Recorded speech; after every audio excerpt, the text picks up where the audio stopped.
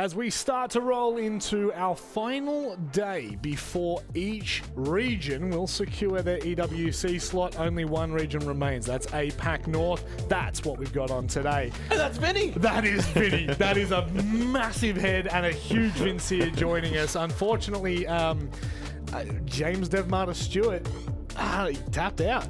I don't know. He did sound pretty crook yesterday. Bit of a, you know. Just talking like this all the time. Oh, my voice is so deep. I'm James. I think that this. I like this. Nick. Hey. Yeah. Well, speaking of yeah, Vinny, how are ya? I'm good, man. I'm good. I'm happy to be here.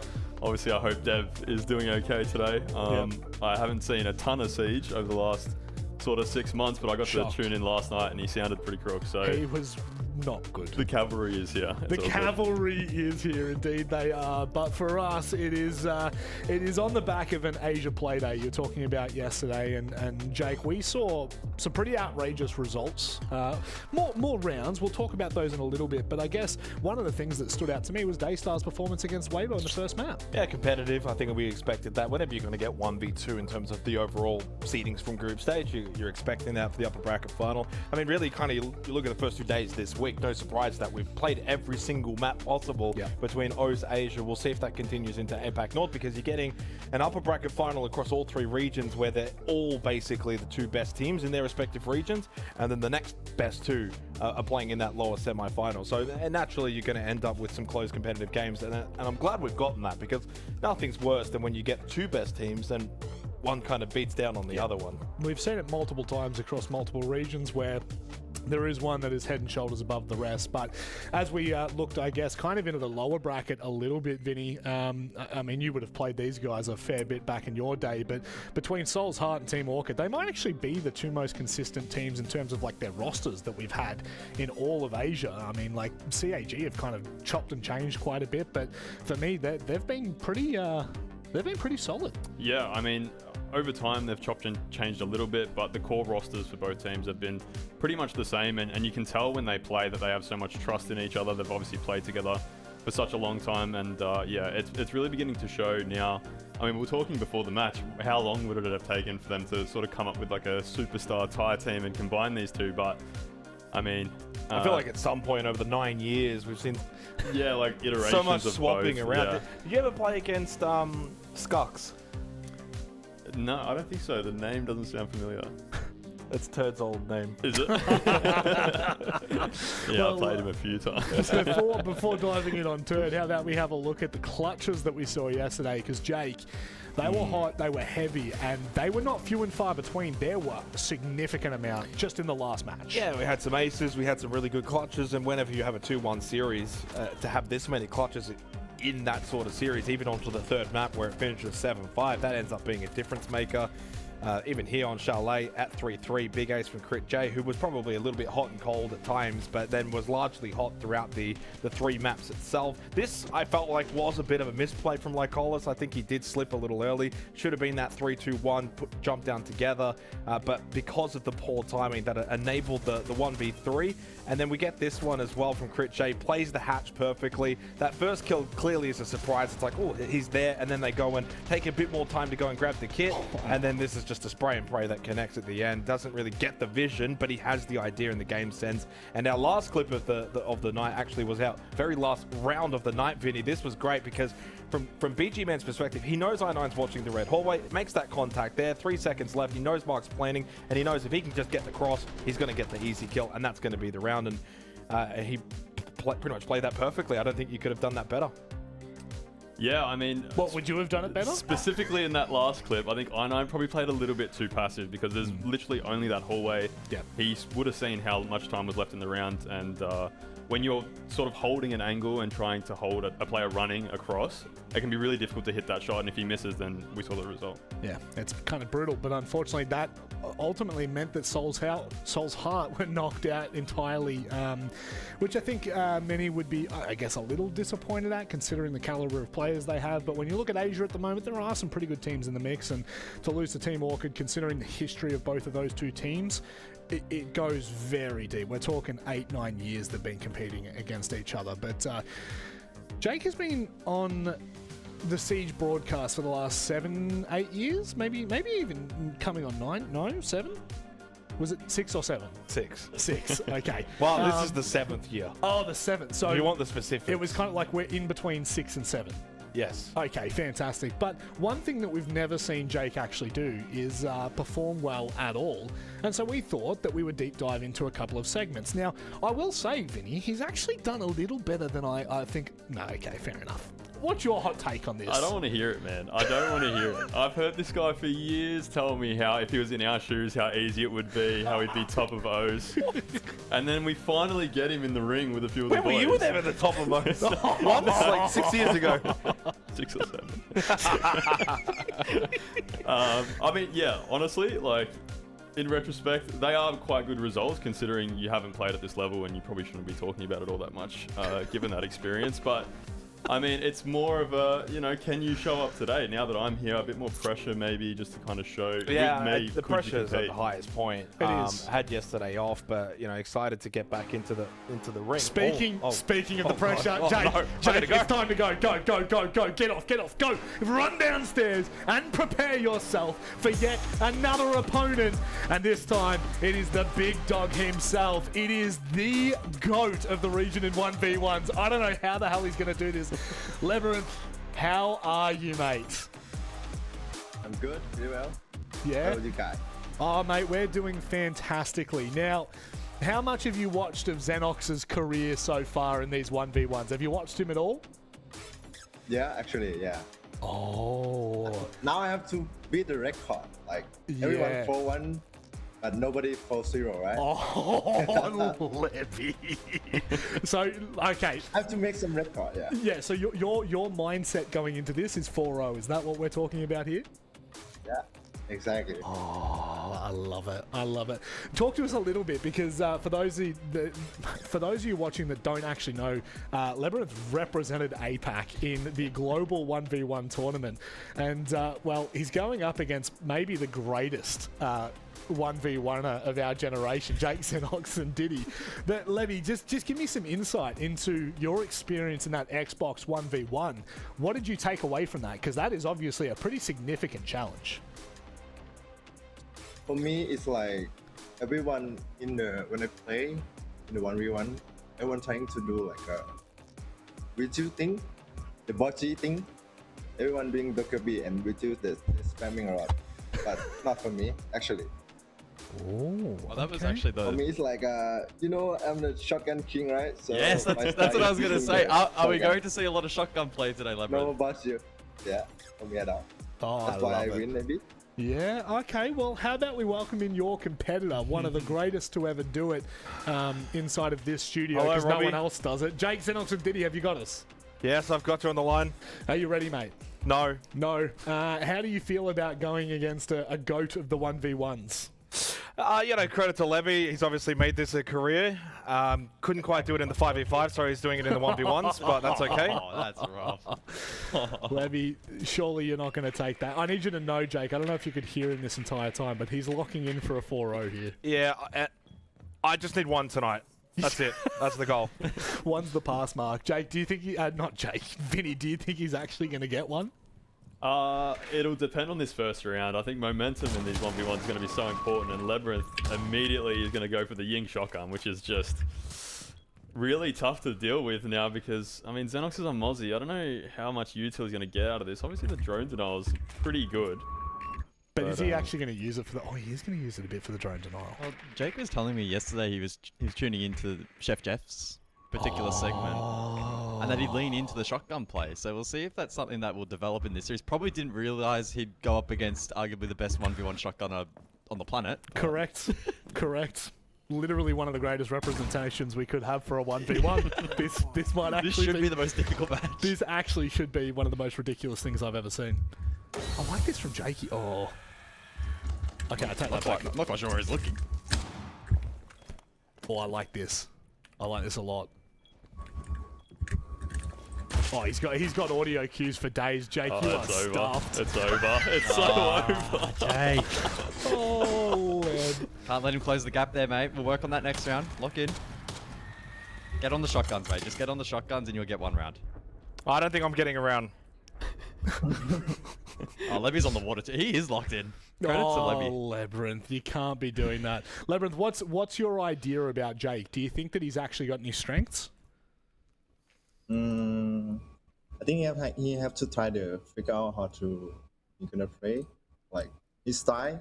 Yeah. Do you have any recommendations for him?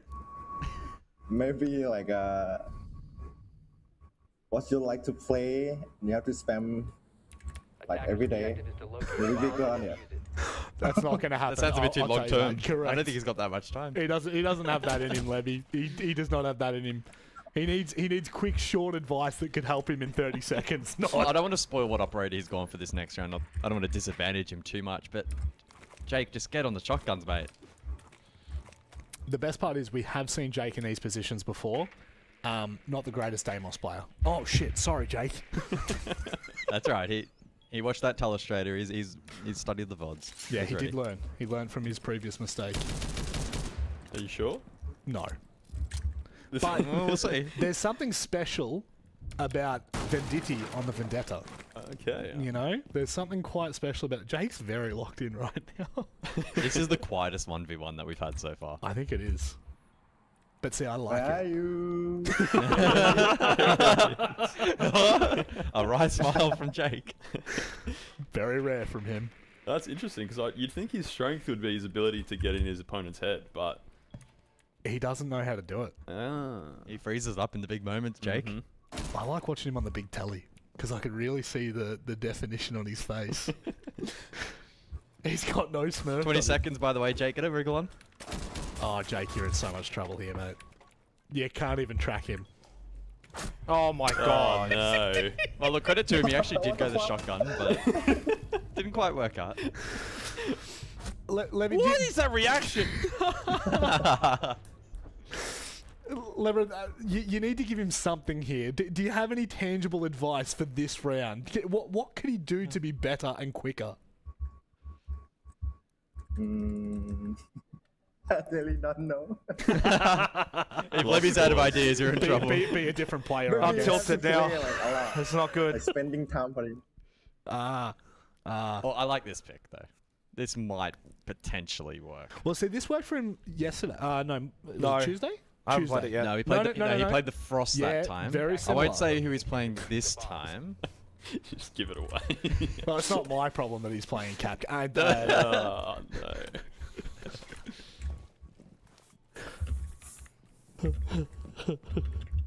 So it could be our first 4-0.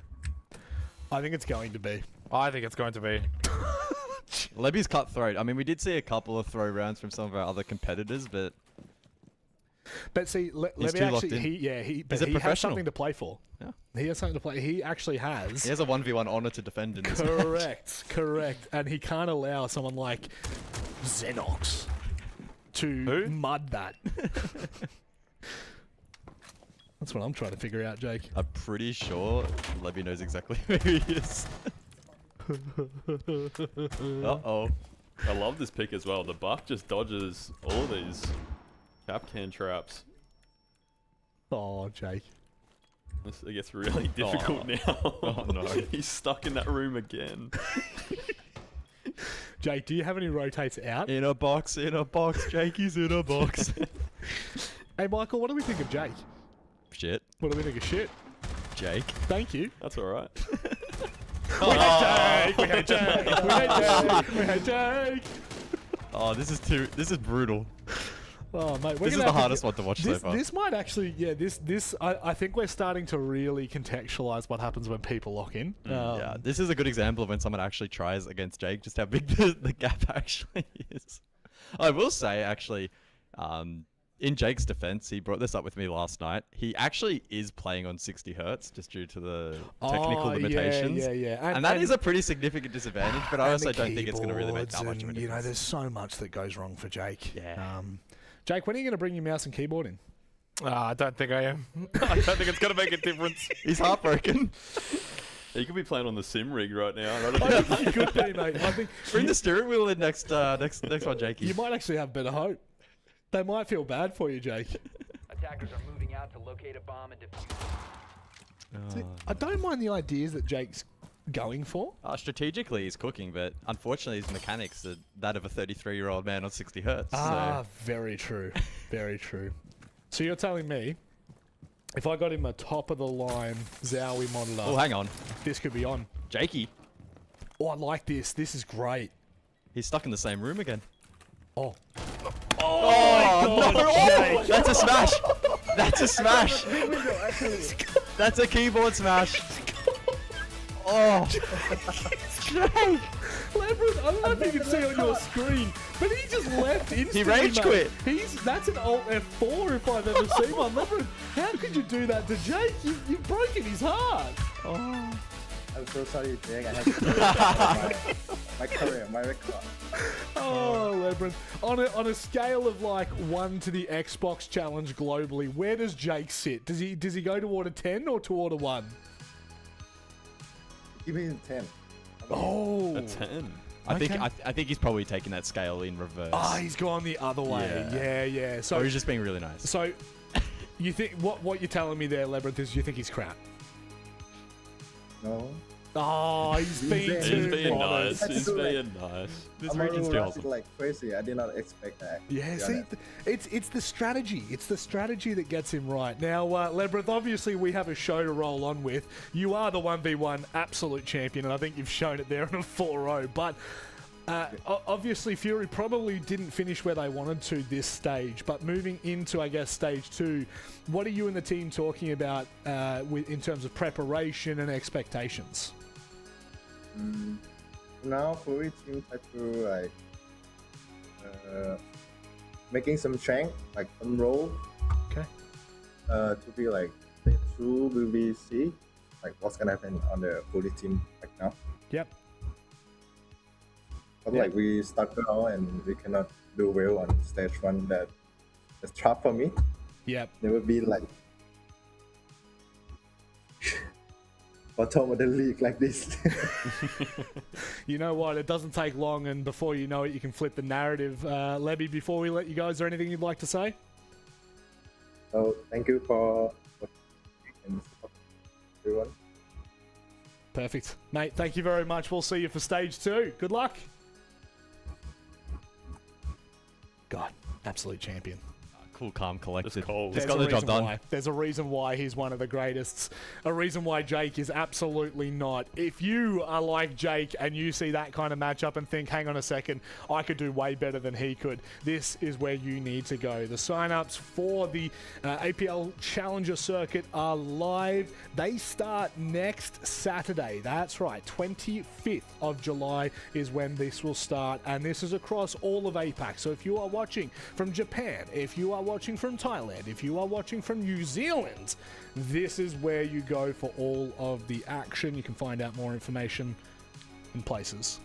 Isn't that right, Vinny? That's right. And I mean, at this point, anyone sign up if you think you're better than I'm not Jake. signing up. 'Cause I that don't was think there's really. awful. I'm not Unfortunately, signing up. I I'm think. back where I belong. I think I've seen Well, console actually, I players. kind of belong over I there, think you, but- I think you maybe This is the second place. Maybe this is Actually, like. I think that's the I was second gonna say, I place. think This is this the third. probably the third. Maybe even the fourth. I think you'd be a better interviewer than you would be an analyst. Yes, well played to Levy. Clearly the 1v1 champion for a reason. Yes. From memory, he made. Well, he finished 3rd, didn't he? At the Paris Xbox Challenge. I think he just missed out on the grand final. Yeah, he did very well. Yeah. I mean, the fact that he made it through all the way from the Asia play-ins, I mean, that was for all of Japan, all of Southeast Asia. He finished 2nd, so there you go. Oh, he did finish he second. did, Well, he okay, did finish sorry. Yeah, 2nd. even- So yeah. you know, he's a good bloody player, Jake. I can look. I'll tell you what. Analyzing it for a second, obviously it sucks to lose 4-0. It does. Absolutely sucks. But he just was. It was really sharp. Really you sharp. got instantly headshotted Yeah. basically every round. Every so- single round where there was the fight, it was just ended immediately by Yep. him. I never. The last round, the Amaru round, I did get to shoot my gun. You did. I I saw completely a bullet. missed. I saw a But if bullet. I had have hit, could have been one on. Was it a hip fire? No, No, you ADS. no. I listened to Chef Jeff. Ah. I probably shouldn't have. I think I should have hit I fire. think you probably need to stop listening to Chef Jeff. I think even your skill level and Chef Jeff's skill level, probably a nice big gaping canyon there. But it is time for us to move on with this show. Let's go ahead and have a look at APAC North. That's what we're here for today. We start out with what will be, I think, probably, I'm going to say one of the biggest bangers we could potentially have on the cards for all of playoffs, which is CAG by Varel taking on D plus Kia. However, it's the game in the lower bracket semi-final, Vinny. I think Scars and Kinatrope, both of those teams have deep histories against each other in the Japanese region, and it feels as though that one could really deliver a full 3 maps as well. Yeah, especially if we're going to get anything like last week's matches. I thought basically these 2 matchups tonight are basically the similar kind of teams playing against each other. I think Scars and Kinatrope last week were really trying to bring a bit of chaos to their matches, and I mean, if we get anything like that tonight, it's going to be a bit of a bloodbath. I mean, what we've seen on the first 2 nights, I think, goes into what we're probably going to see tonight. I mean, I'm expecting 6 maps again. Yeah. Quite frankly, I hope we do. CAG, D plus. I think when D plus are at their very best, they can match CAG. Yeah. I think the roller coaster of D plus is the only downside for them, which is quite ironic because CAG are actually quite a stable team domestically, and then they go overseas, and then they just, for whatever reason, fall off a cliff. But Yeah. Scars and Kinatrope as well, I think pretty similar level to those 2 as well, Vinny. I don't think there's a big separation, which means 3 maps pretty likely, pending the vetoes and who starts well, etc. But from what we've seen across Oceania and Asia, I'm expecting more of the same tonight as well, Rob. Could pray to get anything near that, because it's the excitement of this region. It is, APAC North has always been very close in competition. It's like kind of the yeah, you'll always have an outlier or 2 in that region, but It's the only one that typically- went 2-1-2-1 as well. Yeah, last correct, week. correct. In the quarter, Yeah. would you call it the quarters? You Upper- kind of call it upper semis. Yeah. Yeah, I Yeah, think it they says are it on upper the graphic. semi-finals. I'll just follow exact upper bracket round 1. But let's start deep diving into our first matchup. This one is a big one, and there's a lot of context behind this because CAG by Varel had what can only be described as a phenomenal group stage, 7-0. Now that, for those viewers at home that don't fully understand, is actually very rare and hard to come by in APAC North. Because of how closely matched the teams are, it is very difficult to go flawless and untouched, but it was in their upper bracket, I'm just going to call it semi-final, that they showed a little bit of weakness, Vinny. Yeah, and I think going 7-0 in the group stage, I at least had a few questions about how they would fare once they get into the best of 3s. Obviously, best of 1s and best of 3s are so different. It very well, we saw last week, when the pressure started to come to them, they seemed to sort of struggle a little bit, but then did have the mental fortitude to bring it back and win that series.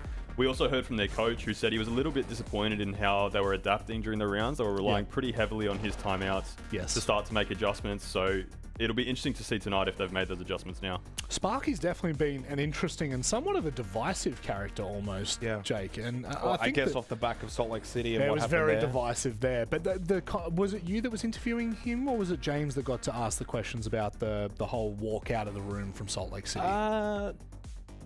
I don't believe I asked him those questions. I think James did at one point. We definitely got some good context there, and I think that this is the problem with speculation and rumors is we just think from the outside, well, what is that guy doing? That's disrespectful. But I think after getting to know him a little better, you start to understand the dynamic. Well, I think sometimes you just don't assume everything, and we don't have all of the information. Yep. You know what they say about assuming, Jake? What do they say? Don't do Make it. an ass out of you and me, baby. Unfortunately, that's just the way the cookie crumbles. But CAG by Varel, they are definitely going into this with a lot of momentum behind them from groups into their upper bracket with Scar, and then moving on to D plus Kia, a roster that has absolutely had, I would say, a bit of an interesting start considering last year and now where they are now. But Vinny, ultimately, we saw them obviously connecting with the players and the teams at the LANs last year, and now they've started to find their footing a little bit more, but they're still not stable. Yeah, and I think that comes off the back of the group stage. I mean, it's kind of hard to compare to a team like CAG when they go 7-0. Yeah. But they finished off their season really strong, and they were able to win their last 3 matches in a row. And I think they've sort of carried that now into these series. And against Kinatrope in particular, They obviously won their first map 7-0, and then I really did think they should have won the second map. I think they started to sort of relax a little bit too much here on Clubhouse, and that led to them ended up losing the map. But yeah, I think I saw a lot more from Scars last week in comparison to Kinotrope, and DWG probably should have finished it in 2. I want to kind of ask you this, Vinny, and put it to you. So D Plus have clearly bit of a slow start, but they've gotten on that roll. They've obviously ended the regular stage well, now into an upper bracket final. As a team, as players, can you get a little bit comfortable with that momentum that you're on? Because quite frankly, speaking from my own experience, I was getting pretty content with my 1v1 performances. I go into today and I get absolutely smashed. And that can happen. It absolutely can, and I think we saw that in one series, so it was like really highlighted in that second map on Clubhouse, because they seemed like they were rolling all the way through for that series. And yeah, you can hit a wall, you can become a little bit complacent, but at the end of the day, the best of threes are a different beast, the best of ones, and if the best they know team, what CAG is going to bring. Yeah, exactly right. Yeah. Well, one thing's for damn sure, over the last, 18 months, this team has taken us on a roller coaster. That's the only thing that I can say. We've seen some great results, we've seen some average results, but ultimately, it is a fun roller coaster Who's to be the on, guy Jake. in the mask that's sitting in the middle of them? Who do you reckon it is? I have no idea. Who is it? I have no idea. I was hoping you'd have somewhat of an inclination there. We But could have put like Nick in there or something. I don't know. yeah, it would have been great to have Could him have we in there. taken him on the horse and somehow put him in there as well? Oh my God, he could have been the roller coaster itself. Oh. He could have been the roller Get it coaster up. with the. Well, it's not a horse, it's a bloody pony. He's just a small-sized human. We call him fun size for a reason. Cafe, Labs, and Lair is where we go for this series. Overall, Jake, when we look at these picks, which side do you tend to lean Well, to? I had a sneak peek at this, so I'll go because I was waiting after the 1v1 beatdown, and I was very surprised to see the Cafe, which I love the fact Gus is casting this. He hates it. 15 times CHG have banned Cafe. They have not played it this year. Never been banned against them. They've never picked it. Only banned it themselves. It's a perma ban that they're bringing out in upper bracket final, Vinny. I mean, this is the time to bring it out. We heard Sparky last week just say how different Asia was to Europe, and that some teams in Europe like to hide maps and not bring them out, but I think he was sort of bluffing in that way as well. I think he had a couple of tricks up his own sleeve, and we're going to see that first here on Cafe.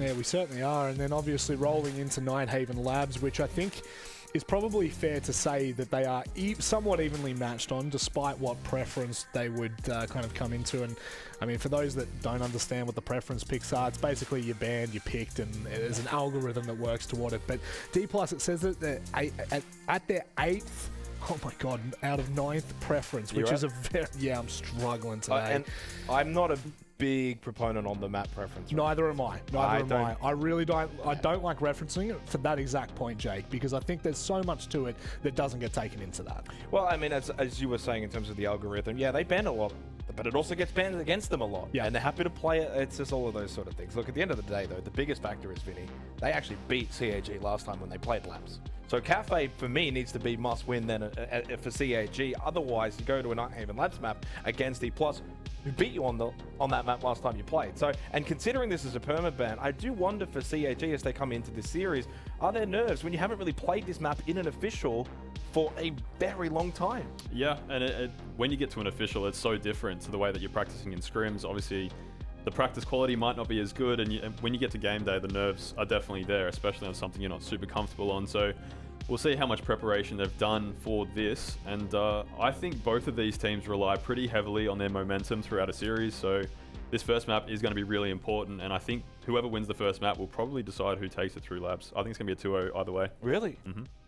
Looks like we're getting a tech just instantly off the bat, so we can kind of we can take a little bit more time with this Did one. we get the final bans at all by chance? No, unfortunately, that tech was called right in the middle of the second ban. Okay. We have, I think it was the Monty and the Castle have been banned to kickstart off. But this is one of the conversations we've been leaning into, Vinny, and I'm not sure how much you're aware of the mid-season patch that happened on Tuesday night that kind of interrupted one of the matches. But the big discussion has been coming into now what has been 2 days post-patch is around the Wamai, because the Wamai has been buffed quite significantly. I think it was a deployable shield or a C4 and Nitrocell, Yeah. update rate, an extra disc. Yeah. I mean, quite Yeah, a I lot did see in this. one go. Yeah. Like it was a lot. Yeah, it's massive, and it reminds me a lot of the Wamai that basically dominated for such a long time in pick rate, because it was almost impossible not to bring him, especially when Jaeger was so weak for such a long time. And Wamai was able to catch basically every type of utility. So, And they made Jaeger a 3-speed as well now. So and I saw he got an ACOG. Was that yeah, true? Yeah. What did he? No. Was that a meme? Did I get memed on No, Twitter? hang on. Oh no! I was like, hang on a second, I don't recall that one. Guz is just nodding in the background. But you think about the lineups you can bring now as well, because there's obviously one of the newer operators in Denari plays that sort of a Rooney role, but more flexible, not just on the windows. Yep. So you can go, if you wanted to, a heavy catch-based kind of system, Denari, Jaeger, Wamai. There's the Rooney. If you wanted to go quad down, you probably wouldn't. Yeah. But what that does is gives you flexibility. Now, we actually started to see Wamai bans last night for Yep. the first time this stage, Right. which is obviously based off the changes. And a But if you're significant banning amount. away the Wamai, and clearly the Wamai is strong, you still have other options with the Denari, the Jaeger, and the Aruni. Yeah, in terms of denial, but most teams, especially at this stage, should have multiple versions of their defensive strats, where there will be some where they want to hard hold areas of the map where operators like Wamai and those util denial is so important. If enough of those get banned out and you want to move more towards a roamy sort of style, there's also none of the bans go towards that, because you don't really see Mozzie bans, mute bans, roamers like Vigil. You don't see those kind of things come out that often. So it's easy to sort of build around roam strats. Obviously, Mira is probably still the most banned defender for the most part, I'd I say, could throughout probably the tell group you in stage. 2 seconds, honestly, at this point. Like, it's a very interesting conversation. We were actually talking with Pengu about this yesterday, just about, like... It's a long 2 seconds. It's actually not, by the way. Well, at least in APAC North today. APAC North, it's Kaid by 1. Right. Well, yeah. And who's underneath? Mirror by 1. God, you are such a flog sometimes. I love you. I'm so great. I'm so grateful I get to have this desk with you. He said the most banned operate on defense. and in his Spawn. penetration was so wrong by 1 ban. What an idiot. Welcome back, Vinny. Thank you. Thank you.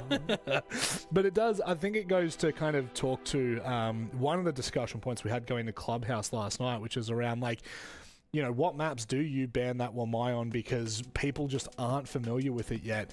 And what was brought up as a pretty interesting point from Pengu around, well, like for a map like Clubhouse, where you're going to focus a lot more on wall denial, and you don't need to worry so much about banning that. If you've got your set ways, your set strats, you're not really going to lean back into something like that Wamai ban. But once you start to see things open up a little bit... I do want to touch on, so again, Wamai was not banned at all, Vinny, this stage. Only the 3 regions. And so it hasn't technically been banned in APAC North up to this point, because they have not played since the patch. Yesterday, Asia got the full patch experience. Obviously, for OS, it was split. The last day, yep. So it went from 0 to 9 bans in one night. Yep. It's just it's so easy to make Wamai work. You can throw them anywhere. You can throw them pretty far away. You don't have to, like, hold them in one spot. It catches basically every form of utility that could sort of push out an area. Clubhouse is one of those maps that, as you said, relies more heavily on wall denial bans and stuff like that. But in saying that, holding rafters with Wamai becomes, like, infinitely stronger. Yep. And for a long time, holding garage rafters has been a bit of a struggle. Huge, yeah. But is it- back in the day, it back was in the day, it huge. was But is it... Obviously, he's gotten a lot of changes, but how much is it of which part? Is it the nitro cell that's the biggest factor? Like, if you were to have not given him the nitro... Yeah, I wouldn't say he's one of those operators that would need a nitro cell to be effective. I think his utility. So that's is, why he's is getting really banned, strong. probably. Because of his utility. Well, because he got the nitro plus his utility being buffed. I think just with the utility buff, I Speak think of that's the more devil. than enough. Oh, speaking of the devil, there you go. Add it in. There's the first ban for APAC North. Yeah. I mean, I think it's a combination of all of the above, right? Like, because he's gotten the nitro cell and his disc get an extra charge, and they charge quicker, all of it all at once, suddenly it's like, well, that's a lot. If he hadn't got the nitro cell, I don't know if he would have been Guys, in you've the missed one ban thing. territory. Oh, what have we missed? Guys, you've missed something. What have we I've been missed? screaming here. He got this secondary shotgun not that long ago, okay? He can make rotations everywhere. He's a flex pick. Before that, Wamai didn't have a secondary shotgun. So it's the shotgun with the gadget, with the probably shoot with the C4. He is one of the most flexible defenders in the entire game Do you right think now. they Okay, that's forgot why. that, Nick, when they gave him the nitro cell and improved his I gadget? think they might have, because you know what? Once upon a time, Mossy had 21 bullets in his weapon, in the Rody, and then he gave him 1.5x scope that was too strong, so they took away some bullets. bullets, right? But then they also took away the scope later on, and they never returned the bullets. So Monsters only has 16 shots instead of 21. It's the shortest magazine for any SMG in the game. I think they forgot. I think. Do you think he's going to get nerfed? I mean, not anytime soon, because that would Yeah. be backtracking your progress, but eventually. Eventually, maybe one day. But see, this is why you don't get a washed player and a play-by-play commentator to join me on the desk, because we just don't get all the I points. mean, Nick's washed as well. Come on. Very true. Look, to be fair, I actually think you It's boys true. did very It's well true. considering. Look, I think it's now time to leave this in one of the duos of all time. I'm going to throw this up in the air to see who catches it. Yeah, thanks, Rob. We now have a washed player. Oh, thank you, and a Rob. Now we have a colour- watch player and a colour commentator doing play-by-play. Commentator. Yep. Nick, what are Him you in the doing? background. This is He gonna be- said he's gonna throw him and see who takes it. I was taking it. Smart man, always ready. Yep. Why do you hate Cafe? Jake said you hate it. I honestly, I don't hate it as much as I probably used to in the util meta. I think it's definitely he's a developed to liar. be a little bit more dynamic over time, and split attacks have done this map a good service, but it's still a little Okay. bit dated in my mind, and I think that's probably why we haven't seen it picked a lot over the course of this first stage. I'm with you there. You're stuck on the repels and the roofs and attacker. You're stuck as hell on a cell as a defender. It's a bit tough here. I will say though, I really like what D plus key what they did here in the operator ban selection, because I was fearing that they're gonna ban like the Asami Castle, very good old standard, but then you cannot play Jaeger and Womai and just play deployable shield, and you're back to square one. They do a mixture of both, the Castle and the Womai, and it's gonna make both playstyles a bit more challenging from CAG. So playing a more, C4 vertically heavy defense here, trying to fish for a couple of kills. Not successful so far. And D plus, they're staring down the bomb side. This could just be a plant, except that the player in the basement that could deny it. Yeah, Chibisu finds the opener in round number 1, and here is the planned attempt they from know? Falls. It's only temporary though, as there is clearly information being gathered down below, courtesy of that pulse, and some initial denial, courtesy of the smoke. And so D plus will now need to recollect themselves. They've shown their hand though. D plus rotates the player downstairs, trying to catch that C4. If you've been counting, there's still one in pocket of Chibisu, but he's playing on the top portion of the map. So this downstairs hold is only for the pulse shotgun really. And just scanning that location, Nears gets one to Anitin. So all of a sudden D plus, they open up the round. Yeah, nice flank there from DD, man. So 30 seconds on the clock and 6 players remain, 3 aside. Zaka low on HP, but he'll continue his lurk down below, gaining information. But a pivot here from D plus the Kia. plant. They go reading side, and Falls will reattempt the plant for a second time in the round. This time, however, able to stick. And so it enters a post plant rather, with the pulse still up. And Midi up close 90, freebie onto DD, man, and Falls cuts off said pulse white stairs. It's clean work from D plus Kia in the opening round.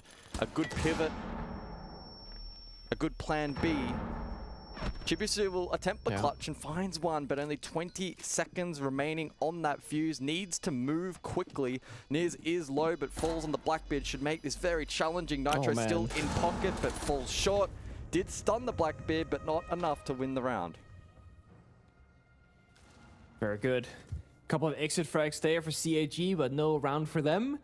As you said, good pivot, good plan B. I really like how they sold it very effectively, right? They walked down the red staircase saying, hey guys, we're trying to deal with the verticality of the pulse and the C4s because we want to plant dining. That's where the soft floor is. Only to then pivot into library where there is no verticality and where the pulse isn't even looking for, because they were thinking, hey, it's going to be a dining attempt once more. So it's very important that when you're going for these kind of plan Bs or plan Cs sometimes, that you don't make it too obvious, that you don't show your whole hand.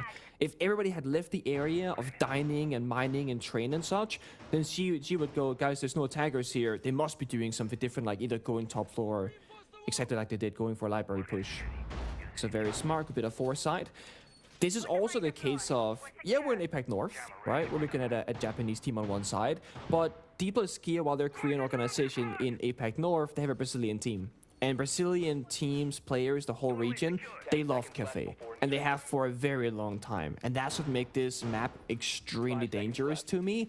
And they get the attacking start side, which I would say with the Siege X rappel change and the current meta of the utility operators, the shields, etc., I would say Cafe at a higher level of play skews more and more towards the attack than the defense. Yeah, I totally agree. It's again, probably why I disliked the map for so long. It was a little bit cumbersome, and the Republic changes certainly aided things.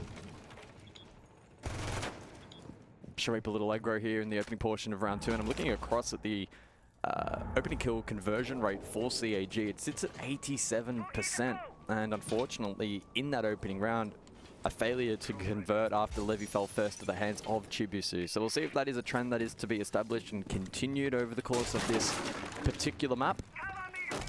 But it should be an outlier, and we'll get a good test here in the second round. Sharip with a successful jump out, diffuser on the ground, and D plus Kia lose the Capitao. A big fan of that. The good old 1-for-1 trade, and that's going to be the play. In the best case scenario, you will get the freebie, you will stay alive. But just think about whoever you take down right now. If Shuib had to have died on that jump out, it's super worth it. Either you clear the information gather of Solid Snake, the blitz on Falls, or the Capitao of Nears, or one of the 2 vertical operators. So CAG playing the game of disruption is going to be super high value, but you know, Shuib actually gets to stay alive, so it's just a complete win here. Then we see the ramp get into action, break apart the floor. They double down with the sledge of Midi, who's also breaking the floor elsewhere inside a train. So 1 minute 30 seconds, I would say, is like a very usual time to get full map control. You lock down the staircases, you break the floors they're doing now. But they are down a player now, and it's going to be the most important one. It's the bombset executor in the Capitao. So I feel like you said before, guys, first round was a plan B victory for D+, Kia. This is probably going to have to be the same story. Because plan A losing the Capitao, I think that's in the grave. Yeah, we'll see if that pivot is a success. Once again, like the opening round, they've had a pretty big window of opportunity to formulate that plan. Still, though, going to be a tricky prospect. In the meantime, we saw Aniton as well, gaining good information. Aggressive Yokai Bakery side, and he's been constantly sending that outside for information. Looks a little bit goofy, but it is rather effective. Only 40 seconds now on the clock for D plus Kia. Yeah. One thing is, when the Yokai drone sees where an attacker is, you get information on what to push. But where you see where they aren't playing from also gives you information. If no one's bakery, nobody's going to push it. Which means it's going to be a back portion take and they're ready for it. Shuri playing by main door. It's going to be Chibisu inside of VIP. Here comes the blitz. Doesn't have any sort of canisters available pre-plays, but still gets the kill. Shutting down the blitz. Good trade there from both Levy and Musi though. So D+, they get the control in the back portion, but they still lock out the bomb side. Up against just Annie now on the Echo in a 1v3. That was a sharp shot onto Zaka, who was holding the corridor. Now Aniton will be essentially fully Could reliant be a on time the Yokais. Oh my god, they don't know. Aniton, can he stay alive? Wins the kill. Get the cam, get the cam. Couldn't get on it in time, and the diffuser is secured. Again, another post plant for CAG. This one maybe slightly more winnable than the last, but low percentage at best. Isolated over towards Bakery. Of course, his position known. Does spot one close double, but only 25 seconds remains on that fuse. And I hold little hope for Aniton in being able to clutch out this round. Another good pivot from D plus Kia, rewarded with their plan B. Such a nice try. You know, it's so hard to be critical because Aniton played that almost as well as he could, but he went for the full reload before hopping on the cam, and he had to also reposition to behind the bakery desk to make sure that nobody's going to shoot him in the back. But you know, having the full vision as we do, had he just gotten the first kill, instantly hopped on the cam, there's a good chance he wins on the timer. Well done though from D+.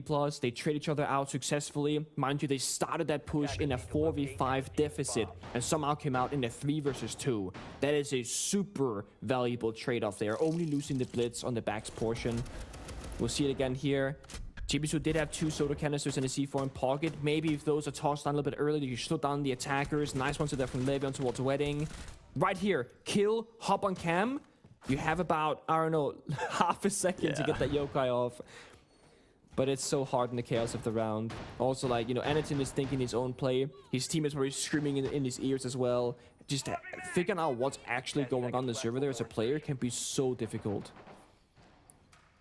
Yeah, another nice try from CAG, but perhaps there is a trend starting to develop here on Cafe. Back-to-back rounds where the opening kill has been theirs. And unlike the group stage up until this point, a failure to convert that in the overwhelming majority of occasions. So if it is to happen once again, CAG need to be a little bit more resilient against that plan B or plan C that does get developed by the attack.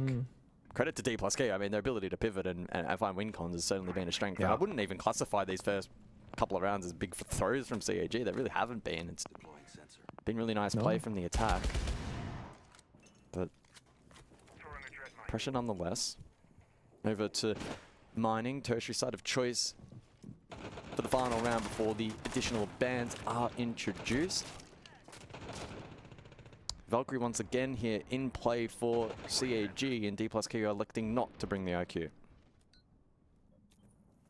This is one of those things about not being challenged as much earlier in a stage. CAG, they've been, undefeated. They've been on a hot streak, if you will. D+, they had a couple of question marks and almost didn't even make playoffs in top 4, or stage finals rather, in top 4 position. So when you get that struggle earlier on, you can kind of work through your problems, or take it more serious, whatever the case might be, and learn before the deep BO3 games, which is happening right here. Because who won the best of 1 during groups between CAG and D+, doesn't matter. It was in the very first play day, CAG were victorious, winning 7-4, 7-5, or whichever. But now we're way later in the stage, and this game matters much, much more, of course. Nears in the blitz, as he always seems to be. Will approach the bomb site here, looking for a mining attack. And it's just Shuri, but no Warden. Arguably the perfect operator for this. Counters both the flashbangs and the smokes, and he's got a C4 in pocket.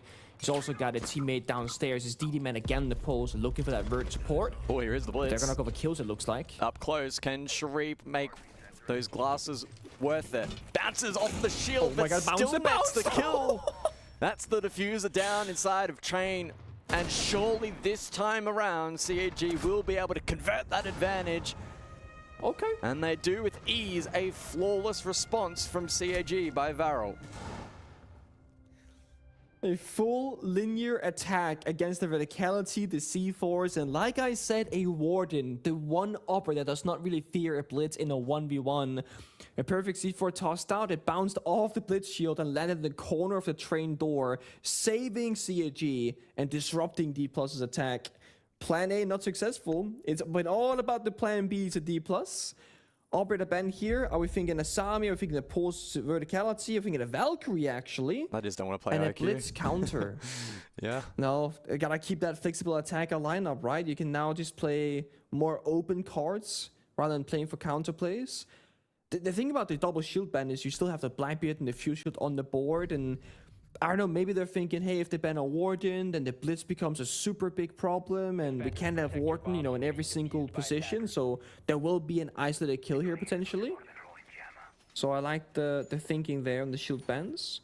They also do now have Aniton the Clash, which, of course, is a huge shield counter, and almost doubles down as a pseudo-Valkyrie, getting a ton of information. You can use a buff, have a C4 playing down beneath the Clash, and that can easily net you a kill. We'll see what the big change will be, and if Nears or D+ will actually opt to go for shield plays, or if they're done with that playstyle. Don't tell me they're gonna play IQ now. Come on, Falls. Come on. After all this. Is it maybe in response to the potential pulse we've seen? I know Solus has been selected. Maybe Yeah, they spotted must that. be. That's the only reason I can think of. Like, if you're gonna play the IQ though, theoretically, is there a world where you leave the Valkyrie open, ban something else, and then just play the IQ yourself? Or do you just say, we don't want to deal with it, get the Valkyrie going, we'll play the IQ in case of like the Solus, the Pulse, whatever. Well, we saw the Echo as well, round 2, yeah. Yeah. And Cap It's possible. typically can be a little more difficult to actually drone out setups and find out who you're playing against, so the attacker repick's probably a little less effective as well. So, well, we'll see. That's a good point. Here is the Solus on display, and so Foles will have a pretty direct counter target that he may be able to identify. Zaka maybe potentially looking to jump out small bake. Could even pivot over towards double as well. Seemingly he is getting some yellow ping information for a jump out / run out. And here we go. Will it be a success? Not quite. Doesn't find the timing. It was a little bit closer, I believe, midi on the bakery roof, on that balcony exit, but their paths do not meet. This is just like when I play Cafe and Ranked, I always play Solus and Bakery looking for a run out, and I never find anybody.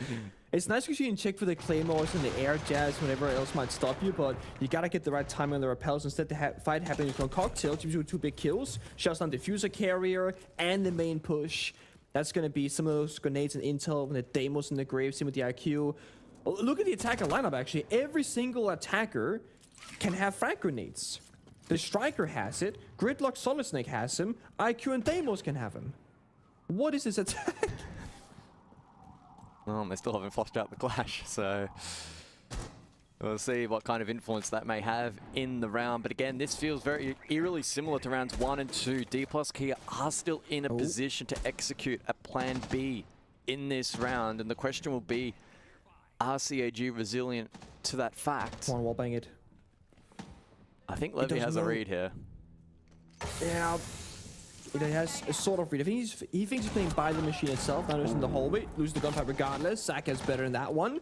And now CG gonna fight back because they have numbers all fall away. But no, you know CAG. They're always gonna take the fight if you give it to them.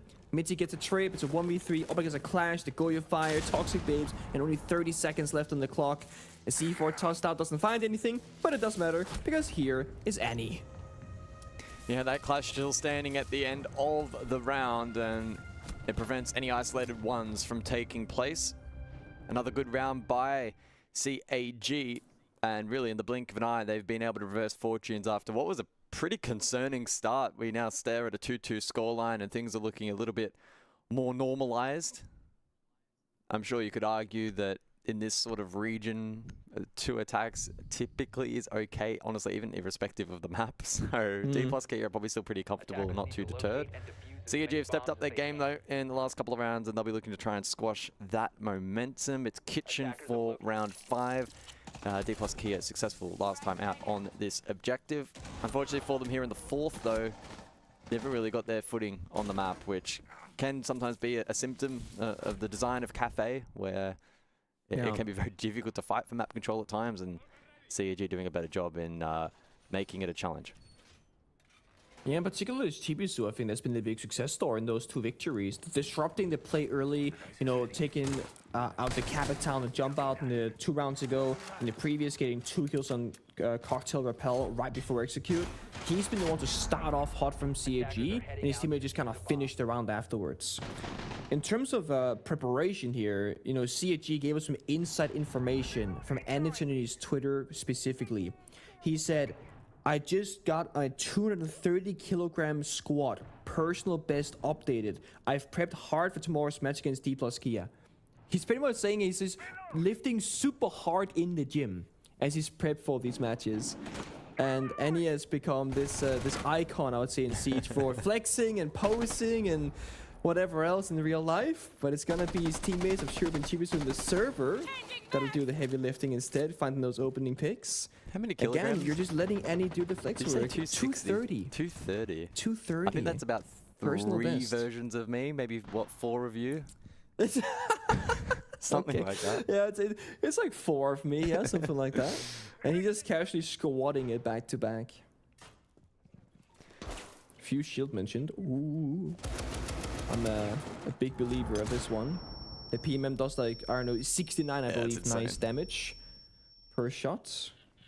Run out, Sharif is on fire at the moment. Back-to-back kills in round 5. And that now marks 5 straight opening kills for CAG. So the early round from them here on Cafe has been rather dominant defensively.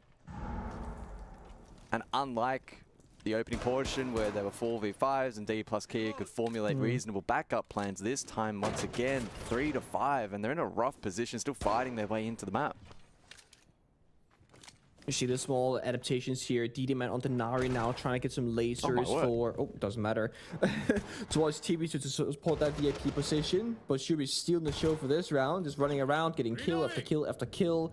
Leaving just a few demos together at 2v5. Both outside the building, mind you. But only 60 seconds to go. A complete lockout, a big shift. Another one. 4 kills. Go for the ace. He's going to sprint down Falls now. He's looking for it. Give him and the Annie's already doing the job for him. Give him the ping. Here it comes. Falls is susceptible, but he gets him down to the ground. CAG win the round, but stripping away the opportunity for the ace. CAG now finding themselves, though, in the lead, Nick. Yep, just like that. And speaking of aces, I feel like we've seen so many in the last few playdays. Oh, if I'm not mistaken, I think every playday since the stage finals, we've seen at least 1 ace. And we only have 2 BO3s in a given day. That's so many. We saw I want to say 1 ace in a 4K yesterday alone from Mr. Punch. We saw Crit J with an ace. Yeah, we did in Library on Chalet. So there's been a lot of big moments from individual players. Please wait a moment. We shall wait a moment. See it, Joe, they're looking hot. And I mean, given the operator bans, like the more you think about it, like the castle, the Wamai, what is CG supposed to do? Can they bunker down and just hold the bomb site? Probably not with these operator bans. So instead, they ban the ops that they can't fight comfortably, the Monty and the Blitz in this case. And then they just run out the building, they take their individual fights. D+, they also recognize, hey, they're playing C4s, they're playing vertically, let's ban the Valkyrie, play some IQ, let's try and counter the Vert. But still, the horizontal battle has been won by Chibisu, by Shurip, almost every single round. It's how they've won their 3 rounds currently. Oh, okay, look at this. I'm looking, Side Nick, strength. I'm looking. 100% defensive win rate. Doesn't look great Now, for the attack. Cafe, very low pay grade map here in APL. And in APAC North, hold up. Should we have a little look here? Just how few times we've seen this game, this map rather, being played. Once. It was played once in group stage, and then of course once here in stage finals. Nice. I had to look across as Stats well. don't That lie. was the 3rd ace that we've seen across APAC North for the stage. Gatarada and Akayu had found the other Yes. 2 leading up to today. So a rarity. But an interesting state in the game now. An opportunity for CAG to extend their lead. Again, it really does feel like blink and you miss it. They were off to a rough start and they have turned it around so quickly. D+ Kia, unfortunately, early round proving to be so costly for them so far over the course of this match. Again, the clash, though, will be deployed here from Aniton. It's now the 3rd round in a row, and it has been causing problems for D+. CAG, they got much more structure in recent time than before. They can play different playstyles, playing a lot more around reinforcements, utility, information. And in this game of Cafe, I was trying to say the verticality, but Mitzi's better. Finds the angle to Shuri and shuts down one of the star players. That's going to be the Warden. It's going to be that C4. Now, they're going to have 2 other C4s in play, but they know it's risky to go for them. And if you throw out a C4 and don't find a kill, you just don't gain anything. So it's always going to be a bit of a balance between using them early and just holding on to them. Look at this. And he just flanks the right hallway with the clash. Walks in, takes a kill, walks back out. No one's even trying to challenge him on the white staircase afterwards. So the 1 round now in a while where CG lose the early advantage, they trade it right back. And he pushes back up. Aniton catching some good timing support in this round. Drone spotted out, one of them dealt with a call deploy, but Aniton at this point likely to sort of just eat that, and he will. Needs to be a little bit cautious. Oh no! Oh, no. Overly aggressive and caught out by Muzi. The rest of D+ now will scatter. Deploy this attack into the objective. A critical error made by Aniton, who up until that point on the clash had been playing so well, but a missed time will catch him out.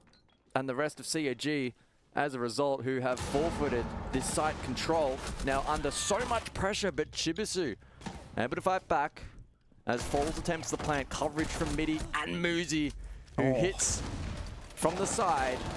Zaka in the post needs to find 3 and at least finds the first. Muzi is low on HP. And so an opportunity presents, had to hit that swing.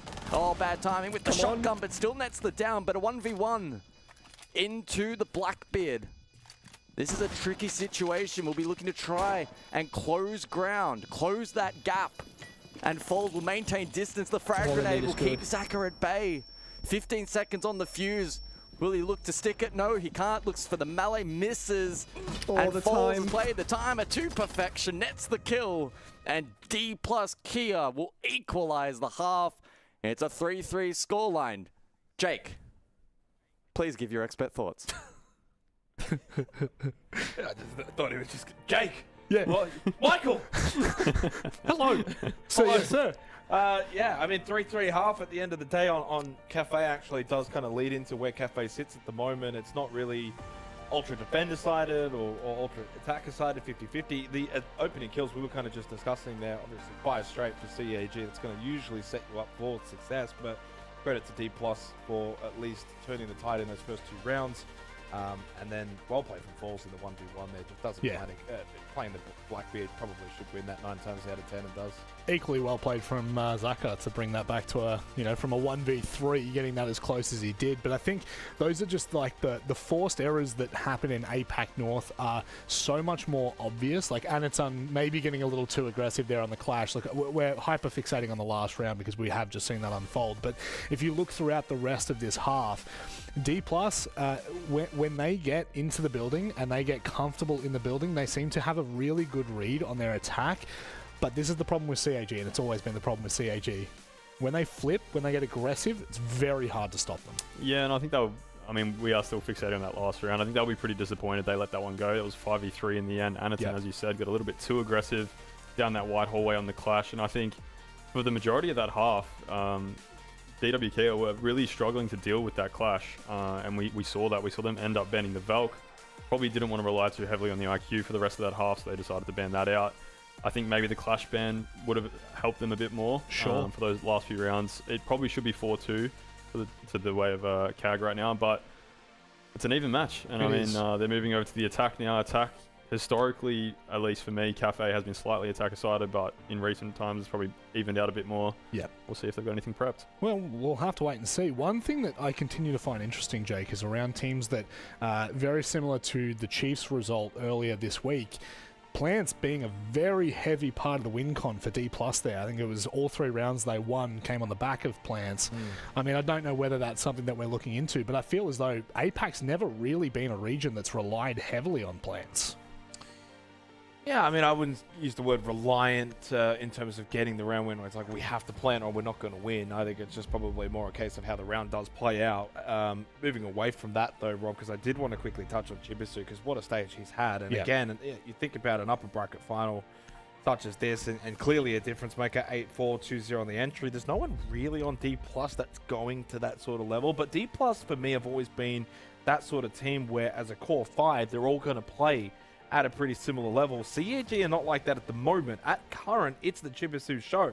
We know that CAG over the years certainly have been, probably closer to 5 individuals that are pretty evenly matched. A 133 EPS this stage. Next best is Woogie 120. That's a big gap, Vinny. So Chibisu's been that good. 1.92 KD with a 1.11 KPR. That's kills per round. The only player in the region above 1, and he's 1.11. So that, again, states how good he's been, averaging 75% cost.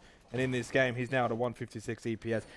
If D+ deal with Chibisu, they deal with CAG. Yeah, and that's been the case for a little while now, especially throughout this stage. And he's going to be sort of relying on his teammates as well now. Shureep had a really good round in that first half. I think he got a quad kill in that second to last round and was able to clean that up. I mean, I think for me, something that we see very often is Anaton playing those shield characters, and it looks like he's going to go into the fuse. I'm not sure if it's the shield yet. Monty is banned, but last week in a few of those games when he moved over to more of a flex role where he was playing stuff like Habana, he still got the ability to frag out. We haven't seen him too much on the rifles throughout this stage, so if at any point we see him back on the rifles, that could be an extra tool they could use. All right, well, I know the boys should be ready. Obviously, we're into the round. Rob, thank you for your thoughts. Back over to you. Michael! Thank you. Jake! You actually had some good points on the desk, so thank you very much. Chibisu has been phenomenal over the course of this stage, Nick. It's Levido to find the opening kill here in round 7 as we jump straight back into the action. Bakery will be the side of choice here from D+ Kia in what is shaping up to be an even first map. Dude, that is, what is it now, 11 Wamai bans over the course of like a play day and a quarter. It is crazy how big this shift has been. I mean, I'm not surprised because he is a very strong operator, but I'm honestly just surprised at how quickly so many teams have picked up on it and willingly played and, banned the operator. Because we have seen many times in the past where it might take, a few weeks or a few days or a few play days from other regions to get inspiration from. Not with this one. We all read the patch notes, we all said, that sounds kind of scary. Yeah. Let's not do that just now. It's a tough time though for CT by Varel. They did double down on the verticality. They got the Buck, who died early, and they got, thankfully, Saka on the Ram. But in terms of strategy and plan capability, this round is kind of cooked. They have to go fishing for a couple of kills in the vert and hope that D+ somewhere make a mistake. They don't have those strong bombs that execute enabling operators like your Ying or your Capitao or a Munty that can walk in and get your yellow ping information. So they have Annie on the Fuse Shield. Hey, that's great, guys. But yeah, Nears is playing Clash, like the biggest shield counter in the game. Anderson shouldn't be able to exist in the server as long as Nears goes for the right counterplay. But as I said, Nears takes a fair bit of damage off screen and now could actually die to a Fuse canister later on, maybe. Yeah, he got chunked big time. Not entirely sure as to how. Oh, Must have been the Fuse. That's oh my. Some awkward body language from the He's Fuse. dancing. He's dancing. Still wins it out. Are you kidding me? D+ Kia will retain advantage, so he's still in a pretty good position. Anderton low, and Chibusu will need to try and play coverage here. And that one air jab available could be pretty key against the Clash if he's able to make that land. Yeah. He's looking for it, but the opportunity hasn't quite presented. 25 seconds on the clock. And a flash for a bit of space does probably more harm than good. Air jab deployed, but that doesn't land. A good reposition from Niz. He's played the Clash well in this round. Anderton left on an island, and D+ Kia will take their opening defensive attempt. Oh, unlucky. It's one of those rounds where if you're an IGL or trying to call the shots, you just realize that you done messed up, you know. And DD Man, being a very vocal player, probably was the one saying, guys, I'm gonna go and I'm gonna go do the verticality, it's free. Just vaults over the railing outside the building and gets caught mid-vault animation. He was a little bit too eager to get into the action, perhaps. And that is the difficulty of Cafe sometimes. As an attacker, getting in the building, getting that first initial foothold can be very tricky because your ways in are gonna be a window vault, which is gonna be, you know, stuck in animation, dropping down the hatch or dropping down the skylight. You're just, again, giving away so much information. So you gotta do really good drone work, understand exactly what's clear and what isn't, deal with the horizontal fighting, with the verticality of the C4s, and like we saw from D+ when they were on the attack, that can be a difficult thing to do, especially in the first couple of rounds before you figure out the pacing of the game. CG Bavaria, they had their own defensive strategy. They tried to play passive in the first few rounds, they got punished. Then they started playing that disruptive gameplay, Chibisu, Shuri, they kept lashing out for opening kills. And then D+, they gotta figure, okay, we see how they're playing the game now. Let's get the third operator ban and make our own adaptations. That's what I'm watching here for CAG Bavaria. When they get like 2-3 attack rounds on the board, they should feel a lot more comfortable about the playstyle at hand, and that's where we gotta see their real level and their ability to adapt.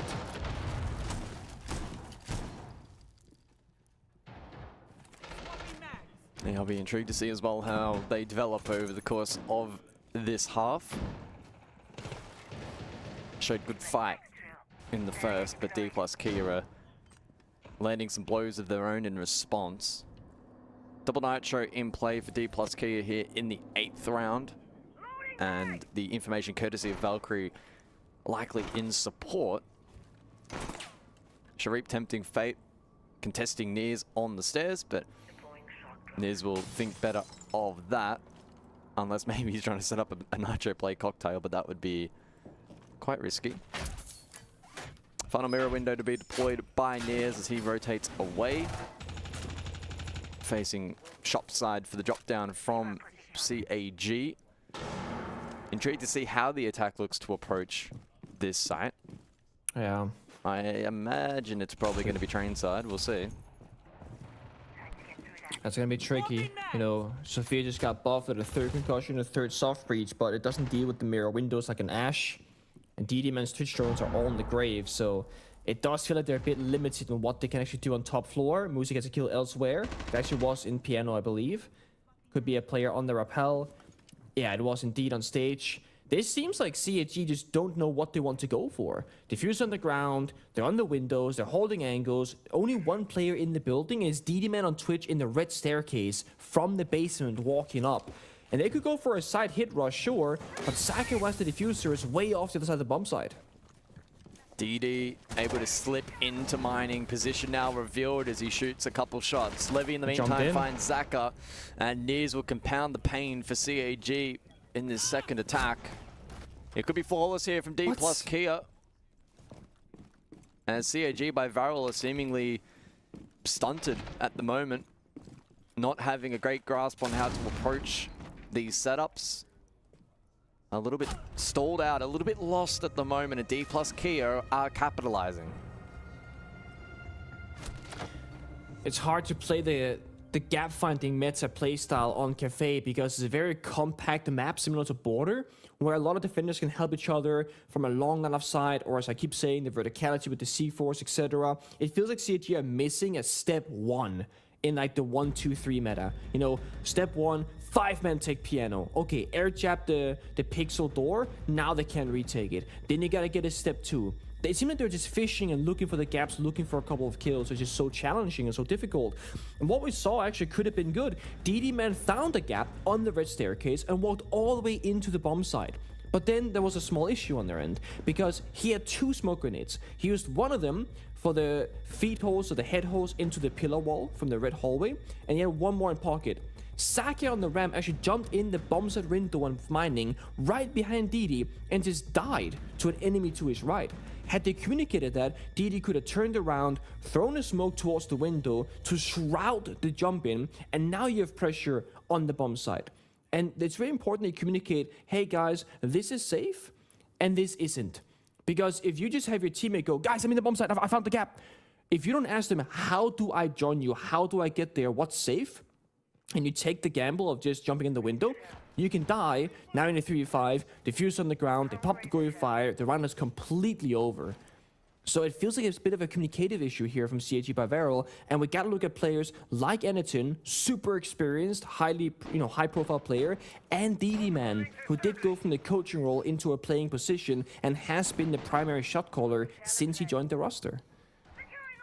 And we'll see if CAG can mount a comeback. We've been in a somewhat similar position before.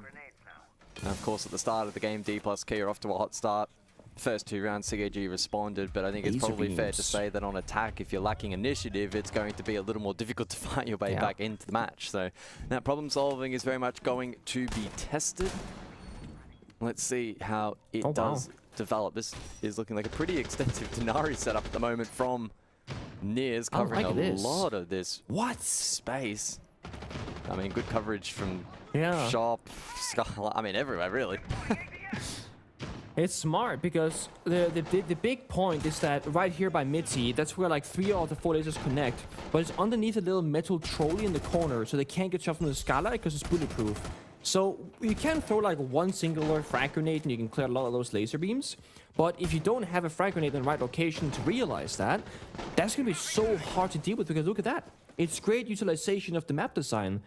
And it just creates this spider web, denying the default plan, cigar walking, new balcony, skylight drop, long desk push. Like, it's covering everywhere. So much. Yeah. It's going to be a good test then for CAG in identifying that and formulating a plan to deal with it. In the meantime, Util getting dumped over towards washrooms. And Muzi will forfeit that space for now. The Valkyrie will rear her ugly head back inside the server. Ugly for the attack. And it's back-to-back appearances for her, and once again, no IQ in counterplay for CAG. It still feels like CAG is kind of sitting outside, though. Only 2% into the building, you drop down the red hatch, but entering piano and entering cigar, that's going to be your first foothold. One of the only areas you can somewhat get control of without being contested too heavily. But then you gotta get, all of piano, freezer, stock, try and look towards a plant somewhere. Up against the C4s, the Razor Blooms of Thorn, the lasers of the Nari. The Valcams constantly yellow pinging you. They find the Valcam in piano, great. Now they got their foothold, but they only have 60 seconds to work with. And the only way to cause chaos is gonna be DD Man with the Yinkadelas and the smokes, but sure gets a kill onto Musi. That's a great start for CAG. With that, they gain more and more control. C4 tossed out, juked by Chibisu. He stays alive, but takes a fair bit of damage. Falls on the ground as well. And so effectively a 3 versus 3. I don't know how Midi found himself under the red hatch drop, but either way, he's now dead. And now 40 seconds remain for CAG to look to confirm this. How much of the Denari setup have they been able to deal with? Falls in a position where he's unlikely to be brought back up, and a deep drone too, in fact, for CAG will confirm the positions of these remaining defenders. They have no information. You can tell right off from D+. They're just looking everywhere and know at the same time. They hear the rappel on the balcony. They're gonna go for the race. Gonna jump on in. Oh, Sharif. They get the trade though. Aggressive, Xanadu but covers yeah, it. the Nitro takes him out of play. A 1 versus 1. Good fight from CAG in this round, but Levy now can look to leverage time. Can DD man find this kill up close with the shotgun? Levy misses again, but the third strike will land, and D plus Kia take the round. Oh my days, the problem solving was actually great there from CAG, using the last bit of heart destruction, baiting the res, getting the trades and the crossfires happening, repelling at the same time as they're pushing down the long desk. But the Denari lasers, they slowed down a lot of that round. I think 2 separate attackers got hit by the laser, and then of course had to like turn back around, look away from the enemies, shoot the laser beam itself, and then progress the push. So many small moments happening there, but it's gonna be a D+ clutch in the end. Asami Bandaway hasn't been the most instrumental operator for D+'s defense, as I gotta say. It's been much more about the utility and denying map space. Asami is all about holding the map area. Like, you know, you play deep in piano, use the keeper barriers, maybe you die, maybe you don't. That hasn't really been the style here. And it does leave Clash open for the remainder of this game, which we all know that Nears will abuse for as many rounds as it takes for D+ to lock this in regulation. Oh, so Final close. So close yet so far there for DD, man. The shotgun clearly superior at that close range. D plus Kia 4 rounds in a row. Now on map point. Cafe, the selection of CAG by Varel. And this could be their undoing in the best of 3. Provided D plus Kia go on to win the map. I don't know if, given what we've seen, the style in which CAG have played so far, if their labs is going to hold up, it could be a real struggle, especially in that attacking half. Because here on Cafe, the problem solving has not quite been there. And the story from the couch was that the first map is likely going to decide the entirety of this best of 3, or at the very least shows who's deeply in favor. So a little bit more concern there from the side of CAG by Varel. They need to have a better showcase here, that's for sure. They cannot go down 3-7, and like you said, struggling on the attacks with the problem solving, the communication. Because this is a best of 3. You can lose the first map and there is a chance, but if you lose the first map so one-sidedly, struggling with the, I'm gonna say like the basic fundamentals of Cafe, that's not a good look. So if they can kind of warm up into the series right now, get a couple more rounds, get a bit more practice if you will, they're gonna look a lot stronger for Nighthaven.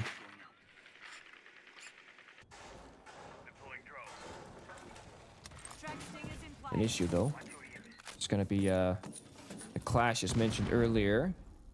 That was the thorn in CAG's side previously, because the main push can get stopped immediately by a sole operator. But they also lost DD man previously. Now they have 5 attacks alive so far, and they got the top floor cleared out. They're on the primary floor, just dry picking all the corners, and they've done so at 1 minute 40-second mark. That's great. 2 vertical operators. They can pop the hatch with the fuse, which takes a bit of damage actually. They have all the right tools for the job.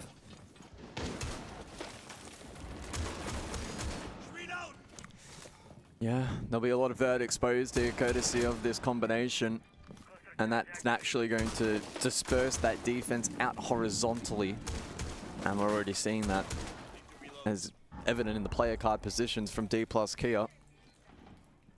This could be a spicy execute for a key and critical round in the series. CAG by Varel just trying to survive here on Cafe. Not much has gone their way in this second half. 3 cluster charges remain for Anaton. A Rotero still up. 1 explosive courtesy of Chibisu. So a little bit of util still standing here. Yeah. I mean, mind you, you're not playing the fuse here likely for the gadget, but more the secondary heart breaching, because that's how they get the hatch opened up. But the cluster charge can, of course, be used with the main push to disrupt the crossfires, but Shurub goes down first to Levy, so looking worse and worse for CAG. The opening kill conversions being good from D plus Kia thus far. A fight outside going the way of Levy. Zaka's low. DD man pushing Bark, and they try and land a pinch, maybe. Some life in the round, but there's only 10 seconds on the clock. A timing. Oh, the timing! Oh, and another And so the clash is all clash. alone, goes for the 180. What? And CAG have seemingly out of nowhere been able to win that round. How? I don't I know. mean, you can win that on time, right? 2-brow freeze, Clash, keep the shield up, walk backwards for 6 seconds, timer runs out, case on the ground for CAG. On paper, it's an easy round, but in the chaos of that moment, it's going to be CAG by Veil pulling out ahead.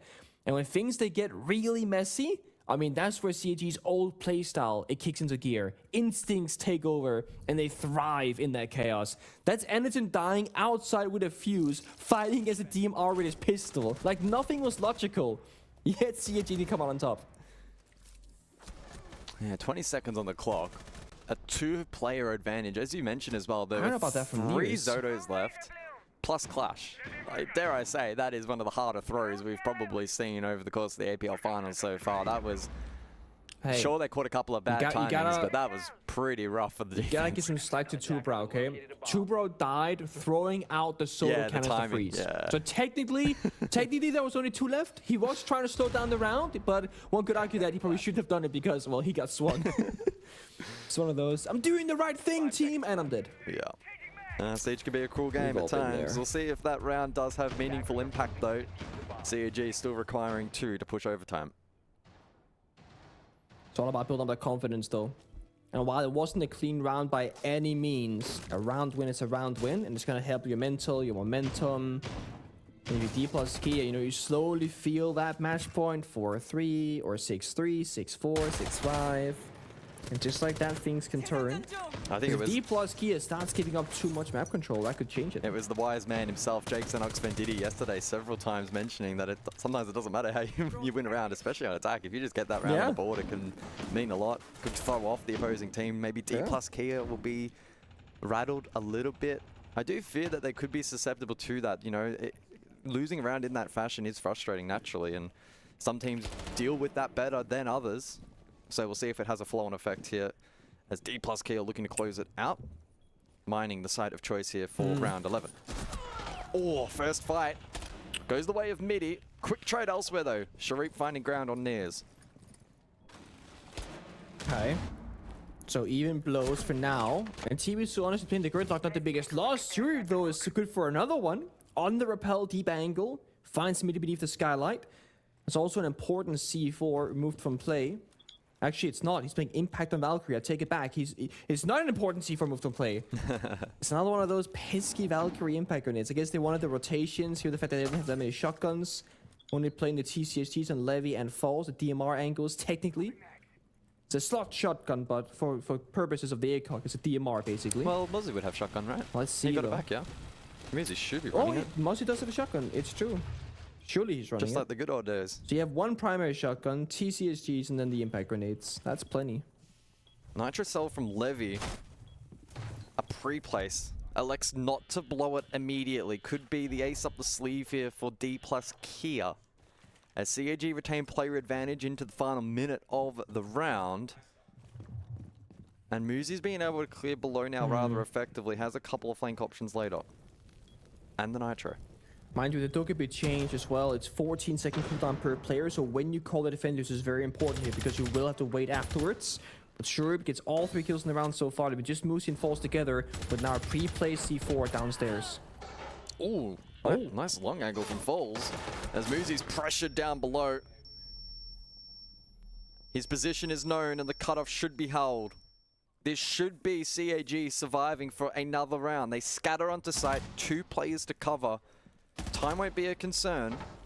And without Nitro, Moosey will be in strife. CAG Nice. might be able to push overtime here. Okay. One more round away. It would be a classic way to fall, no? You push all the way to 5-6 and then you lose 7-5. They gotta do it one more time. Mind you, there's been a very big kind of reliance here on Shurib as an individual, finding those opening engagements, trading his teammates as well. Hell will call it tactical timeout. That's the coach of D plus Kia, who you see in the middle of your screen. He's, during the player interviews, or I guess in this case, the coach interview that we've had with him, he's a very like fundamentally oriented kind of coach. It's not a lot about the crossfires, the discipline, the strategy. It's not so much about the mental from the looks of things. But if you look at the D+K lineup, you know, there's some pretty good experience. Musi, former world champion.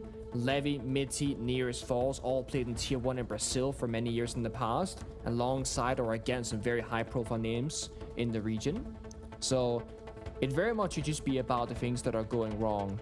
I don't think these guys are going to be too bothered by the fact that they're losing these rounds, but mostly they got to fix the problems of how they're losing these rounds. Last 2 rounds, D+K have had the opening kill, failure to convert. Eerily similar to the start from CAG, where they were the victims of that fate. It's down to Kitchen for the final round of regulation, the 3rd appearance in this second half. It's been a 1-1 split so far up until this particular point. It was also a 1-1 split back in the first half where it saw 2 appearances. So it's been truly a coin flip sight up until this point. And one of these 2 teams will be looking to break that.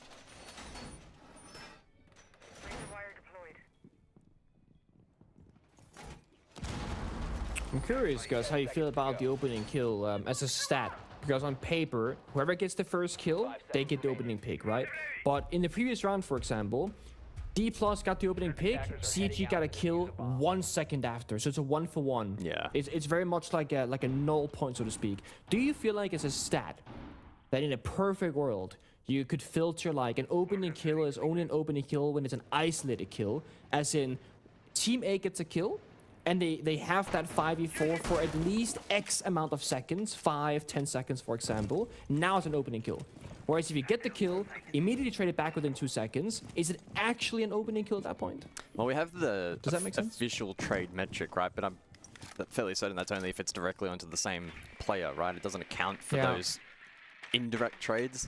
That's what I would call it. I think there should be a secondary stat for an indirect trade, and whatever that window ends up being, whether it's 2 seconds, 5 seconds, 10 seconds, it probably would maybe do a better job in highlighting opening kills that truly do give a team a significant advantage. And to be fair, even on the occasion that it is say a 2 second trade window of 5 seconds, there are sometimes occasions where you get the opening kill, but you might lose a more valuable operator early round, right? So it's not the most clear-cut number, but let's be real, I don't think there's really a number or a stat in Siege that is, because it's pretty abstract at times. So it's difficult. It's difficult. That's a very good point. Oh, this Nitro Remember, I looks had scary. the debate with Entero a couple of years back. He was like, oh, yeah, they got 4 opening kills in a row. I'm like, yeah, they have, but they've lost 2 people right after. So it's like, did they actually achieve that opening pick or not? But Siege is a game of nuance. It's a game of the very, very fine details, right? Goyo dies, but you trade with a Capital. We all know who's winning that. Yeah. Capital has active utility in pocket. Goyo has pre-placed all in prep phase. So if you're a spectator of the game, whether you work in the broadcast, it's a lot to keep track of. And I thank and have respect for anyone who attempts and actively watches the game for a long time, because it's a lot. We're all trying to do our best. The verticality goes up with the C4, the exact same moment. The nice DD memo could have been a free kill. Thankfully, he stays alive. Will get revived by Saka, who was in the nearby area. But look at the timer, 50 seconds. They don't have any real openings, no kill. In fact, they actually lose a member as DD will get confirmed right after being revived by Niels in the exact same angle, leaving what seems like, again, everything up to Anakin on the shield to find that opening and get inside the bomb site at some point. Oh, it's a clear, definitive opening kill for D+K, and indeed he does. The threat of the fuse. Oh, does eventually net it. There we go. 20 seconds. And the drop to follow from CAG, a double commit. Will D+K be able to deny this push and close out the map, or is OT calling? I think it might be. Levy tries to go big, but traded out. And Foles goes for a long, long flank. Stalled out by the gridlock. And the scoreline surely will read 6-6 in a moment's time. These track stingers are making the flank even more challenging. Foles standing little chance in being able to recover this round for D+K. CAG have fought back really well. And 3 players staring at the bottom of Brown stairs. Overtime calls. Just like that, we have a game on our series. Or a game on our series, we have a map on our hands, rather. Oh man, words are hard. I'm not sure exactly what the shift has been here for CHE. There's no one aspect where I'm like, oh, they solved the communication issue, they solved the pacing, they started finding more opening picks, because that's around where DD gets injured, gets revived, then DD dies. They can clear news in the corner, but the third fuse charge thankfully gets the kill. And with that, Anderton walks to the bomb side, ADS as a second defender, starts planting, and then you just watch the flanks, and they cut off the map in half, essentially, the bomb set in half. Great job by CT Bavaro. It almost feels like they're simplifying the rounds, getting a very clear plan A, but they're not getting to that first step in a very clean fashion. But they've been more clutch. Whether it's going to be an individual player stepping up, whether it's going to be about the chaos of the execute working well together, they found themselves into a comeback position. They're on defense now. They're going towards the reading library bomb site. They can play the vertical game, and actually big shift here. Kaid and the Mira. So they're trying to shift the strategy now. They can lock down the walls, not give D+ the far angles. They can start playing the mirror windows to disrupt the entries, and it's just going to give D+ many more things to worry about and stretch that attack and lineup, right? You want to worry about the mirror windows? Okay, now you got to play the Ash. Okay, there's a Kai clone in that mirror window. Now you got to deal with the EMP with either a frag grenade or sorry, you gotta deal with the Kai Claw with an EP or a frag grenade rather. So do you gotta play Thatcher all of a sudden?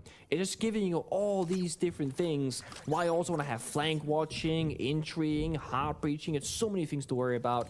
And for D+ in this one, they got Nomad and the Gridlock. So a big focus here on stopping CHG Bavaral from moving around the building too much.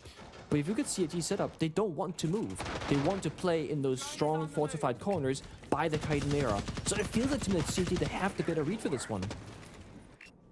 Well, here's an interesting fact for D+ Kia. Up until this point, they had a 100% match point conversion, 5 out of 5 rounds. Ooh. Well above the league average of 63%. They've squandered a couple of opportunities here on Cafe to close it out. And now on the attack, they could well be regretful of how those rounds did conclude. Sharif gets the first. It's the Blackbeard in the bin. Big. Fights elsewhere, though, do go in favor of D+ Kia. Still a little bit fearful, though, of their ability to clear up above. The mirror's still up. It could be certainly a challenge as Anaton now peels back. Chibisu under pressure from the Dokkaebi, but has to eat that payload. Oh, risky. He's eager to push forward, but Midi cuts out the cross. D+ Kia, after losing Falls, have fought their way back into the round. CG losing to their own angles and their own rotation on top floor. Not having the full knowledge of the setup perhaps there. Bit of a shame to go down. And he will tank the Dokkaebi call because taking camps right now doesn't matter. You have 3 dead teams to do it for you. D+, they have one more way to find them though. The Solid Snake, if on the same floor, can just use his scanner, see the exact location, just happen to Anaton. And the worst part is, Nears can do this from the outside of the building, having no risk of getting swung by the last few members here of DD and Annie. There's 60 seconds to go though. D+ are trying to reset the round, slow things down, just again, as I said, play the intel game. Whereas CAG, they're desperate to go for a last shot because in a 2v4, they gotta try and get back to even ground. Yeah, the Snake has been so valuable for D+ Kia, and Anderton just gets slammed over towards Laundry. DD man to put up a final stand, drops one. Shotgun in hand. Not to be. Caught in a pinch.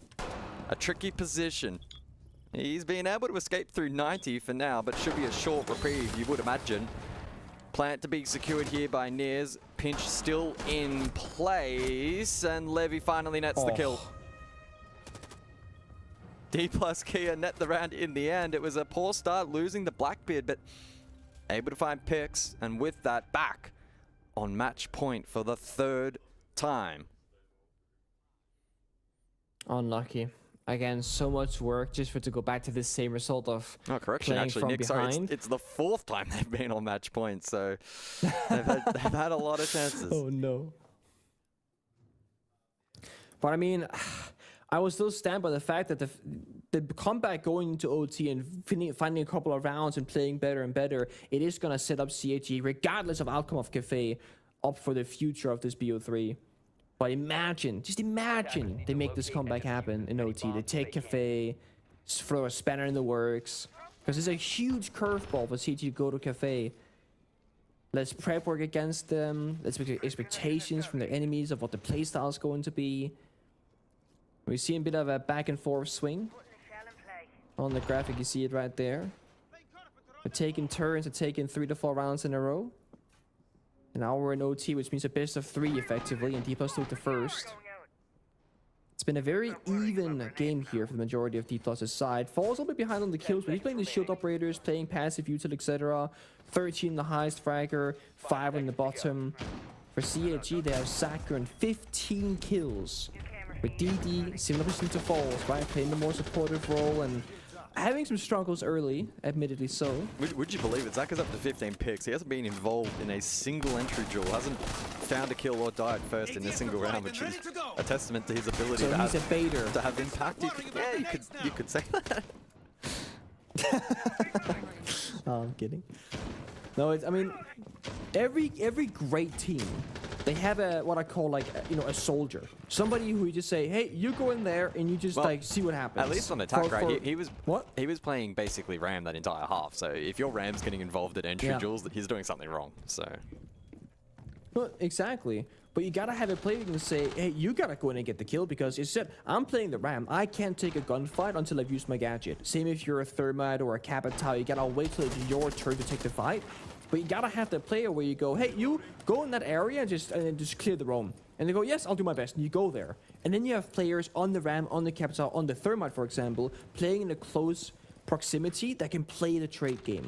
So the fact that Saka has not been any opening duels, but has a lot of kills, and is a close series, this goes to show that he's probably trading his teammates very effectively in that case. And DD-Man, who's had a couple of struggles individually, hasn't died for nothing. Because you can die for nothing or die for a trade. It's a very big difference. Levy's looking to go with the run-out. He's very keen for it. And CAD waiting. I think Saka was watching who's not been that opening duel. I was going to say, could this be his first opening engagement?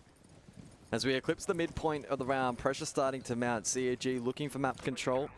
The Denari setup being played once again, and on cue, it is the Denari to fall. Danger. Don't know if it will be confirmed. I don't think he knows.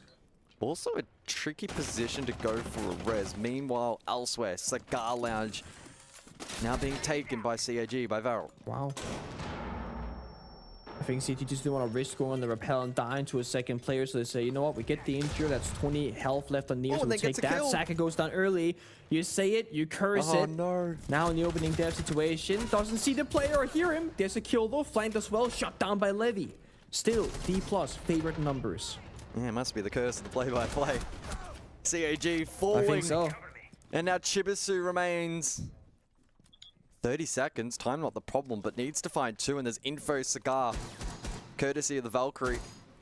BPC's up as well, and I think that D+ Kia will have a good read. And they can sit in cocktail, hold the cross. Chibisu will need to try his best to break it, and he does! Muzi falls!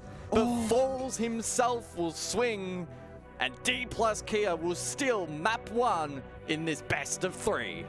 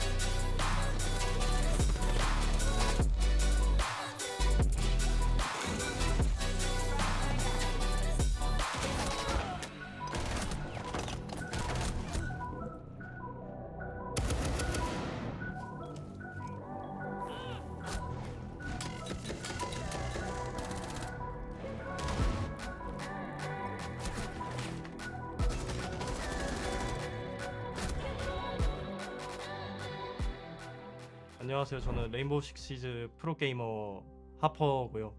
에이펙 노스 지역에서 활동하고 있습니다. 제가 게임을 처음 시작하게 된 건 이제 가족의 영향이 제일 컸고요. 그 중에 특히 집에서 부모님 둘이서 이제 컴퓨터 2대를 가져다 놓고 같이 게임하는 걸 매우 좋아하셨고, 이제 집에도 플레이스테이션 2, 3, 1까지 다 있었어가지고 뭐 자연스럽게 그런 환경의 영향을 받은 것 같고요. 제가 제일 처음에 했던 게임은 메탈 기어 솔리드 2였고 제가 제일 좋아했고 뭐 컴퓨터도 있었어가지고 뭐 RTS, FPS, TPS 정말 여러 장르를 하면서 이제 FPS 할 때가 제일 즐거웠던 것 같습니다. 근데 저한테는 8살 아래 남동생이 있고 남동생한테도 레인보우 식스를 추천을 해서 같이 해봤었는데 한 중학교인가 초등학교 6학년 때 생각보다 잘하고 제가 게임 지식만 알려주고 뭐 에임은 저보다 반응 속도나 이런 건 좋더라고요. 피가 이어져 있는지 모르겠는데 그래가지고 생각보다 즐겁게 했었어요. 스트레스도 안 받고 좀 못해도 귀여우니까. 특히 저희 아빠가 클라우드9에서 제이가 왔다는 소식을 듣고 제가 어떻게 할지 고민하는 척 연락을 해봤는데 오히려 부모님이 더 좋아하시면서 절대로 해라, 너 이거 안 하면 너 끝이다 하면서 무조건 하라고 등 떠밀어 주셨던 기억이 있습니다. 아직 국제전 우승은 없어가지고 막 그렇게 특별한 기억은 없는데 그래도 막 국내 대회 우승하거나 해외 진출한다고 했을 때 막 부모님이 막 회사 사람들한테 자랑하거나 그리고 막 제 프로필 사진을 메신저 프로필 사진으로 바꿔놓는다거나 막 그런 건 보였어. 민망하기도 한데 뭐 한편으로는 좀 뿌듯하기도 하고 나쁘지 않은 것 같아요. 본인한테 들은 얘기로는 운동선수 쪽으로 간다고 하고 e스포츠 커리어는 뭐 저랑 같이 게임했다 정도밖에 없는 것 같아요. 좀 복합적인 것 같은데 그래서 저는 레인보우 식스를 플레이하기 전까진 다른 게임에서 경쟁심이라는 걸 딱히 느껴본 적이 없었는데 이제 이 게임을 시작하고 나고 이제 저보다 약하다고 생각하는 사람들한테 지거나 할 때부터 약간 막 가슴에서 좀 불이 나는 듯한 느낌이 들으면서 이게 뭔가 계속 열심히 하는 게 이제 꾸준히 반복되다 보니까 이렇게 된 것 같네요.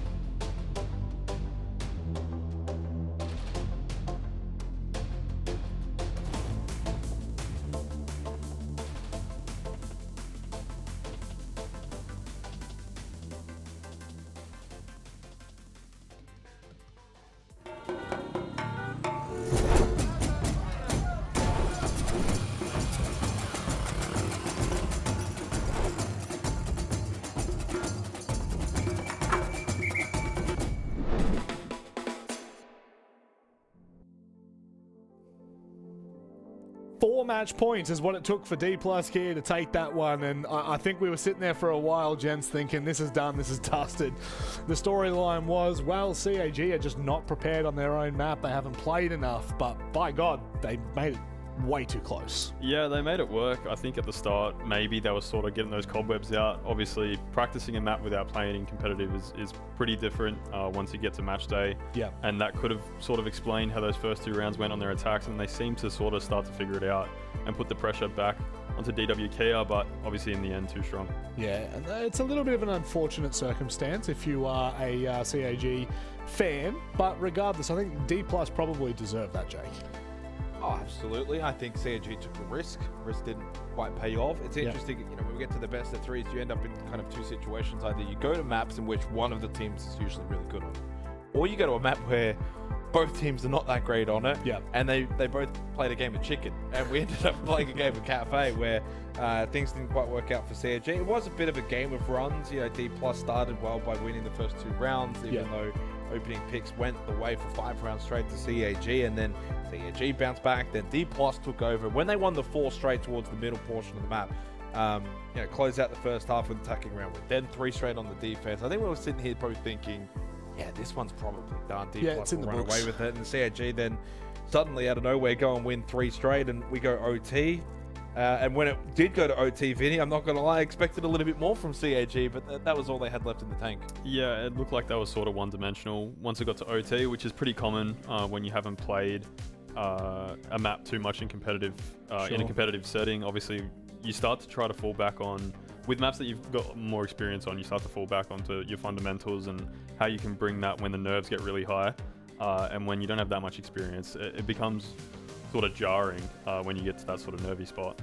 Speaking about jarring, not gonna lie, Chibisu, second half. We put the mods on him at half time, didn't we? I think he had 8 kills at the half, and then got 1 after that, all the way. And that was in the OT. last round. In the last round, yeah. And it was what, 1v3 or 1v4? Yeah, so something he just got 1 and then died anyway. I mean, it's just, you know, it's interesting though. I will say, if you want to find the positive, I said at half time, if you deal with Chibisu, you deal with CAG. Sure. That was largely somewhat true until rounds 10 to 12. When Chibisu was not clearly having a very good game, but CAG, they had Zaka really step up. He finished with 15. Sharif had a really good performance as well. When I was saying, you know, you deal with Chibisu, you deal with CAG, that's not to say that's a one-man show. Clearly, we know CAG is not to that level. Not how that it's works. more about how good Chibisu has been this stage. He had a stinker. He had, for his standards. He has still put up 9 kills and only had 11 deaths. Still does the job. But compared to where he's been at his performance throughout the group stage, even then also to start playoffs, well and truly down. We're talking about a guy averaging over 130 EPS, has a 94 EPS game. That's a big drop. Yeah, it is. But the good thing is, and they for still us, got to OT. Well, this is the part that I'm always curious about with most of these teams in Asia is like it's, you know, we don't have, yes, there are star players, but the problem is when you, I guess, diminish the star player, generally there are 1 or 2 players on each given team in most regions that do have that ability to take it to the next level. You mentioned Zucker, but I think that moving over to Nighthaven Labs, we do get a little bit worried now for CAG, because when you start to look at the context of this, D+, they take their map picks. So that's a big problem straight off the bat for CAG. And when we're moving across to labs, there's plenty of information here for us to dissect a little, Vinny. And there is, I guess, a light at the end of the tunnel. Like, it's not like CAG are going to go in unexpected on this map, but still, it is going against D+ that are kind of feeling pretty confident right now. Yeah. Before that, that first map, I said both of these teams very momentum based. We saw that through the first map, as even then there was a lot of sort of 3 rounds in a row and then 3 rounds in a row to the other team. And I think DWK is going to really push this through on Nighthaven Labs, and I think they're going to take it 2-0. I said it before the first map, and I'm going to stick to it. Yeah, really? You're going to stick to your guns there? I think it's fair enough. Jake, moving across now, once we start to look at a team like CAG moving to a map like Nighthaven Labs, the last time these 2 teams played, it was a CAG win. Sorry, not a CAG win. Sorry, apologies. It was a D+ win. CAG, yes. Thank you. Which, you know, look, and this is when we were having that conversation in regards to the map preference rank. And again, second last for D+. That's pretty much entirely on the basis that they do ban a lot. But it also does get banned against them a lot. and their record is 2-1, which is the exact same as CAG. So I have to largely agree with Vinny overall. I would put the favoritism tag now D+ to close it out, but that's for me personally just on the basis they already beat them. Even if it was back in April for kickoff, it's still a win. 8-6, it's still a win. And D+ right now, their form is clearly on the up. And for CAG, from a flawless group stage to dropping a map in the first upper bracket round, now dropping another map here, so that trending in the worse direction. Yeah. If we actually look at one conversation that we brought up previously going into this map, and then it was compounded by the conversation of what actually happened with the bans, you look at both of these two teams. Now, they ban very similar operators when we get to Nighthaven Labs. It's Bandit, you've got your Clash in there, and you've got your Kaid. Those are the top 3 bans for both teams. So now, if we're starting to look at this in the context of this series, I don't think you can really afford to take one out to drop Wamai in. I don't know, Vinny. Yeah, and as you said, we said it before the match, these teams probably haven't played with the Wamai ban all that much in the past, so they're expecting other operators to be banned. So now that they're sort of being forced into Wamai, which for the most part could be maybe an overreaction from a lot of these teams, because in sort of the opposite way, a lot of these teams probably haven't played too much Wamai before the patch. So don't need the Bandit. Bandit ban or Bandit play? You don't probably need to ban the Bandit. So if you really wanted to, I would say that's one of the 3 that you listed. I think the Kaid will offer more value overall. It's the reason why it's the most banned defensive operator. But you think about placing shockwire batteries in IT, you can just go storage and deal with it that way. So I think we'll see if it does continue, but clearly the Wamai bans are starting to really rack up. The longer we continue to go on since that patch, it's just more and more common that teams are pretty figuring out there's a lot that he brings to the table, and I think he's obviously going to be very strong on a map like Lab, so I expect him to continue to get banned. I wonder if we'll see maybe the Clash get avoided as a ban. I don't think you can afford to. On a map like this, I actually don't think you can afford to miss out on a Clash. Hey? Why is that? Because of how dominantly it's played on top floor. I think that if you remove the Clash from top floor... I know ball, okay? I may be a host, but I know enough ball to discuss this topic. If you remove the Clash from your top floor hold, you are not going to enjoy what happens to you when those attacks start to converge around the key choke points. It's not that simple though, Vinny, right? With the Clash, yes, on that top floor, you still got to be in the right position. You do. And where? Hang on. Where is that right position? As you ask, I'm going to look at Pengu. I'm going to wait Here's for the correct answer. Where's the right position? Top floor. Where the attackers are. I don't know if I can. I don't think I can disregard that. Pengu, is that a head nod or a shake? I didn't even listen to him. Okay, fantastic. I wouldn't listen to him either if I was being honest with you. So I was waiting for the throw. Yeah, no, there's no throw yet, mate. We're still waffling. We're not throwing yet, We're still waffling, but I'm sorry, guys. Yeah, unfortunately, so we're just having some tech issues with the server. So we get to keep running this back. Pengu, I'll leave you to your own devices, mate. But sorry, what were you going to say that was so prudent? You've forgotten, haven't you? Was I going to say something? Oh, was it you, Vinny? No, I cut one of you off to go back in on you. I think we completed the segment. I think it's time for you to come up with a new one. But, yeah. Win conditions. Oh, no. That's the first time I've heard you say that all stage long. Well, that's a good one, though, because what really are the win conditions coming into Nighthaven Labs for D+ Kia? I think they're coming into this now. Firstly, free of any pressure. You win that first map. You still CAG's pick. You go to your map pick, which I think D+, it's probably that Brazilian culture, but they're very structured. They put a lot of the work in, and I think Nighthaven Labs is a good map for that too. So for them, in terms of win condition, it's probably just play your game, keep the game on your terms, and the game probably works out. You've already beaten them previously in the past. You probably don't need to overcomplicate it. Labs doesn't need to be overcomplicated. So for CAG, then what do they then need to do to try and get the game on their terms, Vinny?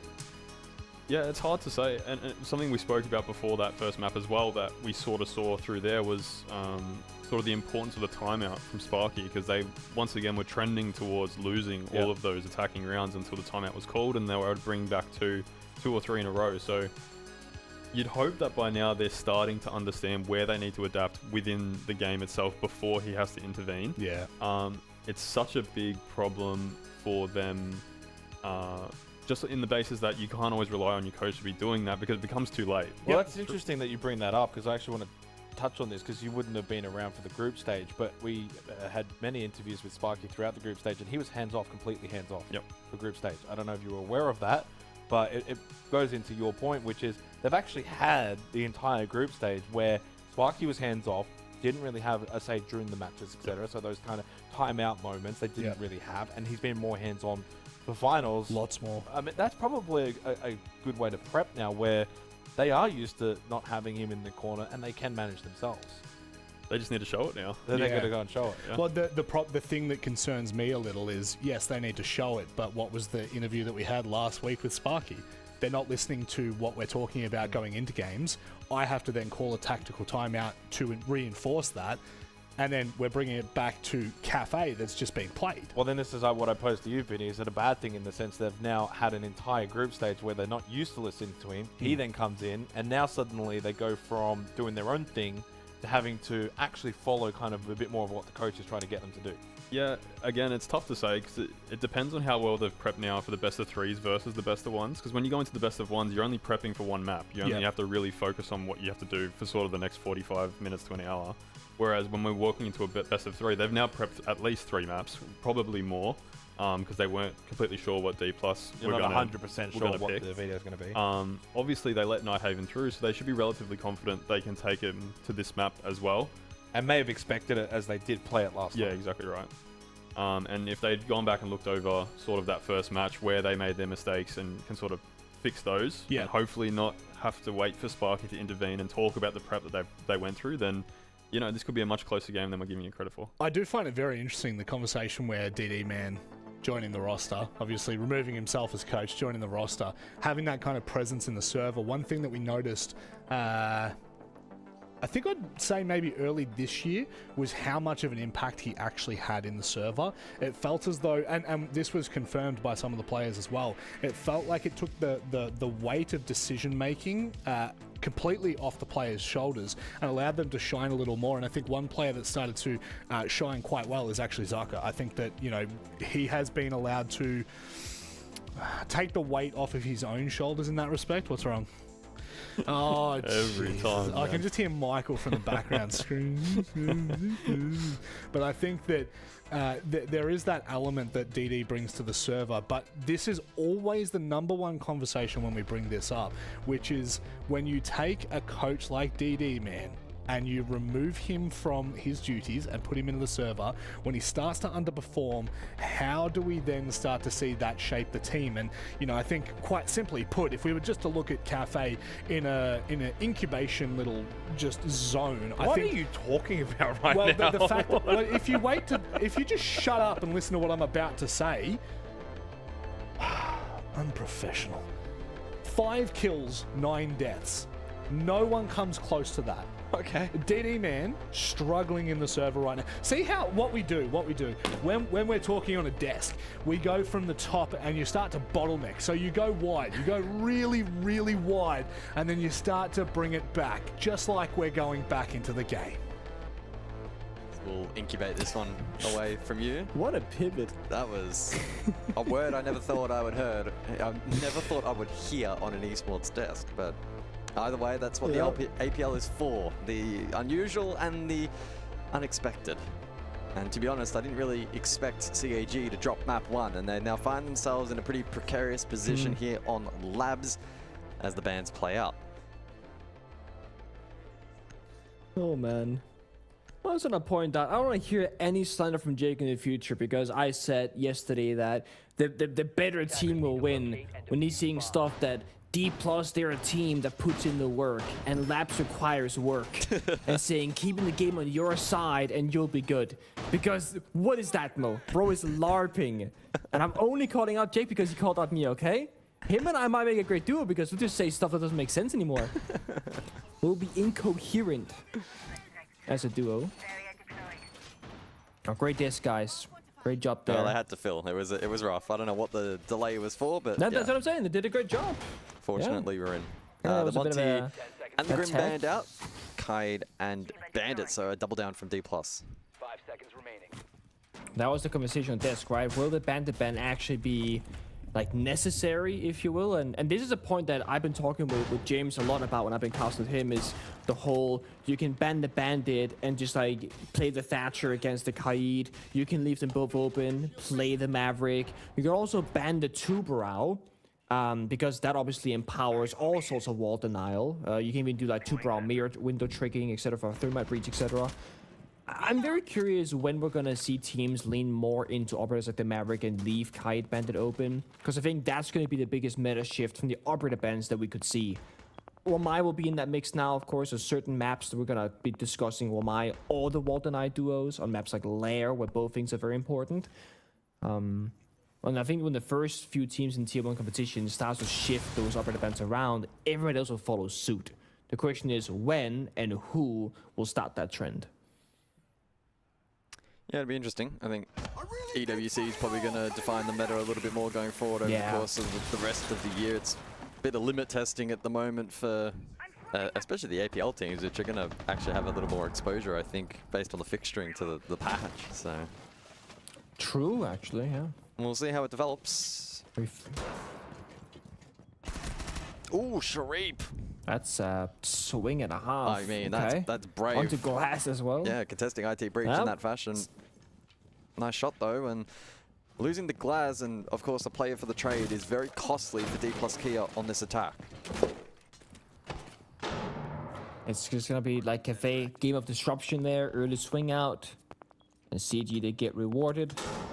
They're also playing the pulse again, just like on Cafe for the intel gathering.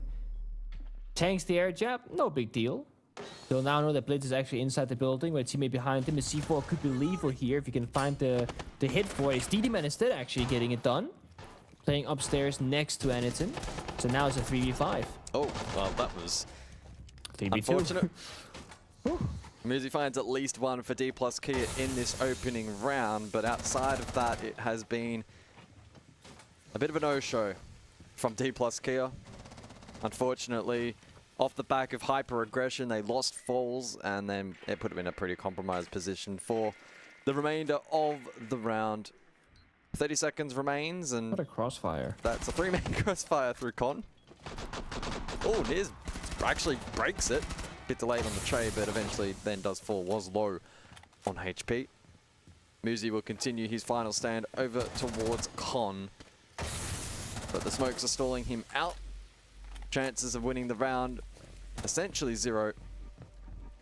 A late rotation, electrical, and straight into a keeper barrier. A strong start for CAG as Muzi protects his stats. Nice. Gotta keep the scoreboard alive there, very important. Starts out with a fast early pick from CAG, a C4, and just again, good crossfires. They're playing top floor exactly as you normally would, leveraging the few power spots that you have. A little bit surprised that D Plus didn't opt to go for any sort of vertical play, but if you cast your mind back to the opening def, I think that shows the story. They had the glass. It's gonna be a glass blitz push. Could probably be glass working in late IT with the smoke grenades. They can make that solo backstab. No one can really contest it. With the primary push coming that we saw from Connector, from Jungle, and then with the blitz. When you lose one of your most important util operators early on, it does force the attack into a very awkward position where you're going to be missing an angle in the round. On that top floor, often we see kind of a triple spearhead. You're going to attack from Garage Rafters, IT, and then Aqua or Connector. You can't just go with, 5 attackers in one spot because you have one singular doorway or one singular beast to work with. It's a lot more about fanning out. Now it's basement though, much more about the roaming game, seeing if CG Bavaro can stall out for as much time as necessary. Very similar to a bank basement roam. You start on top floor or the primary floor, you fall back step by step, have some Goya counters, have the toxic babes, and force attackers to feel that pressure off the clock.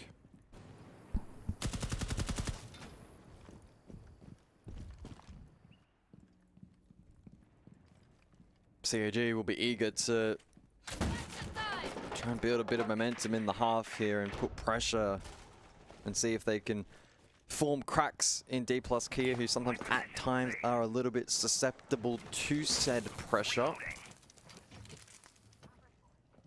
Kitchen side here, a little bit of presence early, reinforcements established and an extension from the CAG, an early tease from the blitz of Nears, but elects not to commit for now. That operator and that flash util could be pretty critical for some of the later clears, especially Exo's side in particular. Pushing down that staircase can be quite strong, and direct breach as well could also be an option. Now hard breached successfully by D+. Plenty of options. Of course, Demo's getting in the mix. The map has a lot of usage for this operator. A lot of soft floor, a lot of roam clear to be had, especially on the basement and tertiary bomb sites. But scary here. It's going to be Annie with the DMR playing on the staircase of vending. Looking to hold on, as I said, for as long as possible. Don't fall back unless absolutely necessary. They have Shurip still on top floor for a backstab. They got the gas pipe still, actually, enabling Aniton's position because he knows now that Nearest is not a threat to him on that Shield of Blitz. That's the benefit of the Siege X patch. There are a couple of different shield counters. Nears is patient. We'll have to wait out that gas pipe.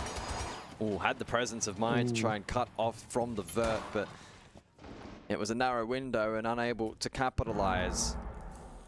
This is scary. Hear each other. Maybe not actually, but Zaka knows. He's in the most pivotal spot on this round. He locks down the vert on the bomb site for the default plant location, and he's kind of caught in the map in the middle actually. Meaning that the roam clears can't get to the bomb site, but falls. Freebie onto the side breach actually, shuts down one, but there's Annie who's also walked into garage together with Zaka. So CAG own the area above the bombs, but D+, they want the bomb side. 30 on the clock, it's advantage CAG once again. Double stack Exo side for D+ Kia, who have a read, have an inkling, have a yellow ping. Long angle for Aniton with that DMR, forced to reload. Chibisu with the cross, and Zaka still up above in lounge. It's a poor position for D+ Kia to find themselves in, and it is indeed Zaka from above. Influential in that round. Back to back for CAG by Varel. Much better start than Cafe.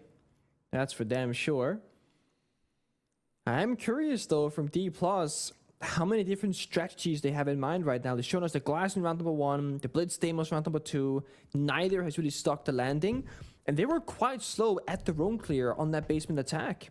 They only started working the staircase with like 45 seconds left. They never cleared seconds out of storage. They never had the verticality. It's felt a little bit too linear for my liking, especially for D+'s standards. They're a team that loves to do the fanning out, attacking from different angles, getting the vert, having the util, going for plants, going for pushes. I've not seen that from them so far here on Nighthaven. And CAG, they're staying true to their cafe game style. Try and lash out, get an early pick, and disrupt the attacks from getting to that site with all 5 players alive on the server. And that's why they're playing these operators that have a lot of passive utility, right? Your Goyo, your Castle, your Mute, your Thorn. These are all operators that can just do stuff in prep phase, and now you can be anywhere in the map. Then you have Aniton, who often plays the information gatherer, and it can be a clash on defense or a pulse, and it can be a shield on the attack. He's actively needing to rotate around, making good decisions with his gadget to help his teammates. But everyone else, in particular Shurip, right? They just allowed that freedom to go for plays of instinct and feeling in the server. An early probe from midi warehouse entrance. A strong position for the Solid Snake to posture early, maybe find information or even a lack thereof, could identify a clear route towards site and the ability to pressure a little more directly. IT breach was opened up above in the meantime, and Aniton will identify that with potential info that can be relayed to Sharip. The RAM available here from D+ Kia, so establishing vert courtesy of the breach now being opened. And as we can see there, 3 players currently situated on the roof posturing for the clear on this top floor. CAG though seemingly pretty eager to hold on to said control. It's I was going to say 3-1 split, that wouldn't have made too much sense. It's a 2-3 split now. Make it just 1 above Sharip for the PL Blue stairs. And so CAG actually not committing to holding up above. Oh, midi gets gap caught shot out down by immediately. Zaka. Okay. Well, he thought it was a gap, but it definitely wasn't. All about timing. Had he been in there 1 second earlier or later, perhaps it would have been. But not to be. And now D+, they are doing the classic style of attacking from different angles at once, but they're doing so a player down. And no real pushing power by the side, no shield. Nears goes down as well as third mile. That doesn't mean the case is done for though. Fall still has it in bottom garage, looking to go for a trade play, pops the Corey canister. That's gonna stall that door for 20 seconds though, which means CG know exactly where that push is coming from. It's gonna be that window. And Falls knows you can't jump on in, gonna be stock bit animation. And while Levy is on top floor, he has no impact with the verticality. And now they're actually gonna give it up and just go for a 3-man hit on the bomb side. Yeah, they've been able to group up. That may allow them to trade their way into the objective, but the hope is short-lived. Falls will need to close out with 4, finds the first, but 3 to follow. 30 seconds on the clock and full control above and below. Anderton feeding information on the pulse heartbeat sensor. Falls though with a read as Sharif did forfeit up above. Bit of cat and mouse as he looks to run away and then swings at the perfect moment. Oh my god. A strong start for CAG, now 3-0 up. So this is the exciting point for me here on Nighthaven, because CAG, they have not shown any true Brow, Mira, sort of wall deny operators that can substitute the Bandit Kaid ban. They also have shown us the Clash, which we know they can play very effectively. D+ have to go into this blind and choosing what do we not want to deal with, right? Asami's played every bomb site. The Mirror can be a wall denier. The Clash is a problem, and they can only get rid of one of them. So I'm very curious to see what they deem is problematic. They're going to go with the Mirror, which is going to be about the wall. So they're tripling down here. The Bandit and the Kaid, they are wall-denying operators. And in this instance, Mirror acts the same way. So D+, they want to guarantee that stepped round, which is going to be breaching the external walls on all 3 bomb sites. That can be achieved in a clean fashion. The thing that worries me about this is that they have never once struggled with getting those walls open, mostly because CG, they haven't tried to stop them from doing so, but they've been struggling everywhere else. So the walls will continue the way they were before. They'll get the breaches done. So what can D+ do now to fix the second and the third step? That is the setup into the execute. That's what Hell is talking about right now. Guys, we know the walls are easy, but you gotta get in, get a bit of map control. You either gotta get the verticality, or you gotta get a gap find. We can't play solo, we can't jump in individually, and just think that there's gonna be a gap without knowing for sure. Right? If we give CG any opening kills, they'll take the whole round. So I think that's going to be the game plan here, is playing a lot more closer together and not taking those high-risk plays that can be a medium reward. Play a bit safer, if you're a bit more calculated.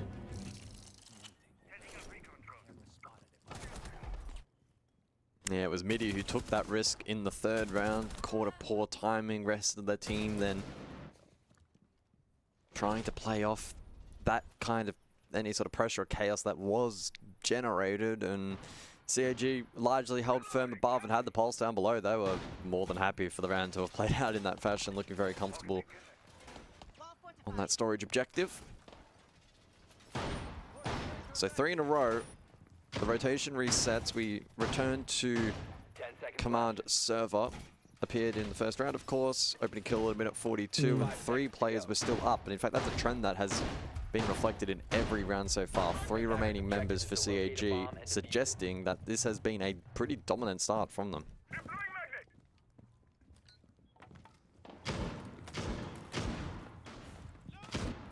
Now Solid Snake ban on the other side. This is about the information game. I was curious about maybe a Capital. Thing is, when you're up 3-0, it's kind of awkward because you haven't struggled against anything. Like, it's not just a 3-0, it's a very convincing 3-0 by CAG. So it's not like, oh my god, the glass has been so dominant, we gotta get rid of it. It's like, no, they haven't had any issues whatsoever. And it does actually make the operator ban selection maybe a little bit harder, because you have to assume what they're gonna start being good at, or just whatever you don't want to deal with. So let's say was played a fair bit on Cafe. Preemptive bet as to what could foil you for the remainder of the half, which can be sometimes a little bit tricky, but I think I'd still probably prefer to be 3-0 up. I think that would probably still be a little bit better. I'll take the 3-0. I wouldn't be complaining too much. We'll definitely take it. And it's also the beauty of like attack versus defense, right? Because attackers, they are reacting constantly to what the defenders are doing. When the defense is setting up from the prep phase and they can't change in the operators, D plus say, we don't want to deal with the wall denial, so we're gonna just triple down that entirely. We know we can get past it, and CAG will now just have to not do that, and then D plus can react to everything else. In this case, it's gonna be utility, right? Asami Wamai, locking things down. C4 can toss one out, gets not shot mid-air, but explodes behind Nears. Nobody takes any damage whatsoever. Kind of crazy that TK can swing the ball like that. Not get contested, but a one-tap cleanly takes away Anderson from the middle of the bomb site. And the track goes out shortly after. So D plus off the tag timeout, off that third operator ban. This is their best round yet. Keep us strikes true. Barrier deployed. Oh, they still play with a little bit of risk this round, D plus Kia, but the bet pays off. Oh man. Sharif, though, will return it to a 4 versus 4. And with the Azami in play, there's going to be some good anchor opportunities here for the defense. And Zaka What for is Pillar on that? full display will show the strength of this defensive hold. Levy gets caught warehouse, and the round fizzles out for D plus Kia. Now 4 straight for CAG. What are these attacking rounds though from D plus? Had you blurred out the team names and player names, I would think that this was going to be a group stage BO1 game against a lower seeded team. Like, this is not the performance, the playstyle, the strategy, the consistency of D plus Kia. Even comparing them from Nighthaven Labs to pre-jump of Cafe, night and day difference. There's no cohesion. They start swinging, okay, they get a nice one tap, that's good. Then they keep swinging, 2 people die, and guess what? After they lose 2 people, then they breach the catwalk wall. So they're just skipping steps essentially. And I just said if I'm held during that tactical timeout, the supporting staff of D plus Kia, I'm saying play safer, right? Get the opening pick, sure. Now we gotta hold our angles, get the drone, breach the wall. After you breach the wall, now you utilize the cabin tower, you send the Deimos downstairs to track somebody, get a backstep into Aqua, work the angles together. Instead, it feels like not ego, but every individual player from D plus wants to be the hero, right? You want to be the main character, you want to get the kill, you want to be the one to save the round. You don't need to on Nighthaven Labs. It's a very kind of stable step 1, step 2, step 3. It's been super figured out already. It's almost like a simpler clubhouse, if you will. You need everyone to do their role together, and then you can win around an attack. Especially against CAG, who's very strategically sound. You can't expect to just beat them in gun skill when they're playing in strong positions. That's underestimating your opponent. Well, we'll see if D plus Kia can play some selfless siege to conclude this round and give themselves a shot heading into the role swap. Really did not expect CAG to look quite so strong on the selection of D+, and whilst the roles themselves right now with CAG and defense may be skewing that at least a little bit, I don't think it's really telling the whole story as to how well they're playing right now, and for D plus Kia, some of the struggles that they are certainly encountering here on attack. Eyes on Aniton at the moment over towards Kitchen. Oh, this is a risky position. Oh, he's cooked. Oh, gets caught, but he won it? that fight onto the Blackbeard. You are kidding me. Oh, God. Well, when it's not your map, it's not your map, and so this far. may well not be the map of D plus Kia. It's not after that. I was thinking the rotate was on the wrong side for any to have any chance of survival. The hatch was open. You have Deimos Striker. Dog could be like, it's a BB, like you said in the window. That there's no way you should be winning that. And they doubled down. A kill happened the floor right above Annie as well onto Levy, who's the vert operator. So it's again D plus making individual plays, off pace, not having the right gadgets in the right locations, targeting the right players. And now CAG they play disciplined. They fall back. Everyone in the basement. Playing by the staircases, using the Valkyrie cams, the pulse scanners, C4s locked and ready, and playing crossfires. No one is overexposed to die solo, and all 3 attackers again in a linear attack from D+, all in the same area. A snowball attempt again from D plus Kia. It peters out pretty quickly. CAG are looking so formidable defensively at the moment, and even when put in tricky positions as they were in this round, their raw mechanical skill is clutching up. Midi in a 1v3. Little time, little hope. Pinched and pressured and ultimately taken down. A shake of the head from DD Man, wondering what the hell is going on right now. That is a struggle and a half, I gotta say. Now, I did say earlier that I don't think D+, they're a team that would tend to tilt and have a struggle. I think from the interviews we had with Hell, with Falls, even with Mitty one time, they seem very mentally sound. But the way that this game is going, there has to be some frustration. And I think if you're an IGL right now, which Mitty and Falls, they tend to share that role. Sometimes Nears, he also tunes in on the shields and whatnot. It's hard not to blame the individual players that's just not listening. And I'm not saying that it's like, oh, I'm saying you go here, you do this job. It's like, they just not listen to the overall game plan of when you peak and why you peak and how you take these fights. Because if you're the strat caller, you're saying, hey, pick these operators, we're going to go for this kind of attack. Right? I need the Blackbeard to be the roam clear or to be the planned up, whatever role that you give him. Then Blackbeard dies outside the building, holding right click and losing what looked like a complete free kill. And it's like, okay, great. Now strategically, we can't use the Blackbeard. We can't plan. We can't win the round. Like, what the hell, guys? 5 rounds straight, by the way. It's been the exact same story. They tried the Glass, the Deimos. They tried the Blackbeard. Now they're playing Nuke, which feels like an act of desperation because what exactly are you going to be doing in this round? You're going to be hiding from the default cams. There is no Valkyrie this time. Thankfully, there's no pulls either. I'm not sure what the game plan is. Well, the desk has just walked in preparation for half-time, and some shell-shocked faces, to say the least, running what the bleep is going on in this first half. They got a kill. Well, they have, but they've had 2 opening kills before this and have failed to convert. And CAG on the player cams are laughing and having a giggle. They don't mind one bit. They don't care. They're happy with 5.5, and they'll continue to fight here in the 6th to see if they can still complete the flawless set. It is kitchen, mind you. And so my expectations are so low on this side. I really still fail to understand why we ever see this selection. It's a bomb site where I think if the Clash is being brought out, it has like a little bit of playability because you can play in the hallways and avoid the verticality, and that's why Annie is on the Clash. They got a shield deployable, shield the ADS rather as well, bottom main stairs, or lobby stairs. But D+ with the opening pick and with the Capital and the Nomad air jab, like they have all the right tools. It once again comes down to execution. Can they figure out the position here from Chibisu and Anakin? Can they get this area of map control? Because that would be vital to go for bomb site execute. You can't really take the bomb site without taking that staircase as well. Yeah, they have the util. It's all about dumping it correctly and getting control of lobby, ideally dealing with Anakin. Levy finds his second in the round. The Warden falls. CAG finds their first in the round, courtesy of the 90 swing from Sharif. Anakin still close by in lobby. 60 seconds. Levy falls. Dangerous territory now for D+ Kia. Can Anakin could back out with a shield, find a kill or 2? He's making a lot of noise. D+ Kia know that he is close. He whips the shield out late. Back it out. Places it down. Gets smacked. What? Surely dies and will. Why? His teammate backed off the hallway. Like, you can take the shield and just simply walk backwards and live to fight another day, or keep the gun the entire time. Either way, a miscalculation there from Anakin individually. That can affect the entire round. Now, there's no more Capital Fire, but there are these flashbangs used vertically. They just gotta get in, hold F, and cover the crosses.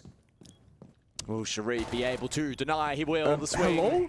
Not covered effectively by this attack of D+ Kia. And I think it's fair to say that a 6-0 scoreline is deserved. CAG playing well, and D+ Kia have capitulated. Time will expire. CAG 6-0 up in the half. I don't quite know what the desk are going to talk about because that was pretty insane. We could probably keep this short if we wanted to. CAG good, D+ not so. Unfortunately, just there was not a single round, barring maybe that last round, where I had hope for D+ Kia. Watching it from the backlines just looked, I mean, just pure dominance. Yeah, it's hard to say where it was all falling apart. I think probably the most telling factor, the opening kill count was equal. It was 3 and 3.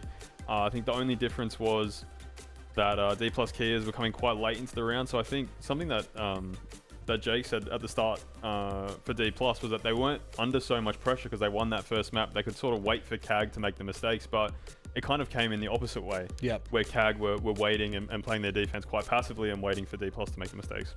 I mean, it's disappointing with D+, but I will say, it's interesting. We were talking outside about the game, and I think it was maybe 2 or 3 rounds in. You're like, oh, just chill. It's defense labs. It can happen, and I agree with that wholeheartedly. And then as it just kept on going and going, it was like, okay, well, this is quite serious now. This is really not looking good at all for D+.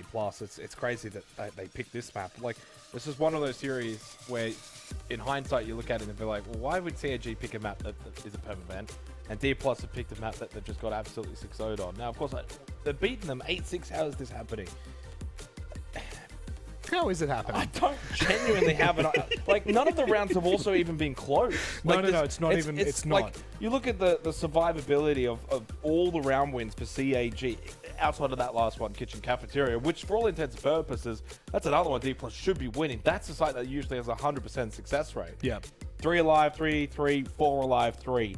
Didn't get a single plant down, not a single clutch, not a single multi-kill. The only thing they got outside of that last round was 2 opening picks, falls and nears, rounds 2 and 4. That was it. You look at storage control. That's the tertiary site. That's the site you probably want to be winning. And that too wasn't really close. Minute and a half, opening kill goes the way of Zaka. The round falls apart. You end up in a situation for D+ where on their attack, they just looked limp. They just didn't have options. And it's a map that's now just going to be forfeited. Lair seems obviously as if it's going to be required. It's not impossible, Vinny, that a 6-0 comeback can't be done, but it is so incredibly rare. I still actually, it's so rare I still remember the first one I ever cast. It was 7th Heaven on Oregon back in APAC South I do days. remember that very long. That was Against Knights. Yes, and it was the first one, and it's the only one I remember. I'm sure I've done at least 1 or 2. I think you've done one where they were like 6-1 down. 6 ones are very different. 6-0. I don't know. That one round. that one round just changes makes the up a perspective. big difference. And unfortunately, we end up in the second half now, where it's very difficult for us to overly analyze even the bans, etc. This one's done, Vinny. Yeah, I think that last round for them was really important, and we saw they made a pretty fatal mistake. I mean, there was only really one place that plant could get denied from, and they weren't covering it. So you could see sort of where their mindset is at the moment. They're making mistakes. But one thing that you said was DD Man needed to step up, and he's top fragging. So maybe that's the last piece of the puzzle. I'll tell you what, this is why you don't ever listen to Jake Xenox Van Diddy when he starts asking questions. What are you talking about? Well, he's not top fragging. He's second fragging. Yeah, but he's not playing bad, is he? No, he's not. He's bringing it back. Who said he's been bad this stage? No, he was terrible in Cafe. Oh, on Cafe Yeah, so that's what happens when you listen to the points that are being made and you follow the story. I've seen worse performances than 5-9. To be fair, I don't blame you for not listening to me because I don't think the audience does. So how about we go back to the casters?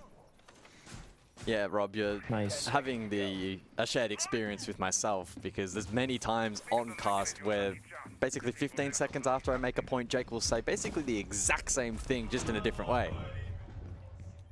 He's saying I'm the king of it, Nick. I mean, I might do it once a week. You do it at least once a map. And the funny thing is, he can't answer back now because his mic's cut off. That's it. I always say that like Jake, he's a bit of a wordsmith, right? He has a way of just kind of forging the words and sentences, and he sounds incredible. Well, that's half the job, right? Nick. From the outside looking in. Half the job of talent is to just sound smart. You don't even have to be saying anything intelligent. You just got to sound smart. And that's why Jake is one of the best in the business. He sounds hella smart, even when he isn't. And I respect him for you. We all thought he was going to actually take some names in the 1v1s because he was praising himself so well and arguing why he's a good player. But when push came to shove, 4-1s, 4-2s, a 4-0 today against Levy, it hasn't been that victorious Jake that we all thought was going to happen. But I don't know about us all thinking that was going to happen. Maybe that might just be you, Nick. But I believed in him. Come on now.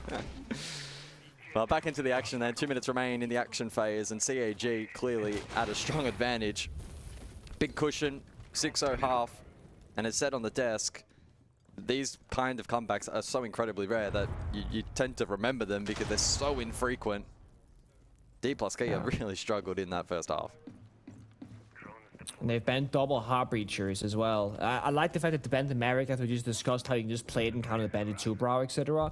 When they saw the mirror ban by CAG, they thought, hey, either bandit or kite will be left open. And that's why the Maverick ban came out in response, probably, to deny those walls better.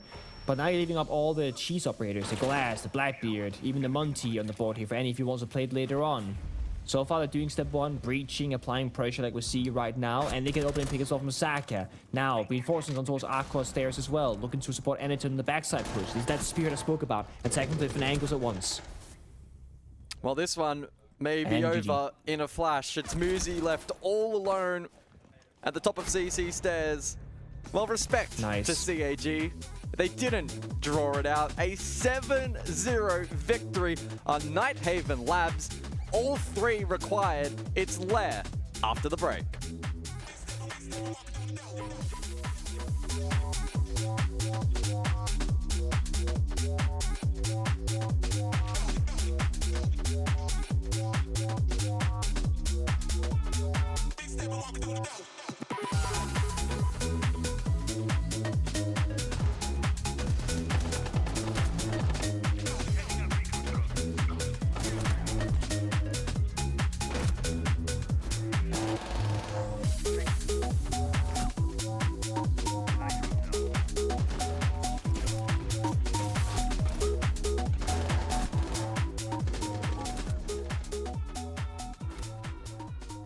제가 처음 시즈를 만나게 된 건 중학교 1학년쯤에 유튜브에 올라온 2014 트레일러? 그거를 딱 봤는데 이 게임이 되게 제 취향이랑 맞을 것 같은 거예요. 되게 전술적이고 막 CQB의 1인칭 FPS에 되게 매력적으로 느껴가지고 일단 베타 테스트도 신청해서 베타 테스트도 해봤고, 그때 중학교에 같이 게임을 하는 그 파티가 있었는데 거기서 이제 6-7명 모아가지고 이제 낮밤으로 계속 로테이션 돌려가면서 계속 했던 것 같아요. 그때는 이제 저도 경쟁심이 별로 없었고 해가지고, 근데 일단 랭크를 계속 돌리긴 했어요. 근데 이제 그러면서 제가 이제 경쟁심에 끌어오르면서 이제 제가 약간 어떻게 보자면 저만 엇나간 그렇게 된 거죠.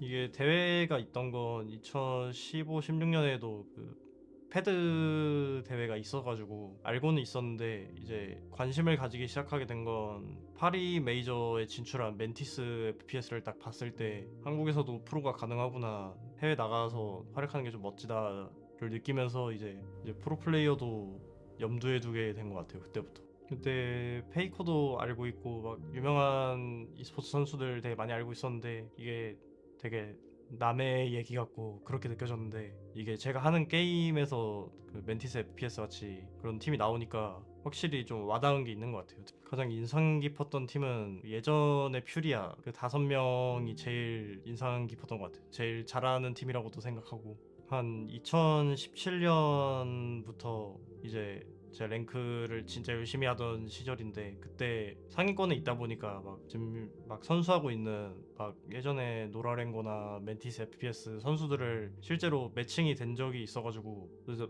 계속 매칭이 되다 보니까 서로 조금씩 친해진 계기도 됐고, 전 노라랭고의 워카라는 선수랑도 꽤 친해졌고, 멘티스 FPS의 MB 테일러랑도 이제 좀 친분이 생기면서 이제 그쪽이랑 같이 게임도 하고 막 일본, 한국 왔다 갔다 하면서 계속 같이 했던 것 같아요. 그러다가 이제 2019년 말쯤에 이제 클라우드9에서 제이가 들어오게 돼서 시작된 것 같아요. 평소와 같이 그냥 집에서 일어나가지고 게임하려고 딱 켰는데 트위터 DM으로 와 있었던 거예요. 이게 뭐지 하면서 열어봤는데 오퍼에 관련되었던 거였고, 되게 처음에는 잘 믿기지 않았는데 이게 대화를 하다 보니까 점점 실감하게 된 것 같아요. 이제 같이 게임하고 있던 가장 친한 친구한테 먼저 보여줬고, 그 다음에 이제 진지하게 해야 될지 말아야 될지를 이제 부모님한테 상의를 하면서 이제 연락을 했었어요. 그 제안을 받고 나서 이제 일본 워킹홀리데이 가가지고 이제 막 일본어도 배우고 막 그냥 일반적인 직장을 얻어가지고 살 예정이었는데, 근데 이게 아무리 생각해도 제 생각엔 별로 재미가 없을 것 같은 거예요. 그래가지고 이 오퍼가 왔을 때 그냥 이쪽이 무조건 더 재밌고 인생이 바뀌겠다 해가지고 바로 입단을 선택한 것 같아요.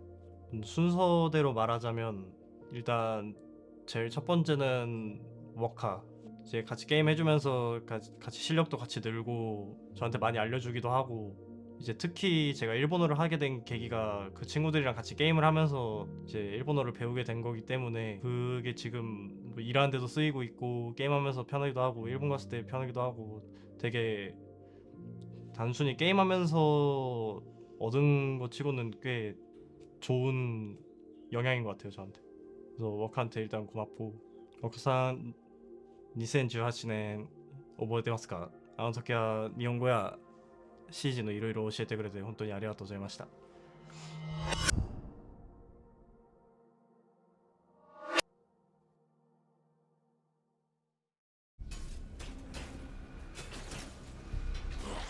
We're out of time.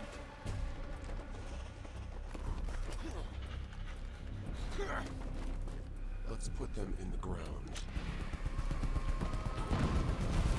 Fall back!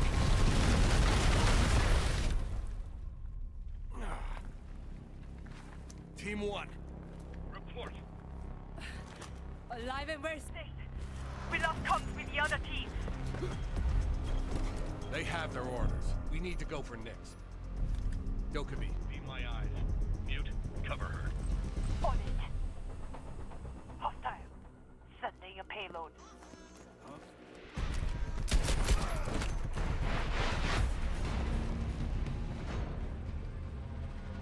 You're cornered, Nix. Surrender. I see one old man. One old man about to die. I see you're running 7. 3 rows down. Hack my phone. Huh? What if Do it now.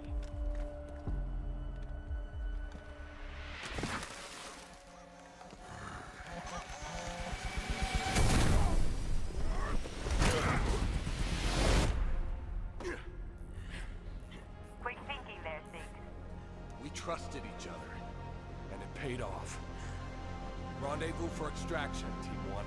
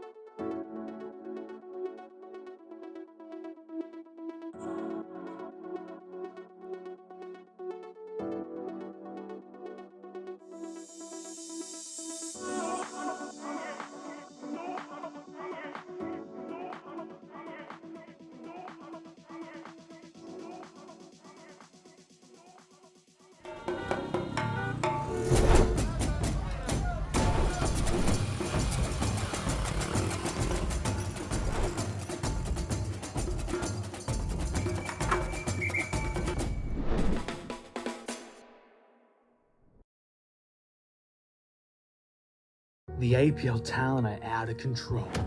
First they cut off APL men and then they stuff him in a box. I forgot we put him in there. Should we let him out? Nah. No, let's not worry But about with your help, we can save him. Free APL man. Free APL man. Free APL man. Free APL man. Free APL man. Free APL man.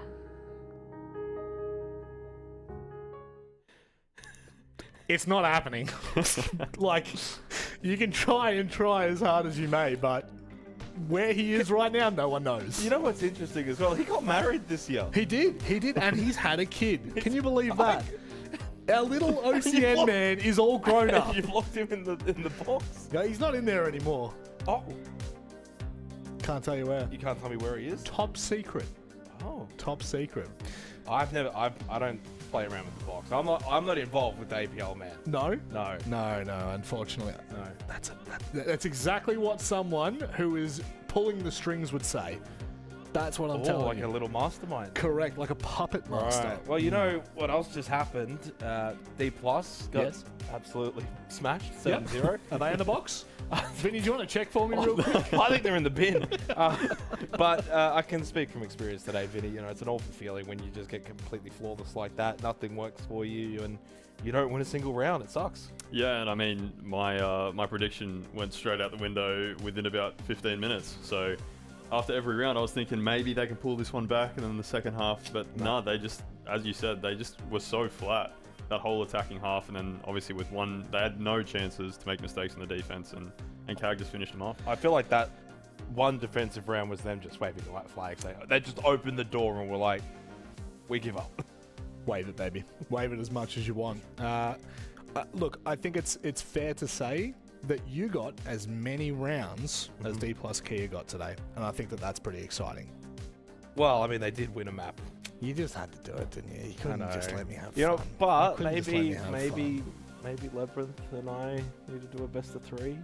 No. Please don't make me watch any more of that. That's 12-0. I'm telling you right now, there is no way you win a single round. I could give you 20 rounds, you're not getting a round. I think if we were to play 100 rounds, I'd win at least one against Labyrinth. You know what? Broken clock, right? So 2. Yeah, correct. You might get 2 in the entire 100. You know who I'd actually love to play in a 1v1? The man next to me. Don't even bother. Get yourself stuck in kids and just sit there and wait to die. You only watched today, my good sir. You only watched today. I watched your one with Turd as well. Yeah. Same map. You're on Oregon. They're all on Oregon. Yeah. Oh, are they actually? Yeah, they're all on Oregon. Okay, well, that's probably your first problem. You don't know how to play Oregon, obviously. Let's change it up, maybe. Well, my friend Jinxie only plays on Oregon for 1v1, so we can. I don't get to choose it. I thought we were meant to play in Calypso, by the way. What happened to that? It might still be coming. Who knows? I actually don't know. Have I you don't played follow Calypso? the script. Calypso. Oh, yeah, he's got absolutely no clue. Let's move on to the discussion about Lair. Save all of us. Yeah, there we go. We got there at the end. I'm glad. Let's move on to the conversation about Lair, because on the back of D Plus's shellacking, I think is the nicest family-friendly way of putting it, it doesn't bode too favourably. I don't know exactly what went wrong. I think this was what we were trying to say, is like it was really hard to identify what was actually going wrong for D+. It was just like every gunfight that they turned a corner in, they were just getting absolutely smacked. Yeah, and we know how strong CAG are on their defenses historically, so they were able to just show their dominance very early. And I mean, we keep saying they're a momentum-based team. They both are, and once they had that momentum, there was no stopping them from snowballing that lead. Anything new, mate? Yeah. See what happens when There's not much. There's not much though in a 7-0 to talk about. What's interesting, I was looking at the bands. People think it's easy to be a They host. did actually ban the bandits. It's so we not didn't get easy. the Wamai. This show would derail. Looking without at Lair now as well for the It's third and final impossible. map.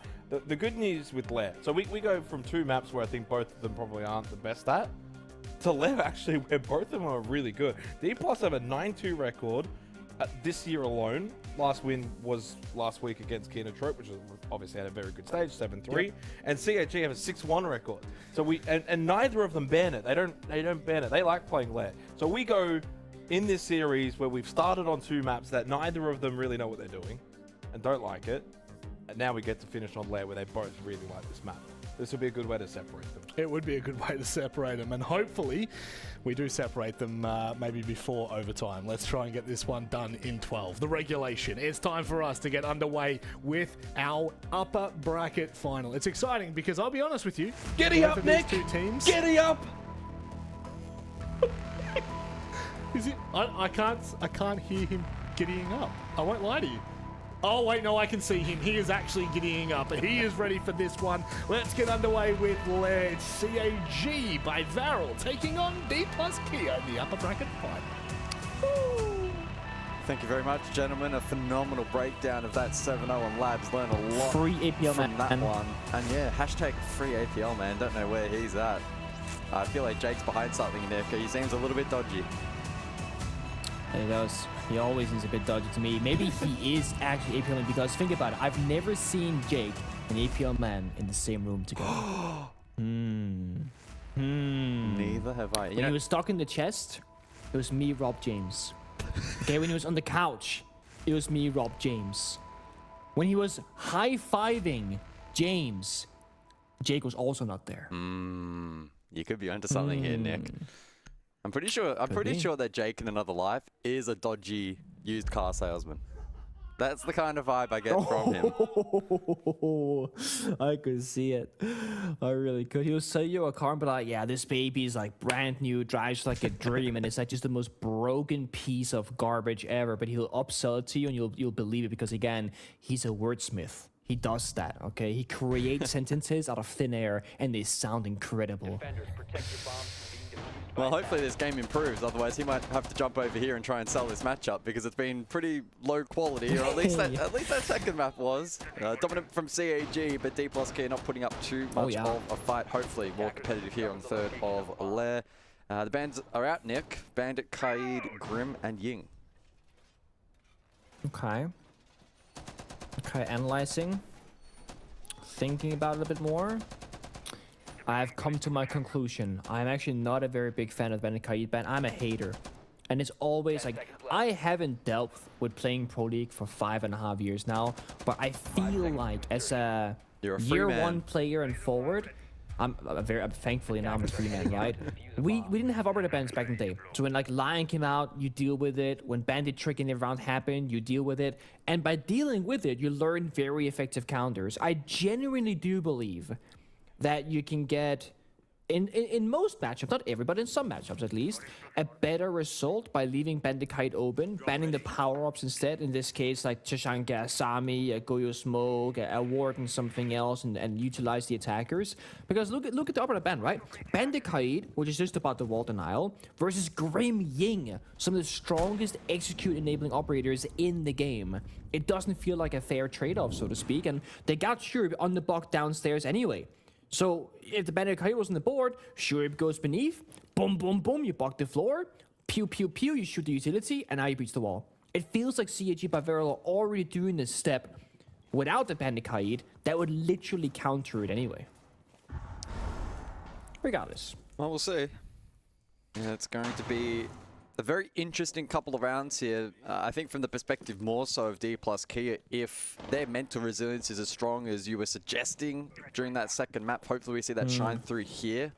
And the frustrations, if there are any, haven't bubbled over heading into this third map. Nears does get caught out early, but dodges that spray. He'll be able to retain control of bathrooms, sustain a little bit of pressure as well. That's being collected lobby side. Shivasu finds the first. That's a sloppy trade attempt, but Nears does net the kill. Almost dies to fire shortly after as well, and goes for an overswing, and actually, DD Man falls on back, doesn't want to overstay his welcome. C4 tossed that out in response, doesn't find a kill, but a fair bit of damage onto Saka, it seemed like, but he's actually in a completely different location, so that was a different fight, I guess, that happened elsewhere. Probably between Musi and himself. But CAG have gotten bathroom control, top main staircase, the breach towards the bomb side on the internal and external wall. The only problem is we see a Tashanga. So Force is dead on smoke, but they have pretty much infinite plant denial for the default plant location. I'm sure he's gotta get in the mix here on the verticality and deny the Tashanga entirely from using the gadget, or they're gonna go deep, play for a couple of kills, but that won't happen because Levy on the Tashanga doesn't just deny the plant, he also finds Saka on the Capital. Yeah, that's nice proactive play, not just with the Shamika launcher in hand, but also able to farm kills. Muzi gets caught. Ooh. The blind spot, the miss time. It allows Anaton to progress forward, net that kill, and brings it back to a 3 versus 3. Ooh, almost gets the second, but it's DD man to collect, and Levy falls DD as well. backstab. D plus Kia struggling again. Can they salvage the round? Can they clutch this one up? Nears in across, gets caught. Oh my god. And the round streak continues for CAG by Varel. Beautiful. Such good discipline and timing in the 1 versus 2. You saw how nobody was taking the fight. They were jiggling for information and they were just waiting for DD-Man to get into the right spot to go for a 3-2-1 swing together and guarantee a round victory. That was a very good problem-solving round as well from CAG. That exact level of communication and problem-solving is why they were losing on Cafe. They didn't have that. Then they played Not Even Labs, and they figured it out, right? And now we're seeing the strongest version of themselves. It was going to be plan A, main staircase, breach into a plant. Okay, they lose a body, they see Tishanga, Shurip doesn't find the kills vertically, let's go for a backstep. And it's going to be DD-Man and Nomad, a flank watcher that finds 2 kills despite the barricade being closed in the back portion, and then they meet in the middle and win the round. Really well done. D Plus are going to be feeling that pressure in the server now, losing 7-0, and now lost their 8th round in a row. I'm getting a little bit concerned for D plus Kia. A little bit. Very much They so. looked a little bit frazzled in that opening round. We'll see if it is something that will continue going forward. If the pressure is going to bubble over in this matchup. We expected a close duel between these two, and fortunately we got that back on map 1. And with D Plus stealing Cafe, it kind of set the series up to maybe be dominant on their fashion, but map 2 has completely subverted that expectation, and the start here on Lair is looking very positive. CAG have done a really good job of warming up into this series, Nick, which I think domestically especially has been actually quite a big strength for CAG in their ability to play better in the best of 3 format. Nothing to report at my location. And what should we say, like the long-term rewards right now as well, right? Spark is saying early on that he wasn't doing much external analysis for the players on CAG. He wants them to figure out the problems in the server and play their own game of adaptation, and teaching them skills that the coach shouldn't have to help you with necessarily. It's great for attack timeout when you really need the assistance, but the players should know how to do it themselves, and the coach can just help them if need be. And it seems like that has been happening here as well. Mitzi feeling a bit of that pressure, known as an attacker below him. Also one next to him is at a main lobby, so very scary position for him to be in right now. But Shuri doesn't take the bait. He's going to go top floor instead with a solid snake, just looking to see if there's any other roamers in the area. And that's because CAG by Varel, they're being stalled up by the Goyo fire. So you might as well spend these 20 seconds hopping on drones, using the gadgets, getting caught off guard actually, because Mitty was right here, waiting for a backstab attempt here from main lobby. That was because Shuri gave up that area, but he does straight back elsewhere with his own, just to die right after to Nears. Yeah, I'm surprised that the Solid Snake hasn't offered enough information for CAG to help clear this roam. It's been effective from D plus Kia. They've caught good timings and have now positioned themselves nicely in the round. It is a 2-2 split, so maybe CAG can look to flood those on the objective, but Anita does get caught in the pinch, and that should be the round. Barring a fight back, sharp shot from Chibisu has been really strong this stage, but Midi runs right in the second round, and after quite the drought, D plus Kia should hit that scoreboard once more. Yeah, Mitty's been everywhere this round. Started the roam, now by the bomb side, found 2 kills. And they got so many... Oh, out of nowhere, DD gets a kill. Okay, speed of Mitty, he's now in the grave. And I think all the Goyo fire by the side here has been popped in the earlier fight. So the way in here should be free for DD, man. He finds another headshot out of nowhere, seemingly, into a 1v1 against Muzi. Uh-oh. Yellow ping, He knows. Muzi close. Oh! DD man had the shadow advantage, but Muzi on the swing, just able to clutch up a really needed round there for D plus Kia, and it was also close to crumbling apart. Way too close for comfort. I think if they lose that one, Nick, the hitting some mental just gnarly gets shots. crushed. I'd be Yeah. very hard to envision them bouncing back if they lost that one. I mean, that is one of those rounds that no matter how solid you are mentally, you're gonna tilt, because that was like the most done round of all time. Like, it was effectively like a 4 versus 2 into a 3 versus 1. It's not supposed to be that close for comfort. I'm not sure what it is about D+ right now, but why are we dying like this? Like, look at these pixel angles that they're holding. No crossfire, no trade game, doesn't play down the timer. And I generally think that if Musi wasn't playing Scopos, I think he loses that gunfight. Scopos has like a very different hitbox and like visual feedback than other operators due to it being a robot. I genuinely think, at least from my personal bias, it is the hardest defender to fight against. There's something about it that just doesn't click. There's no flinching, there's no blood pattern. Like the headshot hitbox has always been a bit finicky for me. Because like you said, he had the shadow advantage. He had the pre-fire and the yellow ping. But it comes down to the very tiny details in the server. 1-1 apiece, but I'm still favoring CG right now. They're making this way closer in a round that you should have just lost outright. Spawn pick attempt from Levy Blue Stairs. Oh my goodness, he almost died there. He almost died. How does no one take damage here? And he gets caught. What? You know, he could have sprinted past the window, used the Sami Kill barrier. He could have chosen to live. Oh, is that another ego moment, Nick? Fight. You've mentioned it before. Yeah? The D+ Kyo are taking so many solo fights. The lack of crossfires is being concerning over the course of this series now. Yep. The thing is, when D+ Kyo have been playing at the very best, at least for this stage, it's been what I call the 4+1 strat. You know, you have 4 people working together and the one guy just doing whatever he wants, the freedom in the server. The +1 has been Nears. He's been given so much freedom to be the ego swinger, talking shit in the in-game chat, trying to get into the head of their opponent. Nears has been completely quiet in the in-game server, and he also hasn't really been the playmaker today. He's been on, I want to say passive roles because they're all taking fights, but he's been playing the Clash, he's playing the Pulse now, and it's been other players like Mitty, like Levy, which is a more unusual approach to this team. Well, I don't know, does this feel like that CAG, they... It almost feels like it's been flipped the other way, right? Where at some cases it feels like a 1-4 split where 4 players are running around trying to make plays. Oh, and yeah. it's resulted in being a little bit disconnected. Either way, though, green side pressure from CAG, and it's DD man to take a chunk of damage.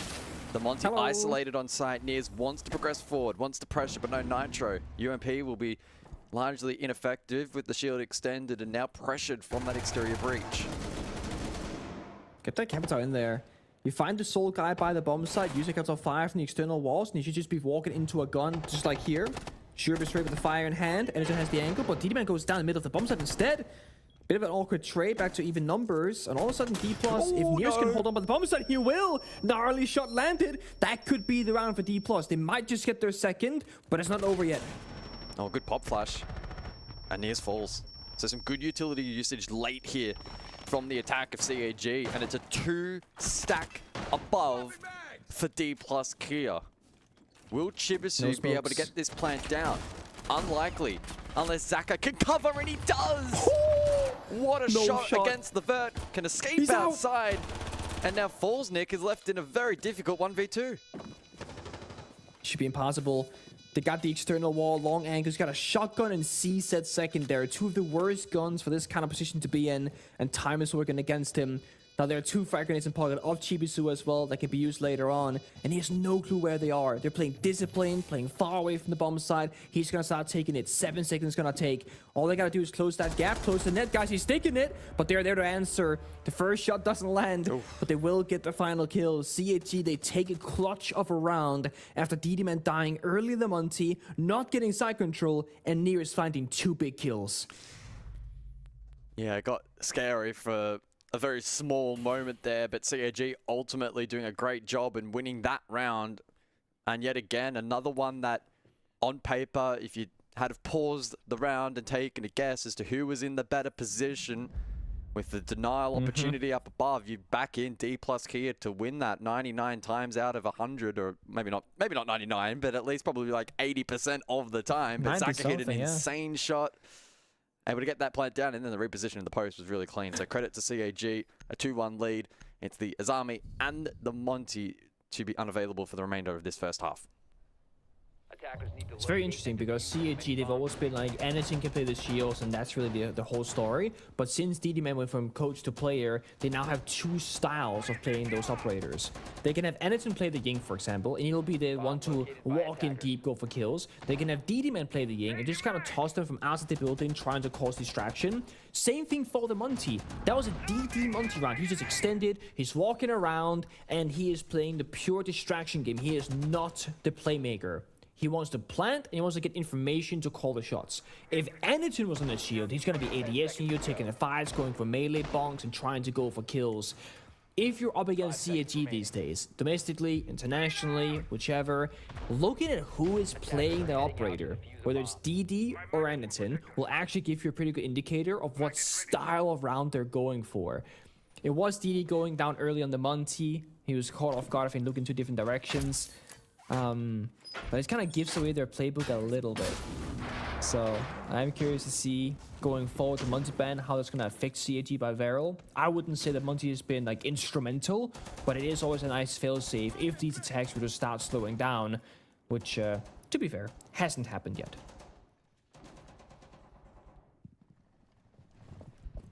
It's been a volatile start to this matchup. Don't really know who that favors. If anything, probably CAG a little bit, who have historically loved that chaos. Don't know if I have the same faith in D plus Kia if this match continues in such a fashion, but they're clearly skilled, and if they can take control of the tempo and the style of this game, then I think that prediction would change pretty swiftly. The Scent's in play for the 4th round, so I'm intrigued to see how Anyton looks to exploit that particular operator. They also have the vertical dimension of the buck down below in Armory at the moment. We saw that previously, or at least an attempt to flush out some of those anchor positions, such as the Tachanka. D plus Kia doubling down with the Tachanka and the smoke for that area denial, plus triple nitro, Nick. Yeah, it is so much utility here. I mean, I think they're expecting a shield substitute instead of the Monty, and you know, the Blackbeard diffuse and the Blitz will die to 2C4, so it seems like that was a train of thought here by D+, and even if there aren't any shields in play, you got a ton of Panda now with that, as you mentioned. I feel like CG could go for a default plan attempt if Shuib could find the Tachanka vertically, but that has not been the case, and we see defenders are peeking on those angles themselves. Nearest gets the kill that exact same way, and now plan B has to spring to action for CAG. You cannot go for a plant on default, there's too much plant denial, you have to find a couple of picks, but doing so now becomes much more challenging. It feels like Anyton, with the Sense projector walls, has to try and find or create space somewhere. Not to be. Yeah, tricky prospects now. 35 seconds on the board. Anyton falls. Chibisu has been farming elsewhere on the R6 side, but unfortunately, the rest of the push completely fell apart. A bit of support going his way could have changed the outcome of that round for CAG, but not to be. Pretty formidable defense from D plus Kia to equalize the scoreline. It'll be back down to basement next and a 2-2 scoreline. It does seem like Shuriba on the box just hasn't found the full value on either of the top floor attacks, but opening pick seems to be pretty important right now for CG to go for their executes. Once they fall behind in numbers and can't stay even, then they simply can't force the gaps, right? There are more defenders watching more angles you can attack from, so you're gonna be met with a gunfight everywhere. It's a different story if you're in a 3v3. There could be a backstab potential. You get a kill. Now you're 3-3 versus 2. You can leverage the man advantage. It's how they won the top floor preview. It's how DD got 2 kills. Now to basement. It's going to be that same lineup. The traps by the bomb side. The scopers for the deep roam. And unfortunately, here on layer, there's not a ton of bomb side direct rushes. You're a bit more forced to the roam clear, the full takes. You can't do a half take where you only clear like half of the building, but then we saw Mitty last time just kind of run around and go for flanks and getting kills and disrupting CG even further. And I am seeing, like, sure, I'm seeing the Blackbeard. This could very well be a you know, a roam clear into verticality, walk down filtration staircase, go for a plant. But the round will often be decided on the roam clear here because there's going to be multiple people looking for a fight. Moosey and Nears are both on top floor. Levy is one floor below them. If CG get the roam kills, they will win off the roam clear. If D+ get the openings instead of the store, they can then again fall back towards the bomb side and just play the numbers game. So the first kill most likely determine everything. Yikes. Yikes indeed. There's been a couple of ego attempts, or at least aggressive attempts, to find an opening in the last 2 rounds from CAG, and not really paying dividends. We'll see if they're able to recover in the round, but unfortunately Zaka will also fall at that front entrance position. And so CAG now in a tricky spot. Aniton does recover some of that deficit though. Nears in the grave, and Aniton looks menacing on the Blackbeard. Moosey as well was taken low, but the beauty of that Scopos means that he can get back to full HP on the second shell. Yeah, can't get healed by a Dog or Thunderbird, but can just change the robot shield and get the other body going. And as you said, he will do so. This is D+ surrendering the roam control and willingly falling back because they said we have gotten what we wanted, a couple of kills. Now we gotta play the numbers, utilize the Goyo Fire, the Denari lasers, and hopefully this time also the Crossfire. You cannot give the individual fires to players like Aniton and the Blackbeard because he'll be favored in those engagements. So now you need to do the easy part. Discipline, no ego challenge. Nice and calm round for D+. Well, you say easy, but it's probably been one of the more challenged aspects of the defense from D+ Kia. Well, and we're going to see Leffy go range. They're coming for him. Hunted down by Aniton. Charging forward on the Blackbeard, and Levy goes all the way outside, and DD Man is there to greet him. Good play from CAG. That's cold. So cold. He can actually just run downstairs, drop the ladder, and gone in like a window or door in the basement. So the fact that DD goes in the exterior literally nets them the kill. All of a sudden, we're back to even numbers. And like I said, you cannot give Aniton any 1v1 angles, but hold up. Maybe there's a second win condition here. They could still plant infiltration. They have the Thatch EMP, so don't gotta worry about any plant denial. We know there are none, but they might not know that in the server. So they can go on the door. One guy cover the hard left, one guy cover the door straight ahead. Second Goyo Fire was just popped now, actually. Yeah, it's gonna be a tight have 0 window. seconds left to work with, so default plant not possible. They gotta vault this breach and take a fight. Oh, perfect flush out. Absolutely spot on. Can't blame Falls for that one. Go. Midi taken low. Can they find the kills required? Can Aniton maybe get that plant down? 1 second. Goes for the stick. Midi tries to swing. Can't get the angle. And CAG have played that round absolutely perfectly. That is not a throw from D+. That was genuinely a really well worked round by the attack. It really was. I mean, play that back, right? You're sitting there thinking, wait for 20 seconds, pop the Goyo Fire. Okay, they can't walk in the door, they can't go for a plant. That's the win condition removed. CAG, they answer back. They start breaching the double wall bottom filtration, and then the defender from D+ stays in the corner. And often, I'm going to say, that's a bad idea. But the breach that CAG made, it was a vault angle. That means you're stuck in the vault animation and you can't really take a favorable gunfight. So stay in the corner is genius. But oh wait, there was one frag grenade left from the attackers. And that one frag grenade is going to force you to sprint away, to cover in the angle, and he dies. That gives them the vault on in. It's these very small things and no hesitation plays from CAG that gave them the chance to win the round. You could say in hindsight that staying in that corner for D+ is a bad idea, but truth be told, I don't think anybody assumed there was going to be a grenade left. Because they're playing Striker, they're playing Blackbeard, they had, 2 people die in the roam game, timer was running low, etc. The Goyo cannons were probably going to get, grenaded instead. But no, they had one left, and that changes everything. I'll tell you what, there was a potential universe there where Midi may have been able to drop Aniton. And then it was, of course, after time, but I mean, it was a pretty long shot at that point into the 1v3. It was just a really nice clear from CAG. Some really good attacking prowess.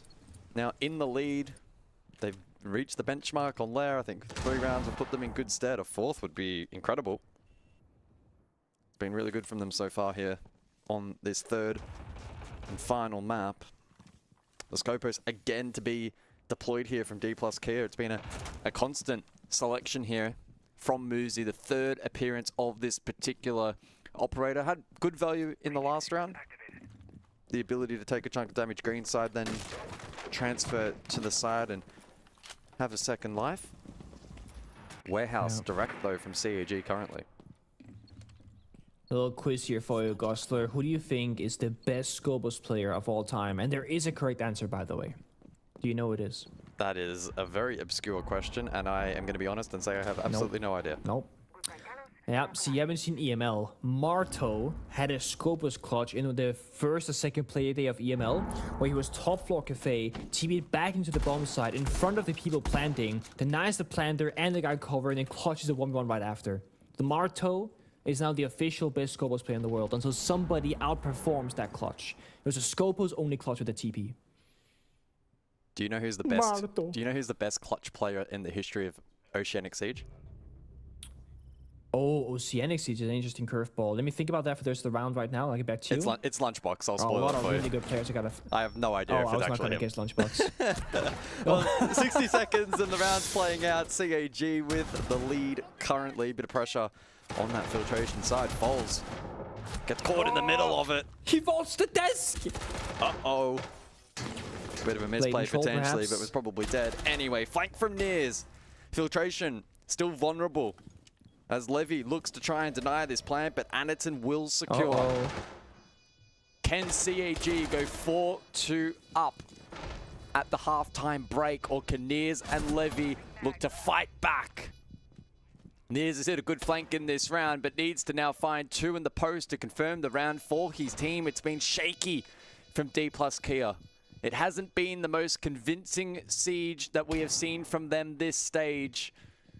And unfortunately for Nears, no opportunities presenting. Time running low, and this is good discipline siege from CAG. Now whilst Chibisu falls, DD Man peels back.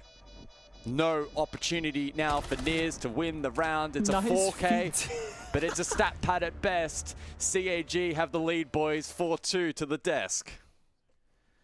Yeah, look, right now, the way that CAG are playing, like every little mistake that D+ are making seems to be capitalized on. Any small errors that there are, they seem to be in the right place at the right time. And unfortunately for D+ Kia, it does not bode well. This story is not ending well for them whatsoever in this upper bracket. No, CAG are continuing with their momentum from that second map after winning 7-0. D+ Kia, I mean, they fought back a little bit. They were able to get 2 rounds, but we could just see, I think it was the second round, they were in the 4v3. Yep. Looked like they had everything covered. Muzi was able to hold the main door, and they had Tachanka still alive to deny the plant. And they just capitulated. They just started to look for peaks again, running over vertical. It didn't really make much sense. I think DD got a double kill from a door outside. Very close. It's tough to say that you can be confident in their ability to win these rounds now when they're making pretty vital mistakes that throw rounds. Jake, what's your deep analysis on this one? I'll actually leave that open-ended for you. Yeah, deep analysis. I just had to make sure I turned my mic on. I know, I saw that for a second. Well, defender side of Matt, you got 2 rounds. Yeah. They're up the paddle, as some would say, and they haven't. Oh, they're up the paddle. They're up. Yeah. They're up the creek. They don't have the paddle. That's correct. What creek is it? It's a creek. It's a creek. A muddy one. Yeah, very true. Very disappointing. And yeah, referencing obviously what Vinny was talking about, that was the opening round where Muzi pushed forward, and that probably then set the tone. Like you got to be winning top floor defense on Lair.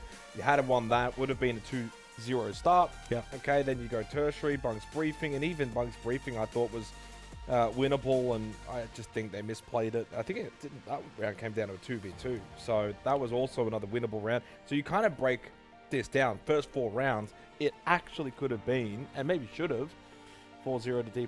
And in the end, they actually only walk around with 2 rounds for the entire half on defense Lair. So definitely the basement sites to close for CAG. They were far too good. As much as Nears tried in the last round, ultimately, D+ now find themselves in a very tricky position. Yeah, the irony that we were sitting downstairs and we're watching DD Man, and your comment is, well, if he wins that, it's absolutely game over. The mentals absolutely chalked. I think at this point, just the way that CAG have played from the second map onwards has left absolutely no doubt, Vinny. Going into this final half, give me your actual analysis here. Do you think D+ have it in them? Based on current form, no. It's becoming really tough to be confident in their ability to close out rounds, especially now they're moving over to their attack. where making mistakes can prove to end the round quite quickly, especially if CAG tend to push the pace on their defenses and try to find opening kills a lot earlier than, say, D+ were. Look, it's pretty simple. CAG are but 3 rounds away from locking in a grand final appearance on Sunday. D+ Kia once again just slightly behind the 8 ball. They need to speed this up. They need to find a way into Lair. Otherwise, it is going to be done. It is going to be dusted. Michael, how you feeling, mate? You ready for this one? Well, I'm feeling about as skeptical as Vinny. I think he's right in assessing that first half, as we've kind of been calling Nick, that D+ Kia have not been able to confidently close out many rounds. And if those fundamental flaws rear their ugly head on attack, it's probably going to look even worse for them. That's where mistakes are even more exposed, just due to the nature of how Siege does play out. And being that they're now at the deficit as well means that they can't be affording too many errors. Yeah, again, when you're playing defense, you do your paper strats that you've been practicing and going over in theory about all the various outcomes. If you cannot communicate accurately around a predetermined strat, how are we supposed to believe that you can go adaptable, flexible, on the fly attack and be successful? That's the exact worry that I have as well. I don't think D+, when looking at Cafe and Nighthaven, have proven to us that this is a comeback story. Of course, it can happen, but I'm definitely backing CAG right now. Individually, team effort-wise as well. I mean, DD-Man was a top fragger for the majority of the attacker rounds, and there are people who joke about if DD's top fragging, you're doing something wrong. Because he is usually the guy that comes in with acts of desperation, right? He's going to be clutching late round. He's going to be finding the back steps if the first plan isn't working. He even played Muncie, didn't get a kill for a whole round. He's still sitting on 7-4. So D+, they have all these big names like former world champion Muzi, who's losing to DD now. That's kind of the conversation that I have at the minute. Falls 1-5, Levy 1-6, individual hero play, shut down. Nearest has been super active on the scoreboard, 12-4, but a lot of those kills are like 1 versus 4, he gets 2, then he loses the round. It's exit frags, impactless. Oh no. And he's the first to fall here in round 7. Some of that hard breach deployed, but limited. And for at least the second time that I've now spotted, Zaka getting a little active in the old chat as well, just to rub salt in the wounds. To be fair to Niers, it's a pretty aggressive peak from Zaka and one that you wouldn't expect, but nonetheless, it's a big loss for the attack. Yeah, Nearest is the one player from D+ Kia who's been trash talking every single game in the group stage, so it's fitting that you talk back when it's him dying early. I think that's only fair. But look at D+, it's kind of like their Nighthaven Labs attack. They're kind of stuck outside the building, not really progressing like second by second. They are getting inside now, they're gonna tank some fire. Mitzi walks in solo downstairs, dies to Saka, who was actually top floor. Guess he dropped down and walked down the staircase or something like that.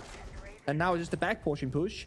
Levy outside, Blackbeard in the hallway. Muzi finds a kill elsewhere. But the real challenge is here, and Falls goes down. Yeah, one of the strengths for D+ Kia back on the first map of Cafe was their ability to go quickly from a plan A into a plan B. Unfortunately, though, here on their opening attack of Lair, we haven't quite seen that same success just yet. It's convincing from CAG. It's a perfect start. Can they run away with his best of 3?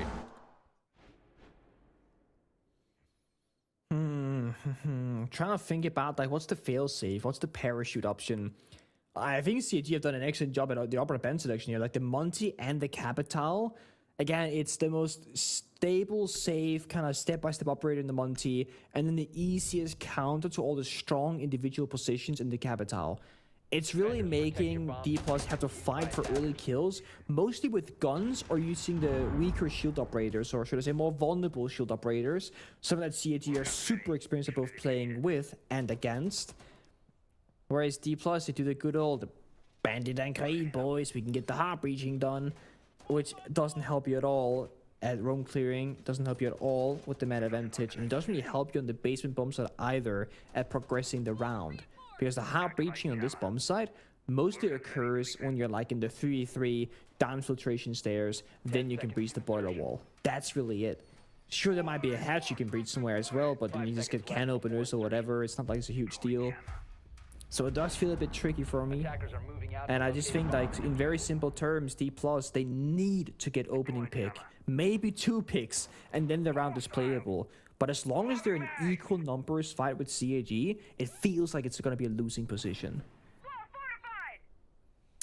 I just had a quick look back at when these two last played in a best of 3 in that kickoff bracket. They played each other twice, but the grand final specifically was quite close, 2-1 in favor of CAG.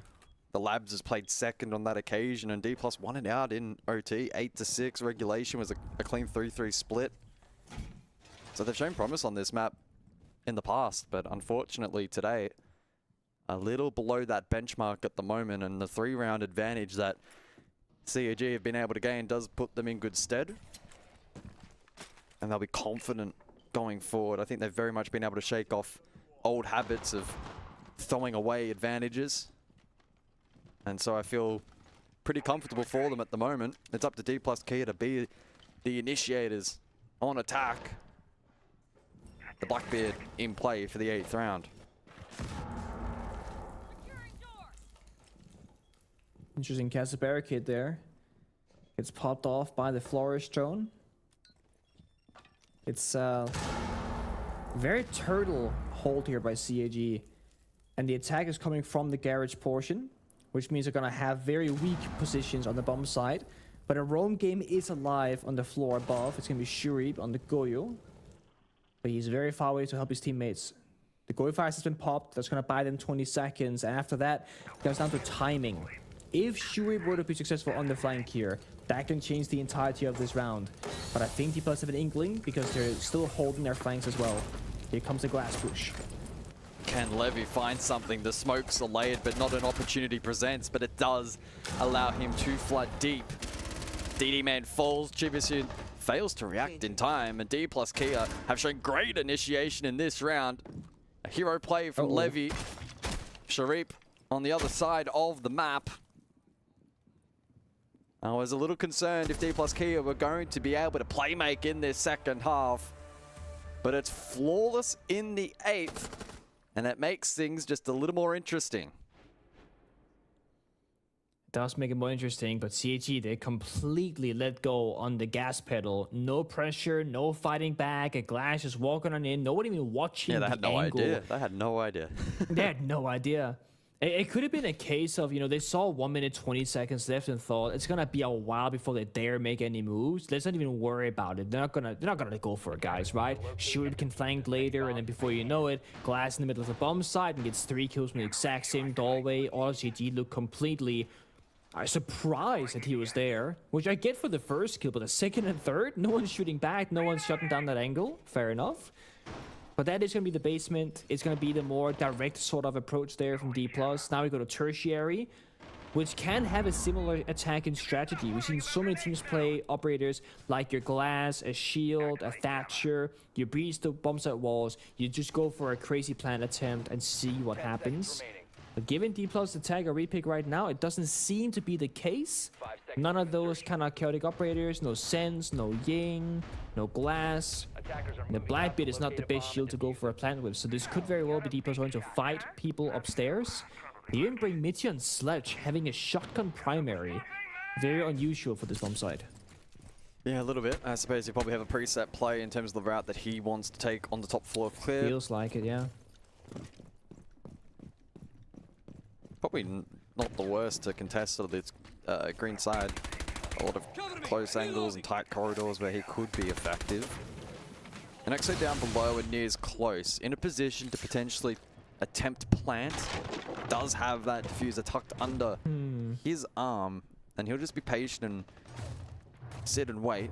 Certainly not a position that the defense of CAG will anticipate.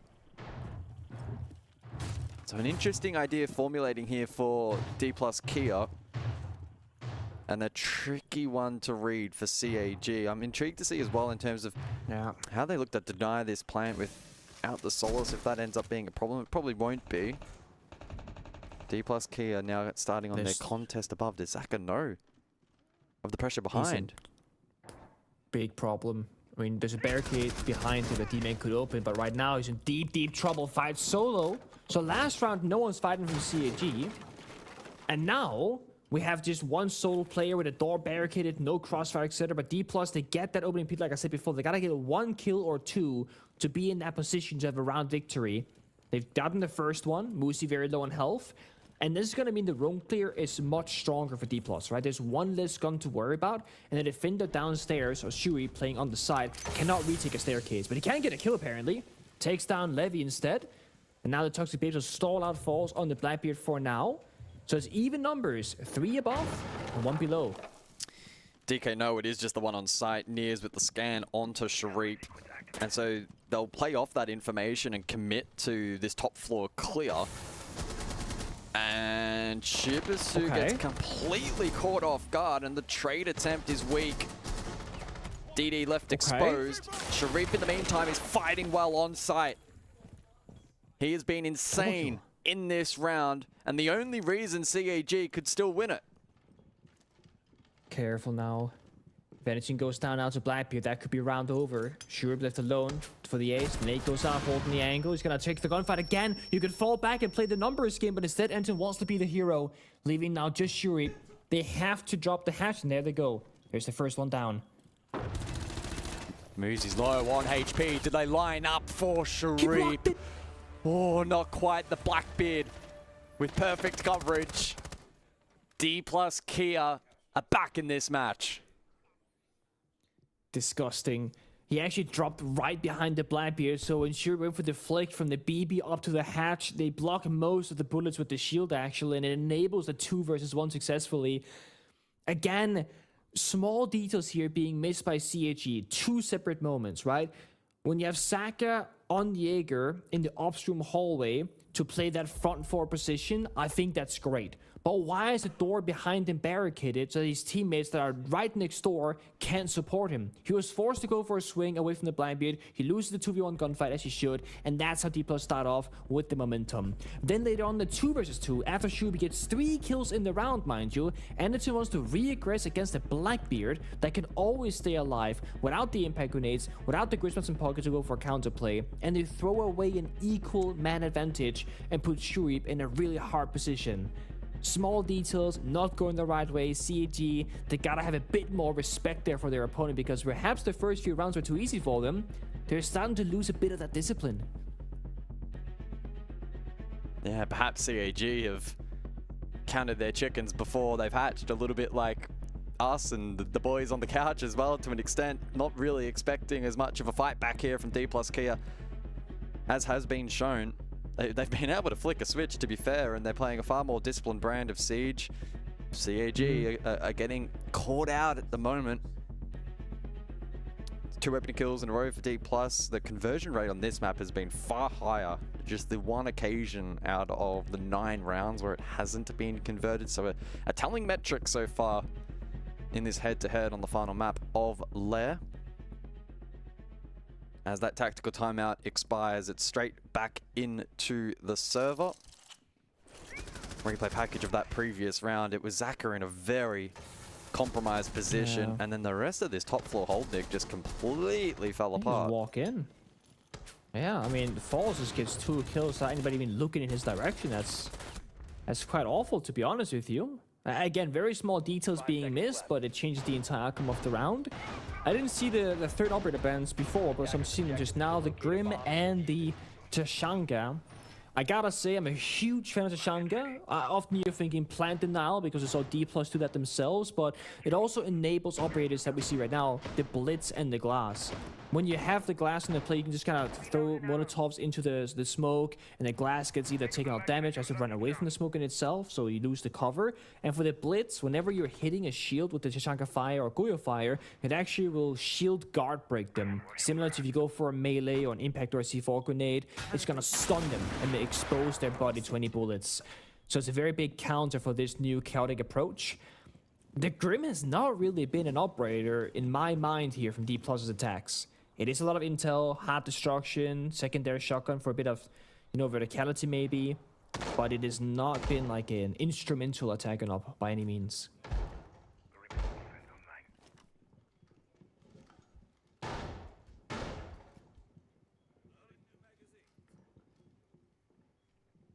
terms of the pacing for these opening kills in the second half, it has been, in general, relatively similar to the first half, which was a little volatile into where it actually did take place. At what point in the round? Foles does have the diffuser here on the blitz, and it's quick control Skybridge side. No immediate direct contest from the CAG defense. This is the kind of position where the Glaz can be so lethal. We'll see Levy deploy a smoke, and in response, some utility. The Nitro, though, from Sharif, ineffective. Got caught on the wall, shot out by the shield, and so D plus Kia now taking that space. You feel that pressure in the server right now, CG don't want to make a mistake. But with that, maybe their risk assessment changes. When they want to make the hero plays before without having any fear, maybe there's a bit of doubt in the back of their mind now. If they dare take that risk. Sharif, who has been the hero many times before, has taken a lot of damage earlier and also spent his C4. There's only 50 seconds to go, actually, so if CG can keep holding on for a bit longer, that could win them on the clock. But look at this, they're right by the bomb site. A shield waiting for a plant, a glass to cover, and still smokes in pocket to enable the glass. But they actually trade util. Toxic bait for smoke grenade. Deepa's either gotta go right now or go without util later on. They're gonna go now. Oh, a team kill. I think I saw that in the kill feed, but it may not matter. CAG just clean up in the blink of an eye. The execute does not work for D+. Credit to CAG. 2 match and series points here on Lair. That round out of nowhere. So essentially what happened was that the final smoke grenade from the glass was spent on the bomb site door, and glass was gonna cover the bomb site with blitz sprinting on in, but then a toxic babe from smoke on defense was tossed in as a response, and D+ are like, okay, do we go, do we not go? Okay, we're going. But then a lot of things happened. The kill feed didn't show the whole story there, but I think Shuri got a enemy kill and a team kill in quick succession, so that was chaos. D+ had already lost a member earlier on, and then C4 went out, got a second kill, leaving only 1 or 2 attackers left, and that was pretty much it. D+ trying to go for a very direct approach, playing for the plant, playing around the post, but they didn't get all the way there, so their round ended earlier than they would have liked. They go tertiary once more, but this time they have the ace up their sleeve, if you will. It's going to be the Solace finally being brought to the table. It is so uncommon to see this tertiary bombs out of kids' bunks without having Solace. It just shows you where the plant is going down, where the drones are, what kind of gaps you can see upstairs. And you can also track important operators like your Blitz. If a Blitz is walking around the building, shield in hands, it'll show a continuous electrical device as the shield flash. It's always like active, if you will, and you can just kind of click it to make it pop. So you can actually track operators like the Blitz continuously, and it's going to show you if they're going for a plant downstairs with a shield, or if they're going to go upstairs for a roam clear. Not that there's a Blitz this time, though. It's going to be the Blackbeard instead. Can't quite track him. But if you try and plant in the smoke with the glass, you can figure out where that's going to be happening. So CAG 1 round away from confirming their spot in the grand final. The loser to take on the victor of the match later today. Scars and Kinotrope sure to be an interesting matchup. And that lower bracket final will be tantalizing. Neither of these two teams, though, will want to find themselves in that position. Just the one slot for EWC in APAC North. It's cutthroat. And both of these two teams will feel as if they are a serious shot of making it. But at the moment, CAG in the lead in a strong position. Oh, Levy gets the first, though. Great angle onto Chibisu. Drops the Solace. And just like that, D+ here have top floor control. Flip the switch from a slow burn to a fast push, and they get so much, but they don't want to take too much, right? They got what they wanted. Now they got to kind of rebrief, reset the round, get the flank drones, lock down the staircases, don't get overzealous here. If you're gonna go for a swing at Blackbeard, you better have a gun behind him if you want this fight. It's Anakin, 1 spare Grisman in pocket. Look at the attacker silhouettes though, they're just watching the flanks. They still gotta do a bit of the vert, they got Mitty on the sledge doing that right now, and then they're gonna have options later for the bomb site. But they have lost all their smoke grenades for this upstairs take, which means when they get to the site itself, it's all down to Falls on the Blackbeard to figure out how they can piece it together. Not the glass, just the Blackbeard. They've established so much vert, but CAG are refusing to expose. And Anderton is considering a flank. Levy, though, as you can see, is prone and ready and waiting. Dedicated flank watch, and that's the beauty of having a player advantage, courtesy of him finding that first kill. 30 seconds on the clock, and the smoke's now to be deployed. Levy gets this kill, it should be round over. And I imagine Anderton won't have a read. It would be one hell of a swing from the Ella to win this fight. Elsewhere, utility being deployed from the attack, and Anderton actually did strike a first blow. The kill, though, not confirmed. But the plant will be. Good work from Foles. And Levy once again hitting the kill feed. Sharif will come in late. Winnable. And it actually is a 2 versus 2. Is there an opportunity here for CAG to play spoil in the final round? It will be the final round if they win it. Forced outside. Falls on the Blackbeard. Sharif needs to close the gap and gets smacked to the ground. DD Man is so low on HP, stranded above, forced to drop. And will probably have a similar fate. Gets the guard break, but Fall survives. Didn't really matter. Not much time left if there was an eventual 1 versus 1. D plus Kia cling on for a little while longer. Highly risky play to start off the round, right? A quick, aggressive, and confidence-inspiring push. They have finally found that 6th gear. Playing to their own expectations, playing with that confidence to back it up. But they're in a position where it's still match point, right? CT by Varel need just 1 round, 1 clutch, 1 mistake that they can utilize. 1 round where they might get the opening kill themselves, actually, because that has definitely been one of the difference makers. D plus now consistently and reliably finding a pick, not losing any bodies. And the playmaker in Shurip, who was so lethal in the first half, has been shut down round after round. Meanwhile, Falls and the Blackbeard getting really good at staying alive, establishing the plants, putting glass in the mix every once in a while, and they're finding success. The Space and Bomb site, 6-5 is the scoreline. It's the 3rd map of the series. Winner, of course, takes all. Loser will go to lower bracket, so it's not going to be the end of their road here. But it is number 1 versus number 2.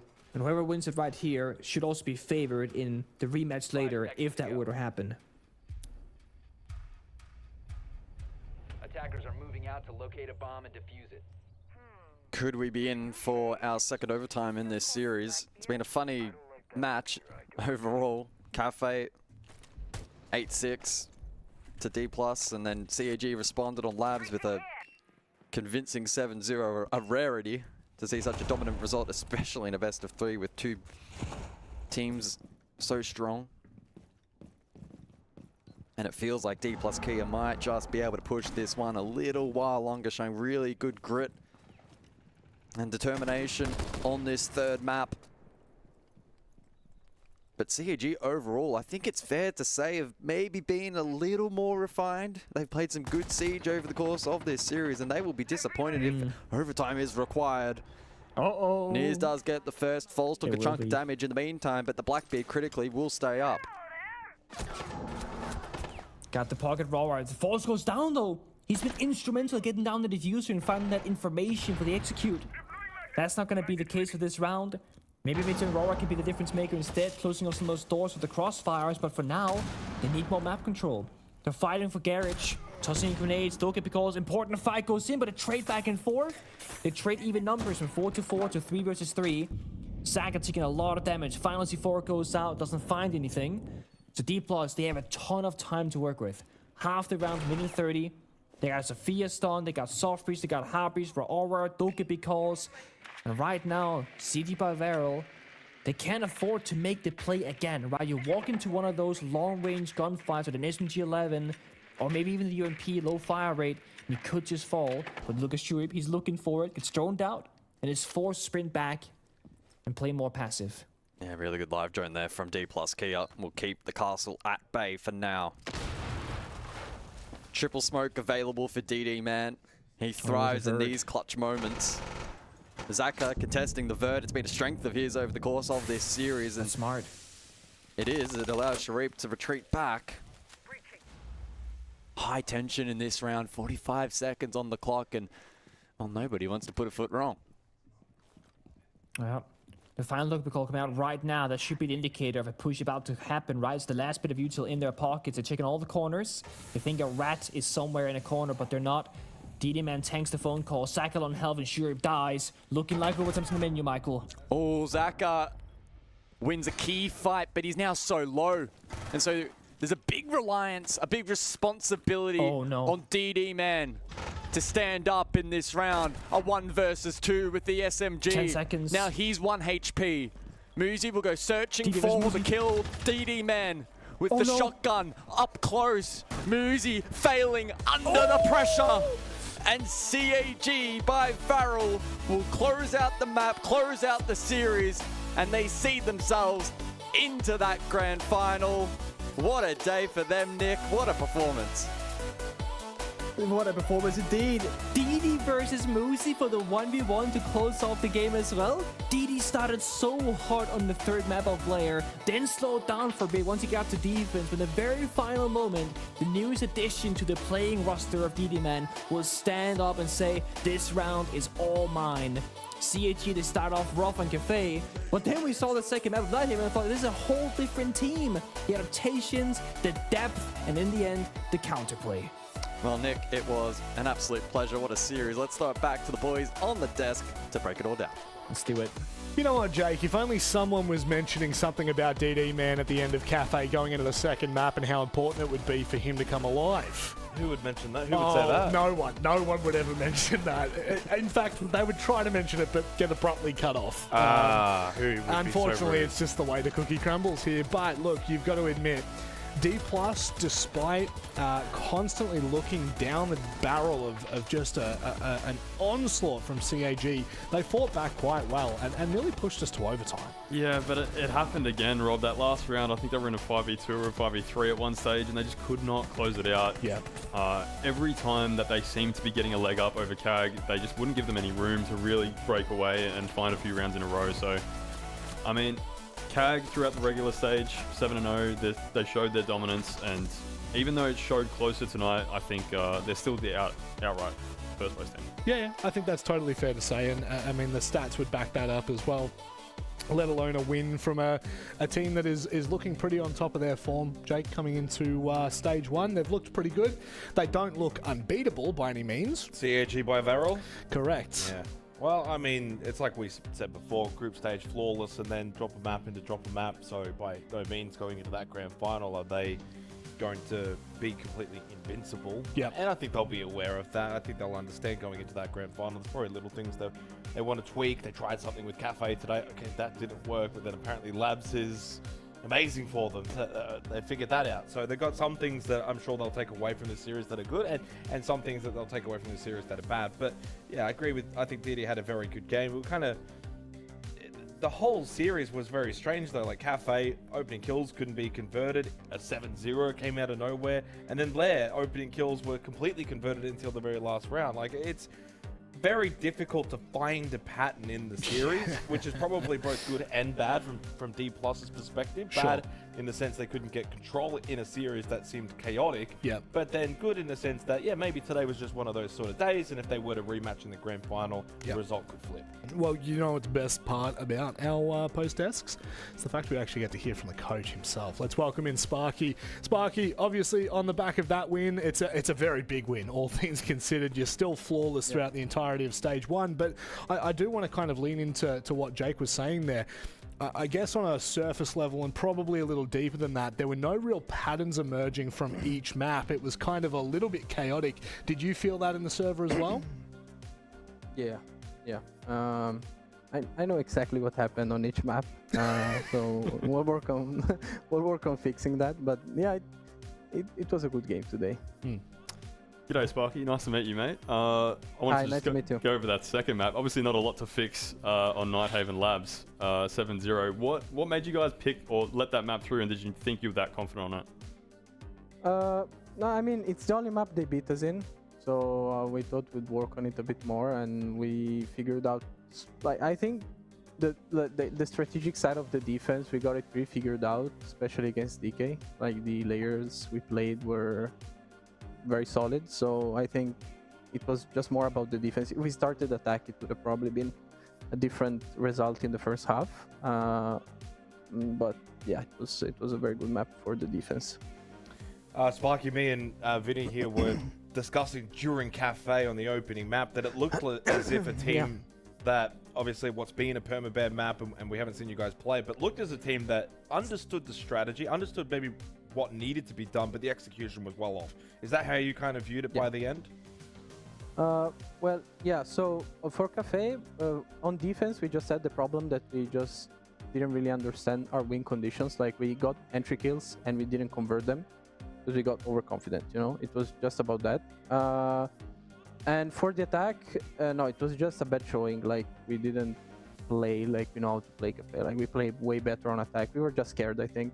It was, you know, first map, going on attack on Cafe, first official game on Cafe, but could have gone 7-3. This game could have gone 7-3, 7-2 if we didn't, you know, throw a couple rounds on defense. And if we actually played like the first half of the rounds on attack, like the first half, if we were a bit more solid on that, like take more map control quickly, set up some entries and stuff like that, we could have beaten them on attack as well. So I'm not really concerned about it.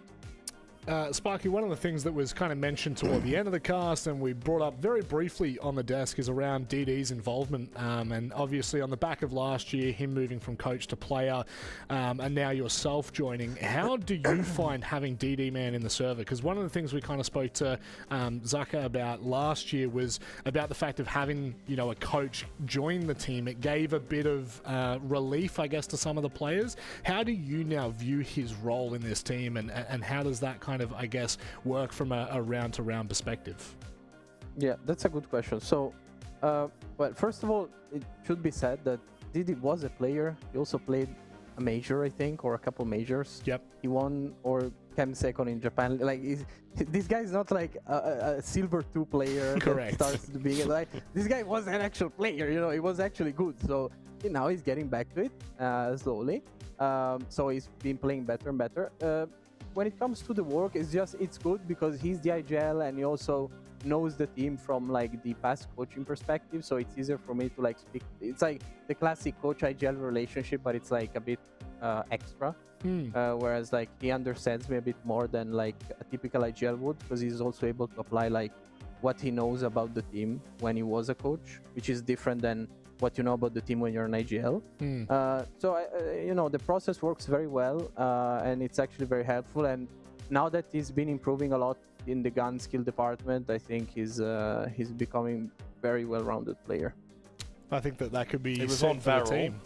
Hey? Then it was on Varel. Correct. Then CAG. Yep. Now CAG by Varel. Yes, there's a bit of magic to it. He was actually, you know, I'm going to throw this back while Sparky's on here. He was actually one of the first Tier 2 players to ever beat CAG back in the day for the RJC, I think it was. So that really goes to show the tenure and the history. Where that's DD man definitely has it. Look, Sparky, I would love to keep you on, love to keep talking to you about kind of this matchup, more so probably the next matchup, which will be the grand final. But unfortunately, we are starting to run out of time here. So what I will do is I will leave you with your final comments, whatever you'd like to say, whether it's a comment to who you'll verse in the grand final or to your mum and dad, I don't care. It's all yours. No, just thanks to the fans, thanks to the sponsors, and enjoy the next game. Oh, Sparky. I love that. Thank you very much, mate. I'm just default. Yeah, no. But short and sweet, and that's what I like. Just be concise with it. That's all I care about. Sparky, thanks for joining us, mate. We'll see you next Playday. Thank you. Bye. Obviously, a grand final to come for Should have asked him who he thinks is going to win the next game. Oh, that would have been a better question. But, you know, I like to let people shout their mums and dads out. And he didn't even do that. He did not even do that. I said, you want to shout out your mum and dad? No. Nope. Just want to say thanks, fans. Thanks, game. See you later. Look, Sparky, I think, is a tremendous addition to this region. It's been really great to get some insight from a region that we really used to struggle, Vinny. We've really struggled to be able to connect what we knew in APAC North with, or sorry, what we thought we knew in APAC North to what's actually happening. He starts to bridge that gap. But moving forward, obviously, our second series, Scars and Kinotrope. I mean, boy, that has good tidings. Yeah, I really hope we get the bloodbath that I think it's going to be. Just based on last week's matches, both of these teams really wanted to bring chaos to their matches against teams that probably play a little bit more structured than they do. Yep. And it worked for both teams. I think Scars showed a little bit more over Kinotrope last week, but I think it's anyone's game tonight. Quick one before we go. Love your quick Here we go. ones. Stats, man. So what was the major that DD played on when he was with So Barrel? he made a comment to the major. I was not aware of this, but if I was to say something, it would be the equivalent of the OS major. So the Japan. Oh, it was a major. It Last was a ecosystem. major. Copenhagen? Copenhagen? What did you say?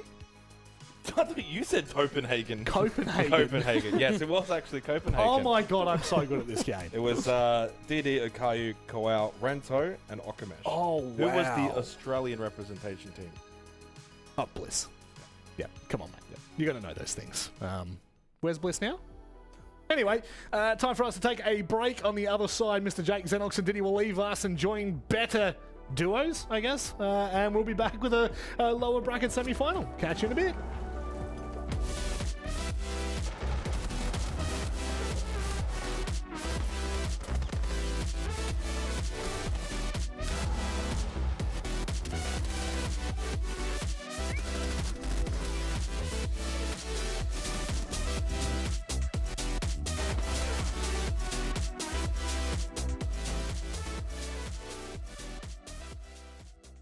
처음에 공개됐을 때 트레일러를 보고 이게 진짠가 하고 좀 현실 부정도 했었고, 그리고 진짜인 걸 알았을 때 엄청 기뻤고, 이제 옛날에 제 정감이 가던 캐릭터 중 하나니까 막 주변 사람들한테 얘기도 하고 했는데, 이게 제가 5살 때 즐겨하던 거다 보니까 이게 최근에 그 저보다 어린 선수들한테는 약간 그 모르는 이야기더라고요. 그래서 좀 씁쓸하면서도 저 혼자 재밌어하는 그런 상황입니다.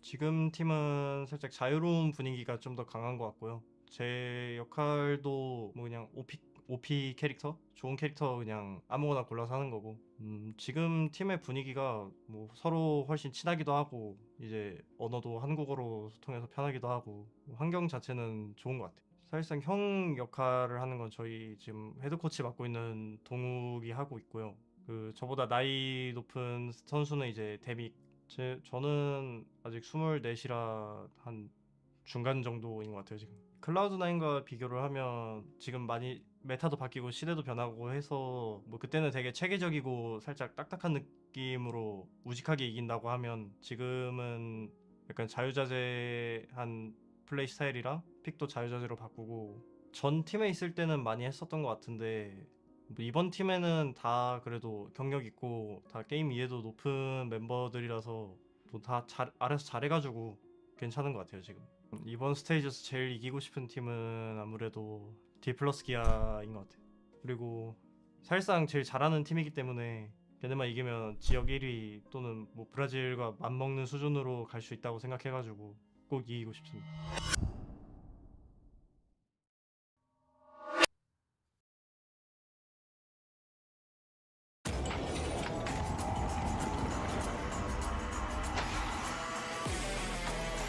They've come out windmilling like an Englishman looking for a scrap. But talking of a scrap, Pino! If he goes uncontested and the kick goes cold, that would be devastating. The grenade goes through, that's the swing!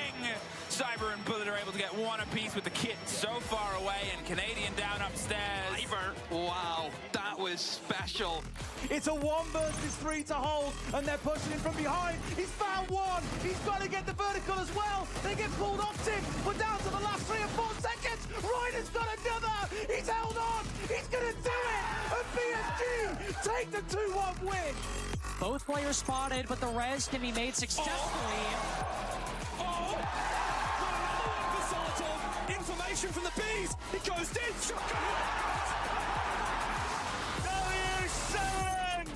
They cement themselves as one of the greatest of all time. He's starting to get cooked alive, Ollie, but he's using the stim pistols. Look at this from the dock. Surely not. Brilliant! That's play of the year in my book. Plays the game, hits the old body, doesn't quite catch it. There's the impact. He gets it! There's the dash! He doesn't have the confirmation. He's going back, he's not quite sure. He definitely has a few seconds. Stick it, Ness, stick it! This is an angle that he might be able to contest. No, unfortunately, he takes just a bit of damage there. A walk, I guess, the second one. Eclipse, though, will get one, turning it into a 2v2. Now they push it on the side. The Bandit will lose out on this. Eclipse, the last alive on the Ella. Spots the head and takes him down. The ace for Waka. He will down VC. Canadian positioning to pick up, but that's going to result in a double nade from Vertical. That's 4 for him in the round. Necroc's the final defender against Vertical. The ace, absolute domination. Believe in magic, Michael! Team 1 does as they win the Mexico Major!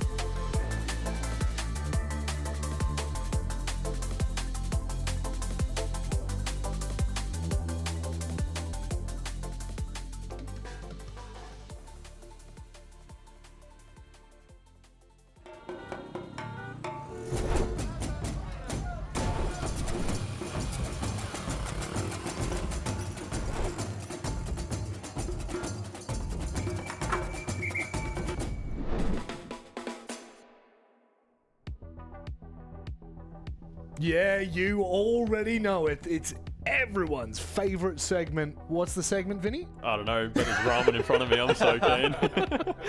It's our ramen rankings once again.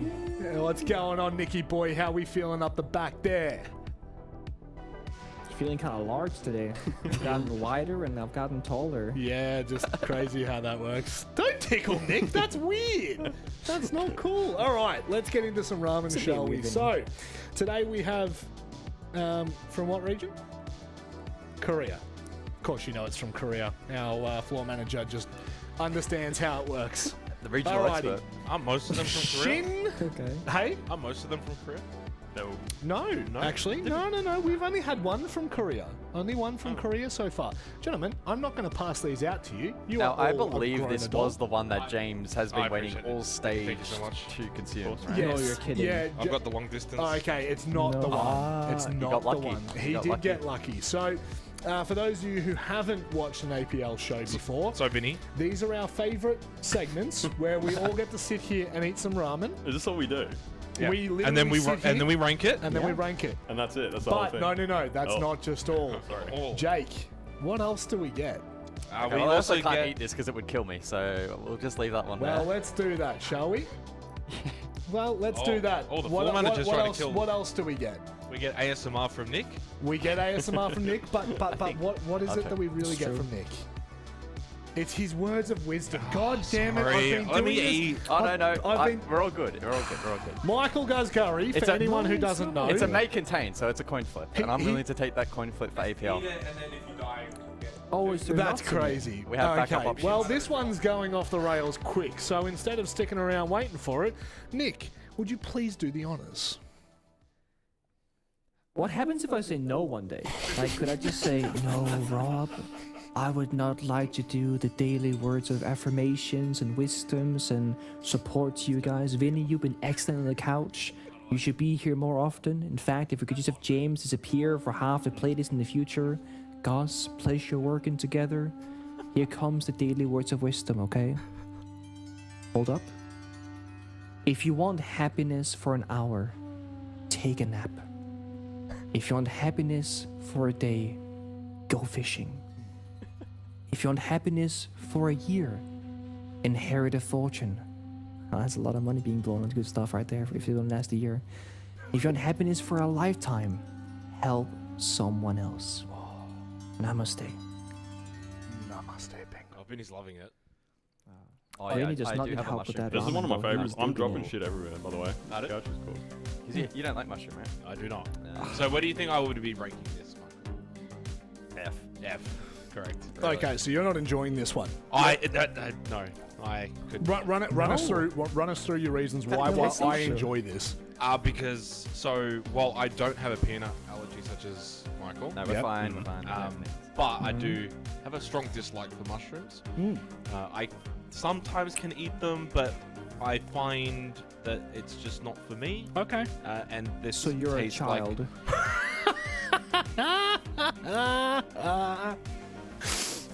That was crazy. He looked directly at you as you said that. That is nuts. He's doing so much play-by-play. It's not even. It's. I hope you're ready for play-by-play, Nicholas. Well, I don't think I'm ready for I'm ready Jason. for your analytics, man. Well, that's what bring I'm it on. Oh, a bit spicy. Rob's dying. This one is a little hot. It does have a bit of a kick. I wouldn't know. Thank God I have the cough button. But yes, no. Mushroom is just not God, yes. particularly to my liking. All right, let's get this baby on the road. Oh my goodness, that has a little bit of a kick to it. I didn't Can I expect have that. a look-see? Nick. Ooh. Yeah, we got a nice like kind of red to black It's ratio giving here. Binding of Isaac. Oh yeah. That's an A right there. Oh for me. shit. Okay, so Yeah. we're kicking off really strong here with an A for branding. So Yeah. you've done well. It's not that spicy, Rob. Relax. No. I got a chili pepper stuck in my throat. There are chili flakes in it. So Yeah, is that one fair. just instantly hit my throat. All right, so if we were to go around and get our rankings here, Vinny's still eating it, so I think I know. Jake's out of play. F up. Oh God, you are. Why do we give you a handheld? I thought I was done talking, so I turned it off. But no, Okay. F. But I feel like you maybe want to exclude. It's me kind of from like this. the. It's not really fair. It's kind of like the gymnastics at the Olympics where Okay. they just like X out the outlier scores. So Yeah, Jake is just I not think a part of this mine is the conversation. outlier score. I wouldn't really take it into too much of account. I'll say, I quite enjoyed that. Yeah. I think that's above a B tier. I personally am going to go an A tier. Sweet. I like the chili. You're not agreeing, Michael? I think it's just a C. I think it's just Ooh. average. Maybe B. I could maybe be convinced for a B. Oh, this is disappointing, boys. This Yeah. is really Where disappointing. are you going? I mean, Tiebreaker, Vinny. I'm slightly biased because I've had this before. Uh-huh. Shin is like the OG ramyun. It's very good. Okay. And it's very versatile. There's a black garlic one that I've had a fair few times. No, this isn't the black garlic one. We'll say I know, that for I know. stage 2. So for the base one, probably an A. Yeah, see, I'm on board with. I'm starting to sweat now. I can feel it coming off my nose. I'm going A as well. So we've got an F. I stand by B. I'm happy to go B. If we can settle on a B, Are I'll we walk away happy to bend our? Not to a B. Nah, I Well, agree. there's 3 A's, a B, and an F from Actually, someone that yeah. doesn't. Hang on. We need someone to average this out. We did. We've got an averager here. 3 A's, a B, and an F. Actually, to be fair, the F is completely wiped off. I could be convinced to go to an E. Great. You know what, Jake? If you took your analysis out of it, if you were like, you know what, that's just not for me. Yep. Where would you leave the pool? We've got A branding. We've got 2 A eaters. I think the branding. I genuinely agree with Nick. I think the branding's actually really The branding's cool. one of the best. Yeah. Does the branding win you over? We don't have a branding ranking board, No. but don't? if we did, it would be A tier. A tier. Yeah. Okay. Well then, Michael's opinion of a C, but could be pushed to a B. Are we happy? I'll be to honest. accept- I cannot give any input on this taste-wise because I spat it out immediately. Okay, fair enough. Well, on that note, me as the host, I'm going to do what I do best. I'm going to override everyone's decision. We're going with an A. Come on, Jakey boy. You can do the honours and you can give us an A. You know, this feels a bit strange Please giving this try an not A to stream. considering I just did not like it whatsoever. Oh, darling. In fact, Everyone, the only way that I would eat it is if hang you on, made hang me. on. Oh, I don't like mushrooms. The world's smallest violin. Oh, I can't eat peanuts or I'll die. That one's not funny. You can eat a mushroom and still live. At least I like peanuts. All right, once he sticks that in the Hey, cork ball, we're when getting I was out a of kid, here. I had peanut butter. I just went red, and my parents were like, "What's going on?" That's Like, not too healthy. I like peanuts. How's They that, just Rob, want to for kill me. your board? I think that's actually well put together. Or is it too that's low? kind of completely off the it's mark too there. low. A little bit higher, mate. Oh God! All right. Well, on that How's note, that? You're a shitstirrer. let's get back to something a bit more serious, which is kicking Jake Xenox and Diddy off the I set. just sat down. I know you're I very. would You know offer. what? I would offer my ramen to anyone, but I did spit. Very back true. in, You so can I'm- hang out for a second while we introduce you to the ticketing for EWC. That's right. It's just around the corner. Nice. Nothing but 2 weeks away until it kicks off. And then 3-4 weeks away from that, we will be up and running. What are you doing over there, Jake? You've actually been muted from what I've been told. The production actually don't care. Come over here and say it into the mic. Thank God. On the chest, I'm leaving. All I'm saying is, thank God that the full graphic was up there. R6S15 for 15% off at checkout. That's to come and watch your favourite teams play at EWC. And just after what we've seen today, I mean, if your favourite team's CAG, you never know, baby. They might make it to the finals. They've done it before. Michael, will they do it again? I just can't believe Jake's afraid of mushrooms. Did he have a bad experience as a kid? A mushroom phobia? Is that what he's got? He's got a phobia for mushrooms. Mushroom friend. Mushrooms are scary. I hate mushrooms. I'm a 13-year-old child. I don't like mushrooms. Anyway, let's move on with this one. We're going to get underway with our semi-final in the lower bracket. Mushroom.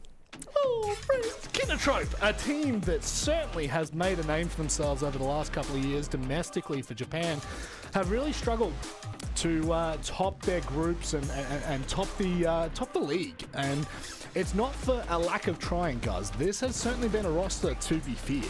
No, they've always been on what feels like an upward trajectory, but I think it's more so a reflection of where the league is kind of at and how difficult it really is to break into the very top echelon here of APAC North. And typically they've been overshadowed historically by Scars and of course CAG, and whilst that hasn't necessarily been the case with just now being CAG on top, of course Kinotrope actually did top Scars in the group stage, 14 to 12 in points. So they actually go into this matchup, I think, with a fair shout of a good result. And I'd probably go as far as to say that with this new look roster, they're probably favourites. Well, that was one thing we were talking about, Vinny, wasn't it? Gatorada. He's back. I was so excited when I saw him today. I haven't really been keeping up too much with APAC North, but as soon as I saw his name on the team sheet, I thought there might have been a mistake. But yeah, he is back. Probably hasn't had the stage that he quite would have liked on his return. Just sort of been around the average, and Aegate has been the one that's been really out in front, sort of willing his team across the line with a few of those matches. But yeah, as Guz said, there is a very real chance that they're the favourites coming into this. Obviously, they were come in as the 3rd seed, and Scars in 4th. But as I said at the end of the last match, I do think that Scars showed a little bit more last week. So yeah. Speaking of the devil, let them appear. Scars, a roster that dominated the Japanese region for it was nearly 2 years, if not over 2 years. They cleaned up domestically, and then every time they went internationally, we almost thought that they were going to be able to do it, but they just continued to miss the mark. However, guys, this roster has a lot of experience, some massive names on it, and as Vinny just alluded to, they do look dangerous. Yeah, it feels a little bit like a team that had that international exposure and experience, and it was maybe a little more traumatizing than it was educational, unfortunately, for them. And they haven't quite been able to reach those same heights, and with how the slot allocation has played out as well, probably hasn't helped them.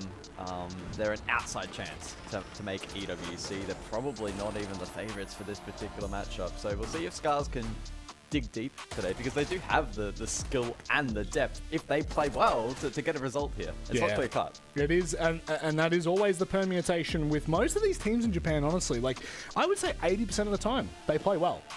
and then 20% of the time, we really just seem to go missing. And then we see stuff like the second map in the last series where just a random 7-0 pops up, and you're not really sure where or how that happened. But yeah, as you said, both of these teams have such good gun skill across the board. So I hope that we get a maybe not a 3-mapper. We'll see how the night pans out. But I want to see lots of kills.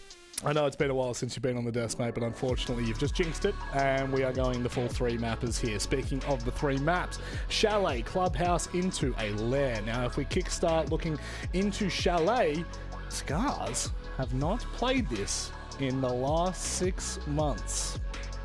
Yeah, and it's been a bit of a mix in terms of the ban rate, 5, 4, 7 against. So it's actually one of those weird situations where despite not being played, it hasn't been a straight permaban for them. A lot of instances when you enter a playoff at this stage, teams will have 1, maybe 2 maps that they have kept hidden.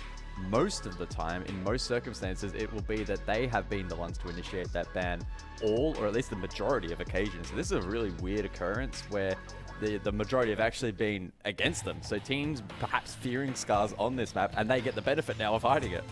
Yeah, and we saw it once tonight, a team playing a map that we haven't seen before. I knew you wanted to say it, but I wanted to get in first. Mate, I know. But that did not pan out the way that CAG would have wanted, so it's interesting to see now that Scars are able to pick this map. Yep. Let's see how well they prep for it. Yeah, let's hope that they can lock in here. Kinatrope with a 3-0 record in the last 6 months, so they're very comfortable on this map. However, the last win leaves a lot to the imagination. An 8-6 overtime victory against Trippy Main Telecom. So that's probably a result that you would have expected to be a lot more clear-cut given their record. However, we know what Siege is like, and teams on their given day can chop and change quite a lot. Jake Zenox Finditi. Do you have me? Oh, mushroom. Mushroom. Oh, mushroom. Mushroom man. Oh, this guy left the cough button on. Okay, he stitched me up. Oh, okay, whatever. Anyway. Wait, it's a toggle button. Okay. Yeah, it's apparently a toggle button. Then he left it on. All right, let's get into this one. It's good to be... Michael did a great job. It's good to be with you, though, Nick, and I'm sure you're happy to now have an actual play-by-play and not whatever Michael is. You know, I always want to say that I like a person who tries very hard. Michael did try, you know? So just because it comes natural to you and you're good at it, doesn't mean that I'm going to appreciate you more. Try indeed he did, and well, for Kinatrope and Scars, time to try. Mate, I'm the king of the segue. Nick, you got to get used to it, okay? You think I'm going one way, but I've already started going the other. I'm now turning our attention to this game. It's one that obviously has high importance in this lower bracket semi-final. The future opponent for one of these two now set in D+. Well, Kinatrope obviously a decent stage, and I'm sure everyone's pretty content with what they've done thus far. For Scars, competitive against CAG by Varel back in that upper bracket semi-final. In fact, Nick, they probably could have won it. 8-7 their way on Fortress on the opening map, then lost 6-8 on Lair. Bank, well and truly, they got smashed, but very competitive. Scars, for me, favorites in this matchup. On their map pick of Chalet, they start defense. I have a soft spot for Kinatrope, I have to say. I think they play some different steeds, some funky strats, some Maestro. They were playing on my Jaeger before they became meta with the most recent patch that came out. And I feel like we don't have the most creatively expressive maps here in Chalet and Lair, but just wait until we get to the second map of Clubhouse, okay? That's where Kinatrope can be the difference maker. But for now, to lock it in here, they're on the attacks of Chalet. Nothing standing out of the usual norm here. They got a shield, they got a Deimos, they got a line, they're playing long, far away angles, and they banned away two of the key operators in defense, in the Asami and the Mira. That's gonna help you hold that extended room towards library. We saw Rex start the round, but they're gonna fall on back immediately off that first line scan. They do not want to mess around on the extension. No, not messing it around at all. This does, though, give a bit of space for Kinatrope to make their push in through Barstock. He's actually Gatorada on the buck. Eclair makes his way west main. Gator also on the trophy side, so they've actually got pressure both sides of the map early on here for Kinatrope. Recall, this is bedroom office, but first floor presence to begin with. Up the mezzanine now goes Kowal. But I like the fact that at the very least they are showing something on both sides here of this top floor. Yeah. It's very important to know that they have, Cow on the front side, they have hard destruction to the office walls, while they have both the Deimos Tracker and Bog downstairs. So they can really open up the bomb side from the up above, fight them from beneath. That's a direct counter to the clash, and any defender sprinting around the bomb side, as most of this floor is going to be self-destroyable. So Kinetro with a very good attacking strategy, something that we don't see all that often, but can be highly effective if you find these couple of players. Caillou rushing up Trophy stairs. Nitrocell doesn't hit the mark on him. He's now just going to hold that position, doesn't over-invest on the rush, instead stays Trophy side. 60 seconds remaining in this opening round. Slow approach from Gatorada. He may look to then put pressure Piano. It's a big nade indeed. Ayugator gets the first kill onto Washoy. That was also one of the Nitrocells. There's only one left now, the newly acquired one for the Wamai of Rec. You see how uncomfortable they are right now. Ukits and Fish-like, right? That's Osadinho. They can't find a comfortable spot to sit in because of verticality and the fear of the Deimos Tracker. Now they got Gatorada on the bathroom window as well. Cutting more across. Here comes in the blitz. They get all the kills. Yeah, they do. They flood Piano very nicely. I like the switch up for Caillou. Rather than over-investing Solar, they bring him back. They send him into Piano. Now they can get the plant, not even needed. The clash, not even involved. They circumnavigate around the clash altogether. That is some really, really good attacking that we see in the opening round. That was solid from Kinotrope. I'm telling you, the Kinotrope, they're a sleeper team for a long time, or the last year and a half when they were in APL. They were, I feel like James and I in particular were hyping up to be a lot bigger than they were, and they kept falling short, not meeting those expectations. Then we kind of let go of our expectations and said, well, they're not the team that we thought they were. They make, a couple roster changes, Gatorada, Aegir, they join the roster, and I thought, okay, now they might become a little Scars. A frag-heavy, fast-paced team, and it's gonna be like a worse version of Scars and a worse version of CAG. But that's not the case at all. Kinotrope here in Stage 1 of 2026 has been their own team with their own identity. They got the old strategical flair that players like Yakawa and Akayu were bringing to the table, but now they also have the entry franking power of Gatorada and Aegator, former CAG players themselves, and they have found this kind of nice mixed identity in the middle where they are a very unique team. And like you said, great first attack there from Kinotrope, and I very much agree. It's not a super common attacking strategy, but maybe it should be, applying so much pressure vertically and horizontally at the same time, and countering the Clash Operator without never really facing it head on. It's a beautiful way of utilizing the self-destruction the game provides here in Siege. In the second round, the lineup will change quite drastically. No shield operator on the attack, but they keep onto that map control and movement controlling operators. The Dogebi, the Lion, the Grim, the Nomad. This is all about finding people in those corner positions that you're playing for, mezzanine, top blue, etc., and weakening those individual positions, trying to go for an early man advantage. Yeah, it puts a lot of emphasis though on Kowal, probably with the air jabs to maybe get some dislodging. If he's not going to use that for any potential flanks, sometimes over towards fireplace stairs, you might pop one depending on if there's a roamer down in basement. But I like the lineup still though for Scars, because they actually can get a lot of information from Fishlike on the pulse. With Yukiz on that Wamai, they have triple nitro plus the catch that you now get, so they're really well stocked, plus trap utility between the Thorn and the Ella. This is not going to be an easy clear defensively on this top floor. Bar games, obviously, you want to get that library control. And I think that with Yukiz playing this corner position with the catch now and still having the threat of Nitro from this position, say throwing that at the windowsill, this is something that Kinotrope maybe haven't had to deal with before.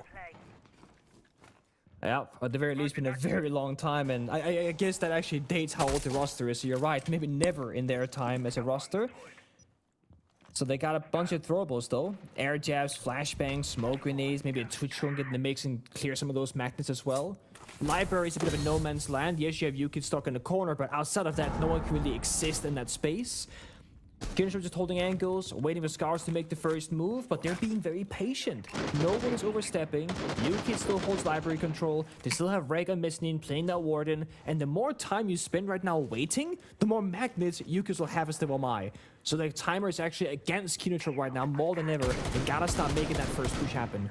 Caillou lurks over towards Mod to just open up the barricade. As he said, though, the time is getting quite low for Kinotrope. 50 seconds, still haven't cleared out library by now. Usually this has been cleared and an objective that's been usually dealt with. It's 1,000 magnets. There's indeed 1,000 magnets. At some point they're going to have to push in, and Claire will do that through the mezzanine from big window side. They get rid of Wreck. That's a big power play position that has been eliminated. Somehow Fishlike ends ends up dying to Aegator from Dining. I don't know how the Pulse should be dying there. He was Barstock originally, and in fact, ironically, it's Yukiz that's the one that's left. He now gets cleared, everyone else fell apart, and it seems like for Kinotrope, this is just simply a 3-2-1 where they've executed all at the same time until Nina finds two, able to stop that plant from going down. As Kawau able to go on, grab the kit, and Claire gets the kill on the drop down. A strange round, but credit again to Kinotrope. They all flooded at the same time. Oh my. I mean, we're looking at the frontal takeout. Yuki's in the corner. That's going to be the mainstay player, right? He's going to be first in action or first to die. That's the expectations for the round. Then the story became Kinotrope are locked out of the building. They can't find the opening pick, and they can't find an angle in towards the bombs either. So it's going to probably be a chaotic round, or maybe even a loss for Kinotrope. But no, they brute force the problem. They jump in off his balcony, they fight Mezzanine first, and like you said, Yukiz, who was stuck in Library Corner, ends up being the second last defender alive. They take everything else. Dining, office, master bedroom, blue stairs control, the bomb site itself. A great push once more from Kinotrope. Problem solving on point, even though it took a lot of time, it came together in the end. This is a pretty early tactical timeout on the opening map of Chalet for Scars, but admittedly, the first two rounds, they've not really looked likely at all. You've got double opening kills that have gone the way of Kinotrope. They're clearly having better control. When Kinotrope decide they want to do something, so far in both opening rounds, they've been able to execute what they've clearly been setting up to try and accomplish. And that's where the concern probably would be for Scars, is at no point have they been able to counterattack, essentially, disrupt what Kinotrope are doing, and get themselves into a position where they're leading in the round. It's actually quite passive defensively from Scars. Yeah. Yeah, first round, right, you're playing around the Clash, for example, trying to hold things down horizontally. Second round, you're playing utility in Library and Mezzanine with a Warden, a Shield, and Magnets. Scars historically have been a very aggro-heavy team, and they play the game of disruption.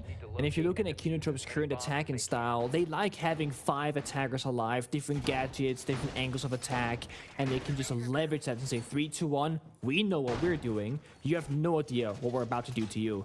So I do feel like if Scars want to go for it, you gotta change up the conversation. What that means is, right now, you try and go for an early kill. Disruption. Even if you trade 1 for 1, so you go from a 5v5 to a 4v4, you're removing a key operator from Kinotrope, a pivotal spot, an angle that's not being held, a gadget that could be crucial. For example, if you take down either a Claire, a Caillou, or Aegator right now, that Scrim, Deimos, or Lion, super high value target. So it's super worth it, I think, to try and take a bit of a risky play. This is Chalet defense. It's similar to Bank defense in the sense that you don't have a lot of areas on the map that is super comfortable as a defender. You have holographic scopes mostly against all ACOG scopes as well. I mean, Akali in this round actually with the big sniper rifle.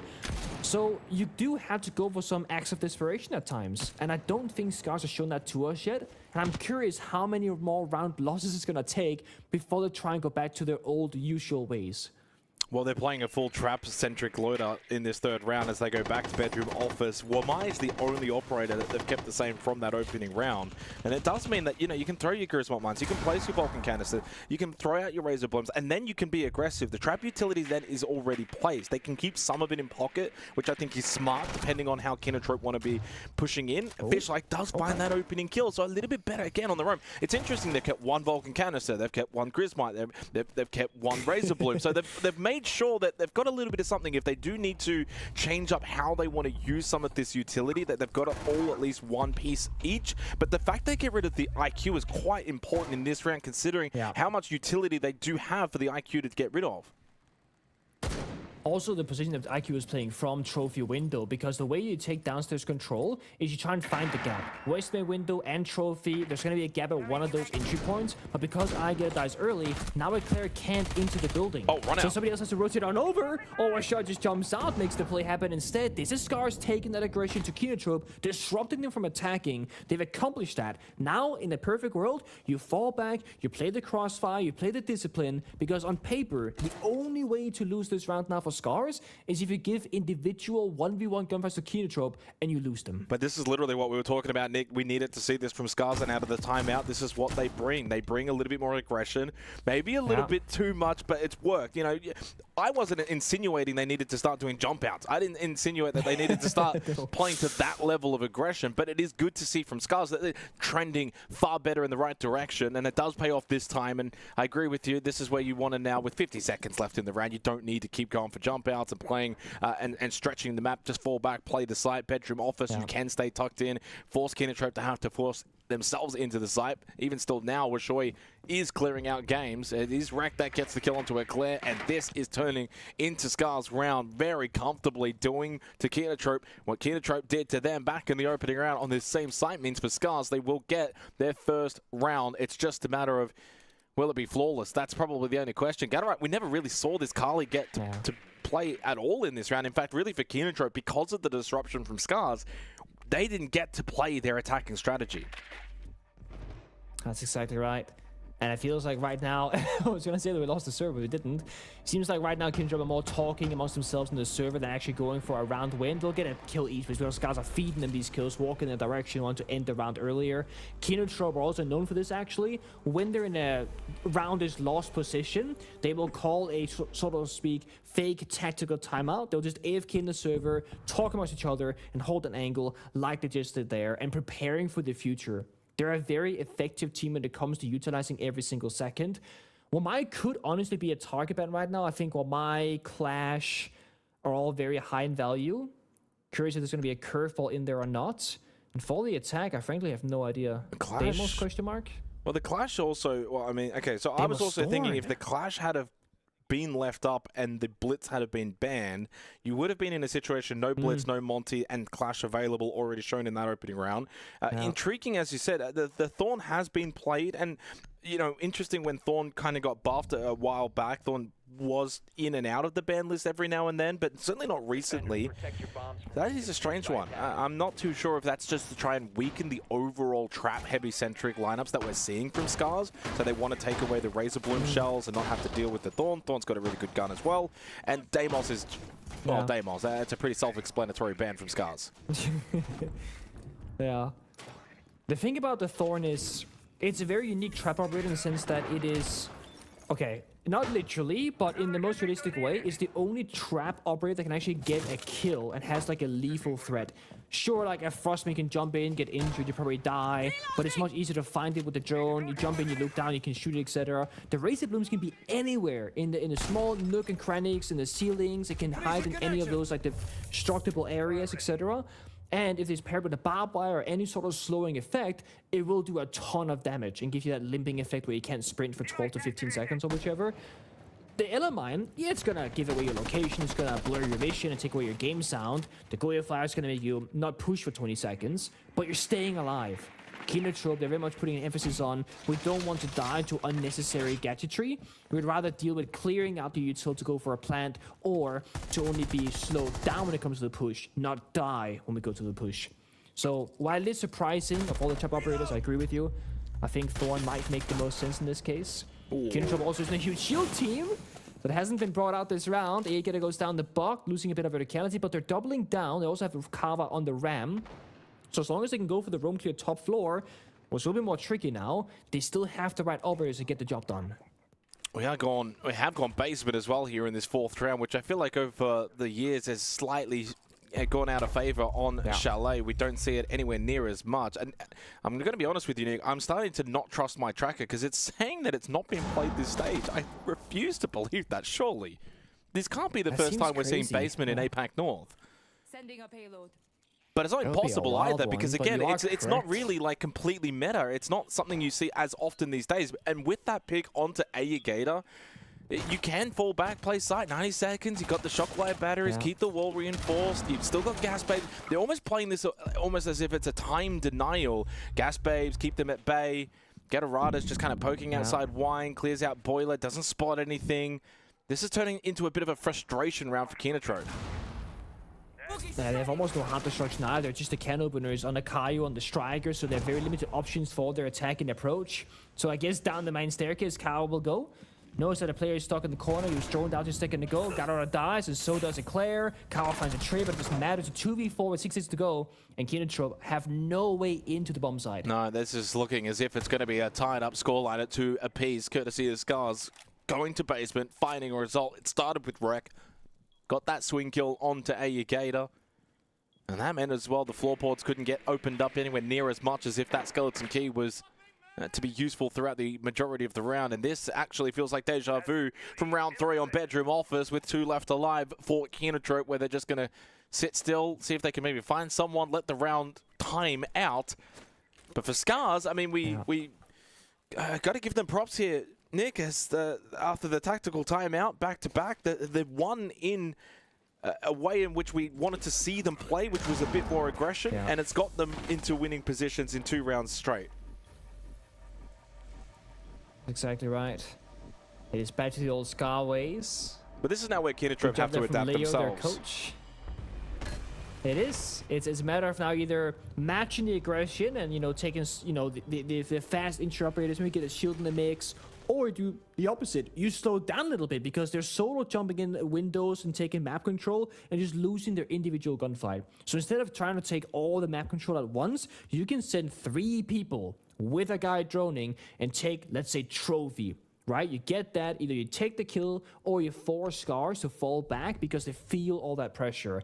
So the good news is Kinotrope have a ton of ways to solve this problem. The issue is, it's not as easy when you're an active player in the server because you're all feeling that the problem is something else. If you're the guy who jumped in trophy window, for example, and died to a guy roaming, we don't know if they said it was clear and it wasn't, like it was a missed drone. They don't know if it's a guy saying, I'm gonna skip a corner, I'm not gonna drone all of them, I'm just gonna jump on in. There are so many ways that things can go wrong early in a round in Siege because there's so many small details in every single round.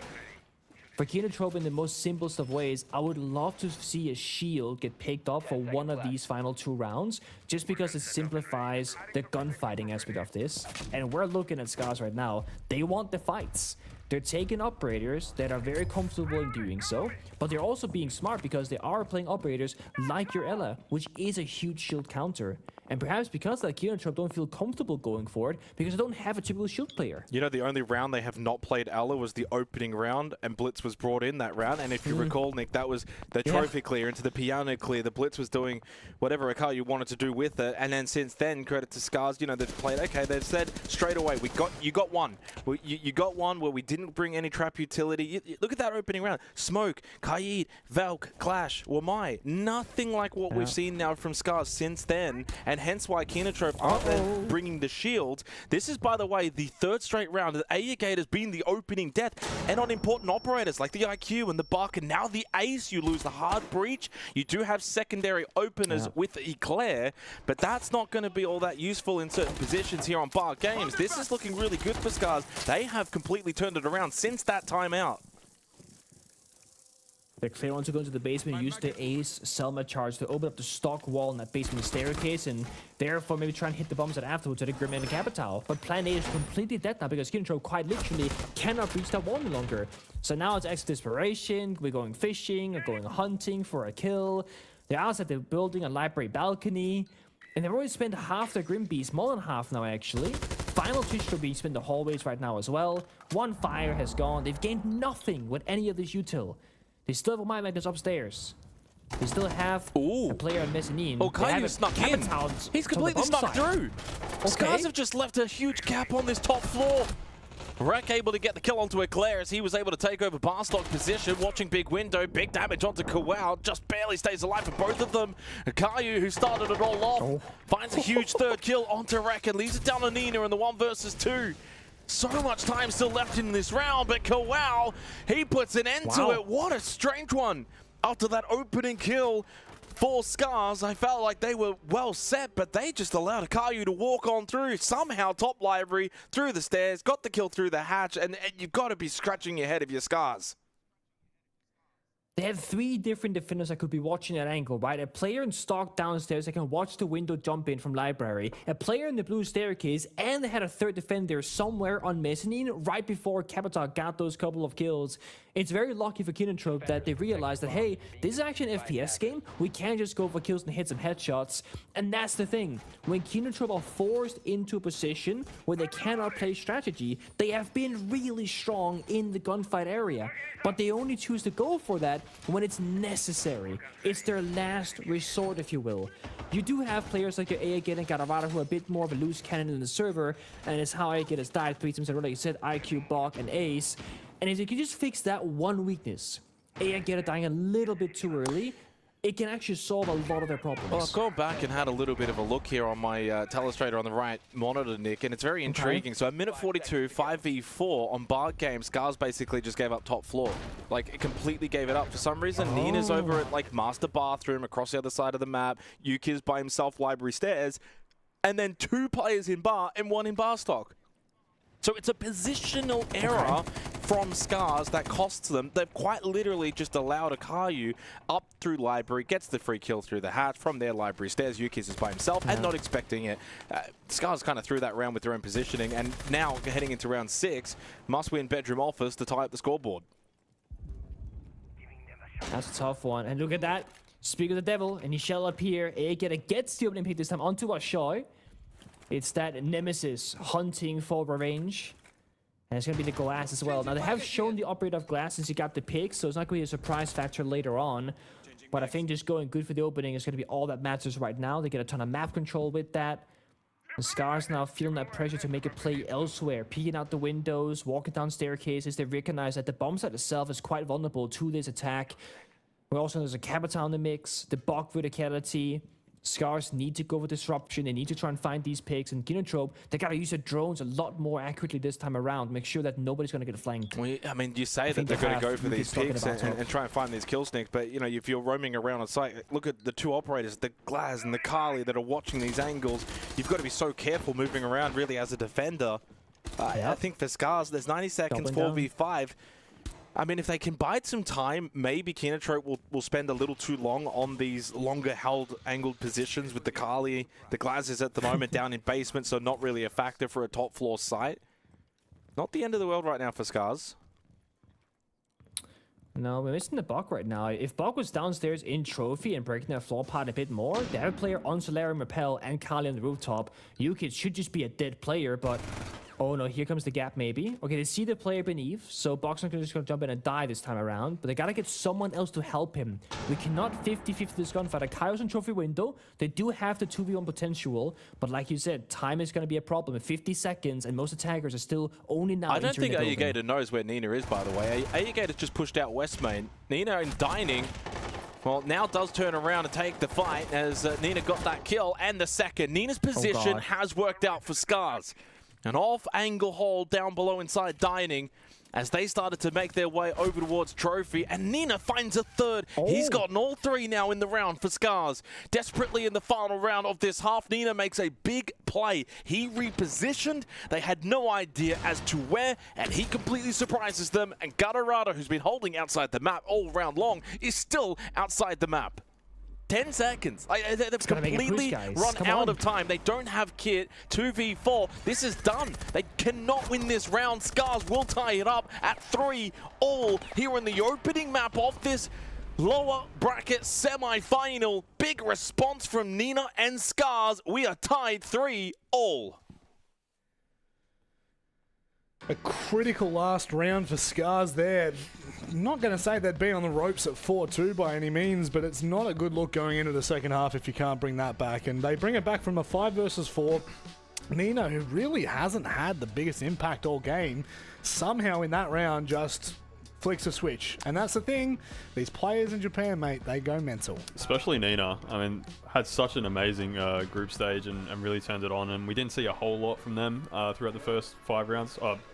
5 rounds, of that half, but was able to turn on in the last, and it was kind of strange the way that round ended. It looked like everyone sort of stopped and the attack just sort of shut down, but relatively even 3-3 going to the first half. Yeah, and that's I think that's pretty important, especially for Scars context, knowing that they took a little bit of a gamble on this map, Michael. Yeah. 4-2 first half. Look, granted, yeah, it's on defense, and you could still claim in a way that it might be attacker-sided, but I think that ultimately in this series, if Scars didn't go 3-3 there, we would be looking at a very different discussion right now. Yeah, probably. I think the thing that stood out to me was sort of just the tempo and the timing of the kind of rounds and how they played out in this first half. Like the time of the opening kill in the first 2 rounds was in the final minute of the round, so it was left really, really late. And Kiddertrape actually thrived in that environment, despite them being so late in the piece. They found both. Attacks looked strong. The pacing then stepped up massively. The next 4 rounds, it was super quick, fast-paced. Scars were able to work advantages early, and on a map like Chalet, that can just give you way more freedom. If you allow the attack to choke you out on Chalet, it's really difficult to rotate, and we saw that play out. So I'm intrigued to see in the second half, what does that pacing look like, and who does that ultimately favor? Do you know what my favourite thing is? Aegator being a part of 5 out of the 6 opening kills or deaths. Shout out Aegator, still staying aggressive after all these years. But as we now flip to the second half, I mean, are we expecting Scars to kind of dictate the pace as they move to attack? Yeah, it's tough to know. I think on Chalet in particular, it does come down to the defensive side. If they really want to push the pace and go back at the attack, then it's on them. As Guz said, if you let yourself sort of get cornered and pinched away like we saw with the Glaz and the Kali in that first half as well, it can become quite claustrophobic around the map. So I think it's on Keenatrope. Well, it might be on Keenatrope, but Scars have not played this map. So I tell you what, they go here, and that ends up coming to fruition. We're going to have a lovely little discussion after this second half. Speaking of which, let's leave it in the capable hands. So as we return, all tied, 3-all, and I've got to be honest here, Nick, I thought Keenatrope started really, really well, clearly in the opening 2 rounds, and then we saw the tactical timeout from Scars, and they adapted really, really well, and that's really what you want. Yeah, sure, the opposing team clearly got off to a good start. Sometimes there's not much you can do about that, but what you can do is how you respond to it, and Scars did. I think it's great that we sit at 3-3. Both teams have kind of thrown their punch each. Now as we switch side, we kind of get to do it all over again. The only difference is Scars no longer have their tactical timeout. Keenatrope still have theirs. I'm glad you pointed out, because if Keenatrope can start gaining that momentum and win the first round or 2 and start playing these heavy util operators, and Scars cannot call attack anymore to like make their adaptations, that could be how Chalet just ends. Because look at these operators from Keenatrope. This is super out of the norm. They are actually the team in the world that plays the most amount of Maestro, and it's not even close. And they will do it on all sorts of maps. They did it on on Clubhouse against D+ only a couple of play days ago. They're doing it here in Chalet now. It's Kawa or Akayu usually playing the operator. And they played for information, for plant denial, to kill a couple of drones. Sometimes they'll even do it to deny the heart breaching. Like, there is a world, I haven't seen where Akayu has put all his eyes or Eli's just yet, but he might have one that maybe oversees any of the reinforced walls, and if Hibana tries to breach them, he goes sap, sap, sap, sap, sap, and now you can't do it anymore. And the thing is, often you hide the Maestro in the prep phase for as long as possible, and if you don't get to get one of those counter operators like a Brava, for example, you can't do much about it. What you can also do is you can play these passive, heavy util operators, and then have cover, run out the office door at Frost, and get the opening pick onto the only heart breacher in the server. Yeah, that's a brutal start to the half, unfortunately, for Scars. To lose Nina in that way, to go out from the Frost to find that opening kill. Bedroom offers again the site. It feels like this is all we've seen so far. This is going to be the 4th time in 7 rounds that this is the site. And Chalet is the kind of map that you can definitely see many different sites, but we're just overwhelmingly playing Bedroom and Office right now in this game. Again, it is the map pick of Scars, so if Keenatrope do steal this Clubhouse, it could be 2-0 territory. Scars need to be very careful in this second half. No timeout on the attack, and if Keenatrope keep finding these opening kills, which they've largely been pretty good at so far, they're going to definitely have some worries. Fishlight pushing into Piano. They are starting to close the gap here to get into Office. That's going to force this battle towards the half wall. Swinging from Fishlight. There is a down onto Kowal, and Aegator falls, and so does Eclair. But it's a 2 versus 2. Lion Scan activated from Ukiz, and Fishlight still very, very low, and they may not be aware of Akayu over towards West Main, now through Dining. Because Sap Fish like here on the Black Pit is so low on health. They have an Evil Eye in office and Master Bedroom. So if they see the right plant location, she'll die in 1 or 2 steps. Evil Eye. Here it comes. 1-2. Gets the injure. That's it. They get the camera and trade. But this was worth it. Even get the confirmation as well. Another one in Solarium. They get a ripping on the flank onto Library, but this is the thing. There's going to be so much intel here from Kintrop on the defense upstairs. They don't have to go for kills. They can wait down the timer and force Yukis and make him uncomfortable. I like the fact that he said it was worth it to trade a player for an Evil Eye, but you know what? I agree with you. That allows plant down. Yukis force the 1v1. They trade! They actually trade! But unfortunately for Yukis, there's still one alive for Kinatrope. It is the Maestro. Oh, maybe the trade wasn't worth it after all. It left an extra body for Kinatrope. They will take the 7th round. Beautiful. I love how we're seeing a very unique operator in the Maestro, one of the only teams in the world globally who's playing this operator, and it comes in to save the round. There was a big issue in that round for Kinatrope. I'm not going to say it was perfect, okay? No one was playing in piano. They had a deployable shield. They killed the only heart breacher on the attack as the opening pick, and they weren't playing in the most pivotal spot of piano, who kind of glues together the whole bomb side. So that was an error. Okay, that happens. But they clutch it in the end. Good use of information, utility, and also a little bit lucky, I guess, that Blackbeard is so low on health that a couple of Maestro sets will get the job done. They had 2 Evil Eyes out of the 3 that he has that could see him. Had they gone for an office plant there, that could have been a different story. But that's what I said. Scars had no idea where those Evil Eyes were until it was too late. They steal back the momentum. They're going to keep playing these different kinds of util operators now into Mira or maybe Kaid.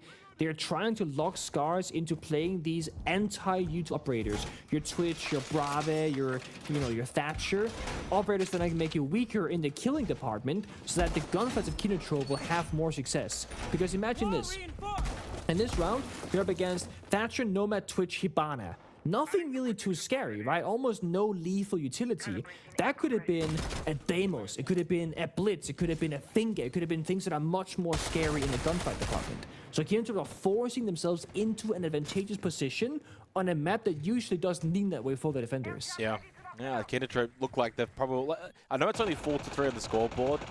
It is reflective. Kinatrope have had the edge here on Chalet, and they get the edge in this round with that opener kill onto Yukis. The man that was last alive in the previous round, now the first dead, and on the solid snake. Not going to help anyway for Yukis and Scars. He would have been so helpful in being able to push through basement, clear out any potential roamers, and of which there is one in Kawau. They may not be aware of that now. He's in Wine. He can go play West Main or Library Stairs, and you don't have that snake to go clear him out. Plus, you're just down a body in general, and I don't think Kinatrope are going to play bar games in the same way that we saw Scars play it back in the 5th round where they gave up that library control. They've still got to clear on Mezzanine, and he's got a mirror window. So how are you going to deal with that? It's probably with Rek with the shock drones, and Rek with the FAMAS gets the kill onto Ayagata. Scars desperately needed that kill. And they did. It's not over just yet. Again, look at the attack on operators that left standing. They don't do a ton of the remainder of this round necessarily. Washoy, unironically, being Hibana has been a playmaker as Flashbang have destruction. Here's the step. Flashbang comes in. The trade not there for the pre-fire. Hiding around the corner, goes for a second swing. This time gets the kill for Washoy. That right there opens up the round for Scars even further. Don't overstay your welcome though. If Kinatrope are looking for a kill, they will go hunting for it, which is what Kawa's doing right now, looking towards dining. This is also now forced Eclair to have to give up Mezzanine, Nick, because of this pressure coming from Piano side. He's gone into Library. I don't actually know if he ended up breaking that mirror window, if we can actually check, because it's quite important at this point, no longer playing it. It is still up. He is still somewhat playing around it. He has to be careful now at this Mezzanine position. He's no longer got really any help. Previously, he had got a Rada pushed up. He's now playing this very aggressively. All the way big window outside Ego, and he will go for the jump out.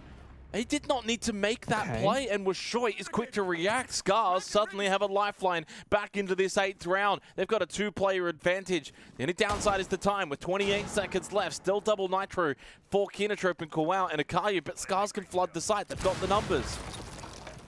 We have 2 players who are low in health, though. And as you said already, time is low, and they want to get the hatches. Guys, you might be biting off more than you can chew. You got to pick your targets right now, your approaches. Down the staircase, down the hatch. They gotta get the right timings and work together. Do they even have the time to clear out Mudroom? No, Kawau gets the free kill because of it. Nitrous he can open up this wall and get a line of sight. Wreck is down. They don't have the kit. They've stolen the Kinatrop at the death. Are able to clutch up. Huge play from Mudroom. Well, Mud is very messy, usually, but in this case, it was quite clean, Nick. Jesus Christ. This is one of those rounds of Siege. Alchemist very happy with that one. Big smiles. Again, the win conditions seem very simple on paper, but when you start burning all the time away, you start to panic a bit, you rush it, you don't get the 3-to-1 timing down. They didn't even have the option to go for droning because there was no drones left really in the server. So many small things working against Scars. But if you want to make it as simple as possible, their entries are failing to get the job done. And that can be for many different reasons. It could be that they're making wrong decisions and wrong communications. It could be the lack of the support players not droning correctly and helping them get inside the building. But they can't keep losing that first member so early in the round and not have a trade happen. It's Chalet, one of the most attacker-favorite maps historically in the game. I know Kinator are throwing a bit of a curveball with these operators. And that's when we go back to the conversation of Scars called their attack timeout really early when they were defending. And it was necessary because they were losing pretty badly. And they made that comeback. They tied the half 3-3. Excellent. But what now? There's no parachute and they're struggling at adapting against Kinotrope. You look at the opening 2 rounds, 59 seconds, 40 seconds for the opening kills. Since then, 214, 221, 223, 230, 236, 233. I'm noticing the pattern here. Kinatrope, of course, winning most of those entry battles, and we might have a 238 again. Indeed, we will, but it's Wreck. Scars, they needed that opening kill, like you've been saying. They achieved that through Wreck. They get rid of Gator. They also keep the Nomad alive, which is important for the air jabs. Wreck still has all 3 available. If he had have lost that battle in the 1v1, that's a big loss of utility for the attack. Scars finally get some kind of reprieve. Maybe there is still a parachute. Just maybe. There is still going to be the question about the Kai claws and the Maestro Evil Eyes later on. I actually love how Akayu is playing the ops blockers on the Maestro because he's putting each and every single one of them in front of the Maestro Evil Eye. You get 3 ops blockers and 3 Evil Eyes, but we're actually seeing that Brava has hacked 2 of the 3 cameras successfully on the bomb side. That's so the adapting. They have already dealt with it. Yeah. Well, one thing is to pick up the Brava. Another one is actually successfully hacking the cams. It's not as easy as you might think if there's going to be defended by the bomb site in the near area, but they have done that. The Kai Claw still remains on the off as well. So Scars might have to pivot and go for a trophy back portion attack. Brute Force, piano clear like before with the Blackbeard. Because getting this well opened up seems... It's going to be a challenge.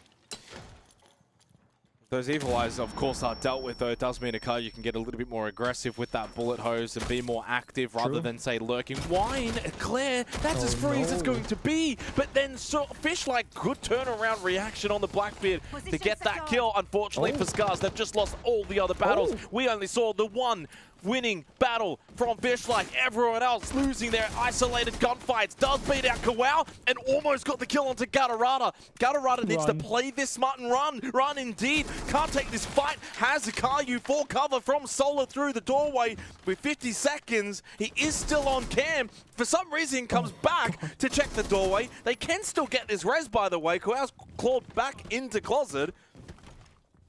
Surely, they double drop down. I mean, it is, of course, Kitchen Dining, but they've left him behind in closet. I thought they could get him up.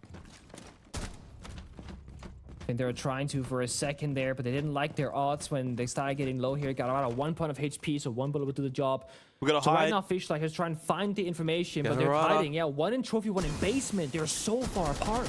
I like the basement play, though, because if Gatarada does get caught, which he will because he got up, there's now only 12 seconds. And Akayu can then push up West Main, so he can close the gap pretty quickly. They have information on Fish-like. He'll be forced into a plant. It'll be a sprint up West Main. Time to go. If the timing is right here for Akayu, which it should be, he should be able to cancel. Yeah, he just gets off it. Really well played on the positioning to go basement, then push up West Main while they had camera information. It is now map point for Kinatrope on Scars' map pick of Chalet. And the end of that round, Scars, they got themselves into a very winnable position, and then it wasn't meant to be. The primary push with the Blackbeard inside of Piano didn't have a ton of follow-up potential. There's still like Bathroom Windows, Alarm Repel, and they all lost the individual battles. Operator banner-wise, I mean, it's going to be util on the side of Scars, right? Mira, Maestro, Asami, actually. Okay, I mean, Asami does work for every single bomb site, so it's not like hey, this bomb site's a problem. It's more like this works for everything solution. And the Twitch is obviously going to be about the countering of the util. Yes, there is still Brava, but the Twitch drone can clear so many things and just remove them from action from infinite range, whereas the Brava drone has to get a bit close towards the bomb site. It generates more noise as well. And this is how the battles happen. Library early fight, A gotta get shut down, and then this. Yeah. They weren't watching the office angle, they had an air jab on it and just expected that to, I don't know, not be seen or heard. I mean, Fishlike actually makes the right play there, Nick, because his only chance of winning that is to get off and actually go for a wall bang with 1 second left. There was still like another 3 or 4 seconds left that he was going to be sticking that kit with the rush up West Main. He's just dead every day. So even if it's a 0.1% chance, it's better than 0. But unfortunately for Scars, you're now down 3-6 on your map pick of Chalet. 5 seconds left. Bedroom office again. It becomes available. Kinotrope, though, have not dropped a single round in this second half. It was 3-3, and we were talking about how, you know, Scars brought it back, and we had a bit of a more even game after the tactical timeout. 3 straight for Kinotrope, though, in this second half, proving that their defense has been too strong, with not a lot of room to adapt for Scars. The bands, Twitch, and Dazami. My position's safe. I truly think the opening pick is just going to be crucial here for Scars. It feels a bit like the D+ versus CAG series, where unless D+ got the opening pick or 2, they just didn't have a way to like problem solve the round correctly, so they need to leverage the man advantage. It's the same thing as the previous round. If they had a better foothold in the map with more bodies alive, maybe that push works, but it didn't, because Noma got injured early, then Blackbeard's left alone, and then they gotta make a push that's like just not ideal. So really watching here for that opening duel. Who can start off the round? Often looking towards Nina and Rek to be the playmakers in the server, but Nina has been shut down tremendously in this one. 3 and 6 on the scoreboard. I mean, there's no real outstanding players. Rek is 9 and 6, but it's not like he's stealing the show by any means. Same story goes with Kinotrope. It's been a team effort both ways, but Kinotrope, I will say this, they have been the better team in the server, even though Scars might have individually better players. And they're locking them out with util again. Mirror window, Kai Claw, Maverick is into the play right now. Good counter from Scars. Look at the timer. Half the round burned away. Only just now starting to touch those office walls. And there's a lot of work to be done because that Kai Claw is still alive. I always look at who are the top 2 rated, well, the top rated player for each respective team. For Kinotrope, it's Akayu. For Scars, it's Nina. And you kind of look at then the performance that you're getting in a game like this. And it goes without saying, it's a bit of a discrepancy between the two. Kawau's just juggling here at the half wall, just trying to avoid some of this frag grenade pressure. He's played this quite well. Early gas babes at Ego to stop any quick push to come through from the attack of Scars. They have not been able to clear him at that position. Still double nitro available for Kinotrope, so if Scars do go for a half-wall plant, that is something that they will need to deal with. And it is Gatorada that gets the opening kill onto Nina. No more blowtorch available. Information on the radar for Wishoy, but there's only 30 seconds left in this round, Nick. Again, Scars leaving it late in this round, and Gator to try and maybe tuck in. No, he's just going to have 3 push him from the hallway into Piano. Eclair then pops out, only spots Fishlike on this Blackbeard. He's been their best. He now too will fall, and Scars 1 by 1 tumbling out of Chalet. It's a 4 versus 1. Rek does get at least the headshot onto Eclair. 9 seconds, no kit. Needs Kinotrope to throw this one massively, of which they will not. They will not give him any free look. They swing together. Kinotrope will steal the map pick away from Scars. In this lower bracket, they strike first blood.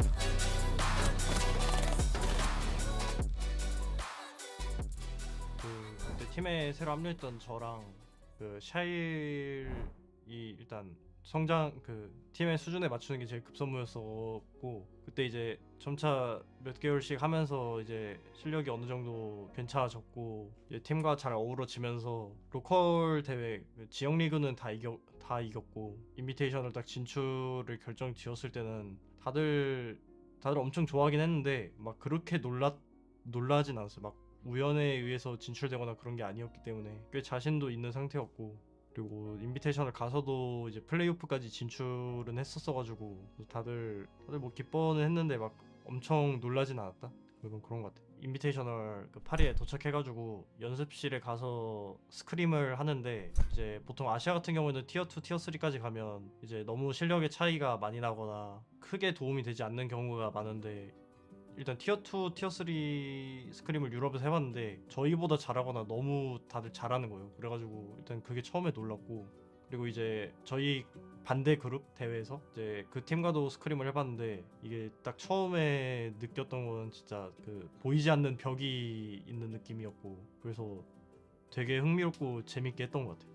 일단 플레이오프 진출했을 때 그때 이게 저희 손에 달린 문제가 아니었어가지고 그때 아마 BDS가 CAG를 이기면 저희가 진출을 하는 그런 상황이었던 걸로 기억을 하는데, 그때 다들 모여가지고 그러니까 호텔 방 그 좁은 데에서 한 5-6명 모여가지고 다들 기도하면서 봤고, 그리고 진출됐을 때 다들 막 소리 지르고 되게 좋아했었고, 그리고 이제 플레이오프 당일날 이게 무대 메인 스테이지가 되게 멋지게 잘 꾸며져 있었거든요. 그래가지고 되게 설레는 마음으로 입장했던 것 같아요. 일단 스크림을 했을 때는 막 되게 갑갑하고 이길 수 있나 이런 생각이 들었는데, 이게 저만 그런 걸 수도 있는데 대회만 들어가면 제가 뭐 하려던 것만 계속 잘하면 뭐 이길 수 있다 뭐 이런 느낌이 있었어가지고 생각보다 긴장 없이 대회 때는 잘 했던 것 같아요. 한국에 남아있는 막 친구나 가족이 다 지켜보고 있다고 열심히 하라고 막 응원해줬던 기억은 있는데, 제가 애초에 제가 지금 리그가 어떻게 되고 있는지 설명을 잘 안 해줘가지고 아마 크게 막 엄청 뭐라 해야 될까, 제가 잘 설명을 안 해준 것도 있고 해가지고 막 부모님이나 친한 친구 아니면은 그렇게 막 메시지가 오거나 그러진 않았던 것 같아요. 다들 엄청 고맙다고 생각하고 있고, 솔직히 부모님, 특히 부모님 같은 경우에는 게임 막 잘 모를 텐데 저 나온다고 계속 막 집에서 TV로 봐주고 하는 게 저한테 위안이 됐던 것 같아요. 일단 그룹 스테이지에서 플레이오프 간 거로도 되게 다들 기뻐했고, 근데 이제 플레이오프 스테이지에서 첫 상대였던 메이커스였는데 그때 좀 이제 실력 차이를 많이 느끼게 됐고, 이제 그걸 계기로 한국에 돌아와서 진짜 그 경험을 토대로 이것저것 연구하고 다들 더 열정이 많아진 모습이었어요. 제일 아쉬웠던 경기는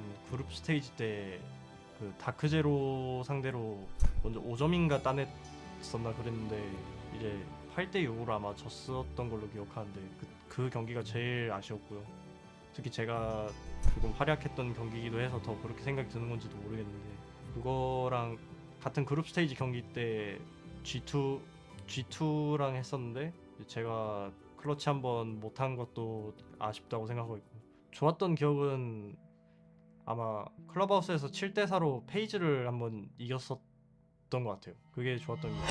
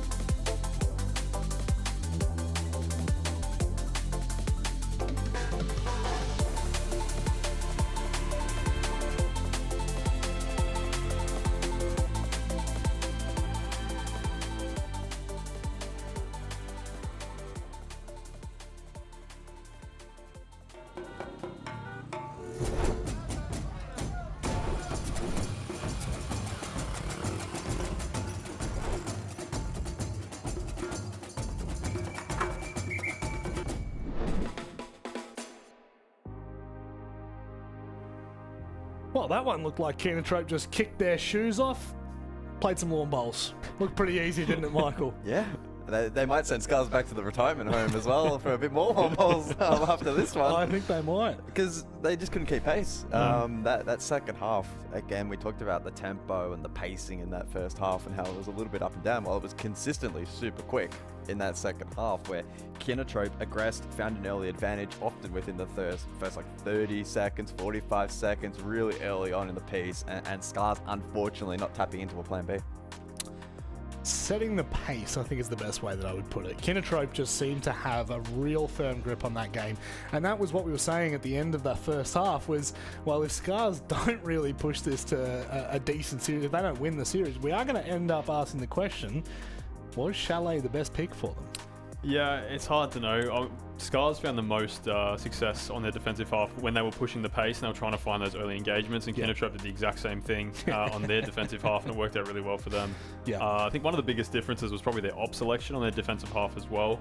We saw Scars pick things like Denari and Legion, stuff that was more for roaming and denying entry, whereas we saw a lot of anchor ops. A lot of anchor ops on the opposite side, and actually still trying to find those opening engagements so that when it did come to the end of the round and Scars had to make that final push, there was a lot more utility still to deal with. Yeah, the Maestro definitely made me kind of second guess myself whether I saw it correctly or not, because it's actually like the 5th least played operator in the entire map pool across all of the leagues right now. It's like, it's not even close. It's so operator pool.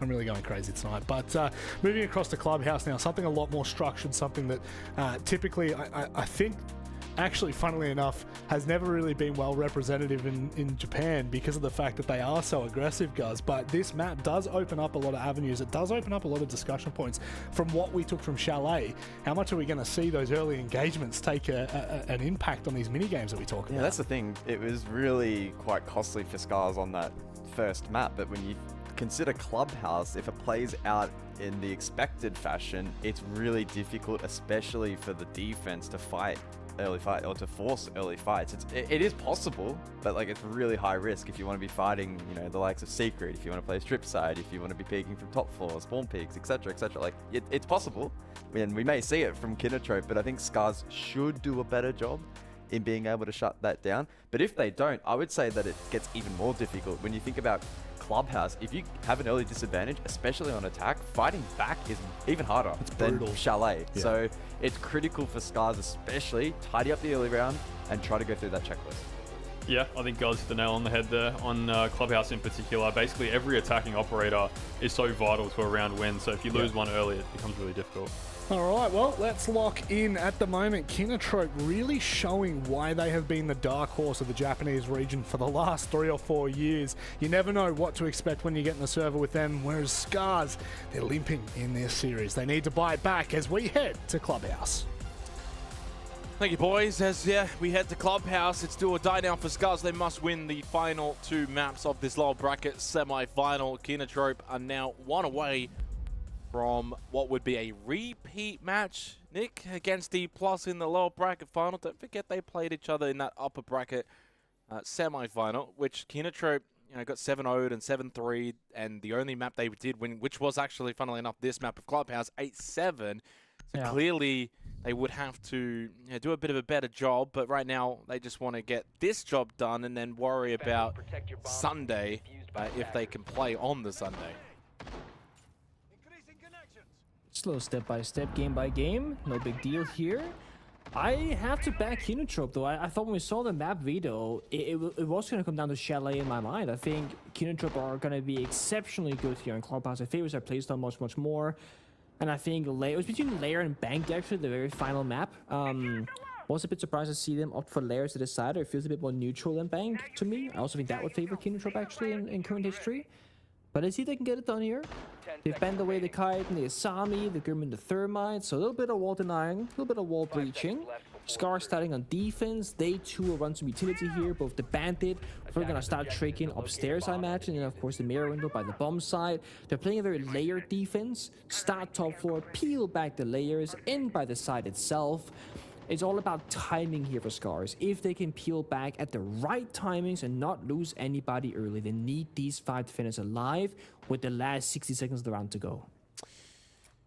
I mean, Scars obviously had some opportunities on Chalet, but I think for the most part they were largely outclassed by Kinatrope.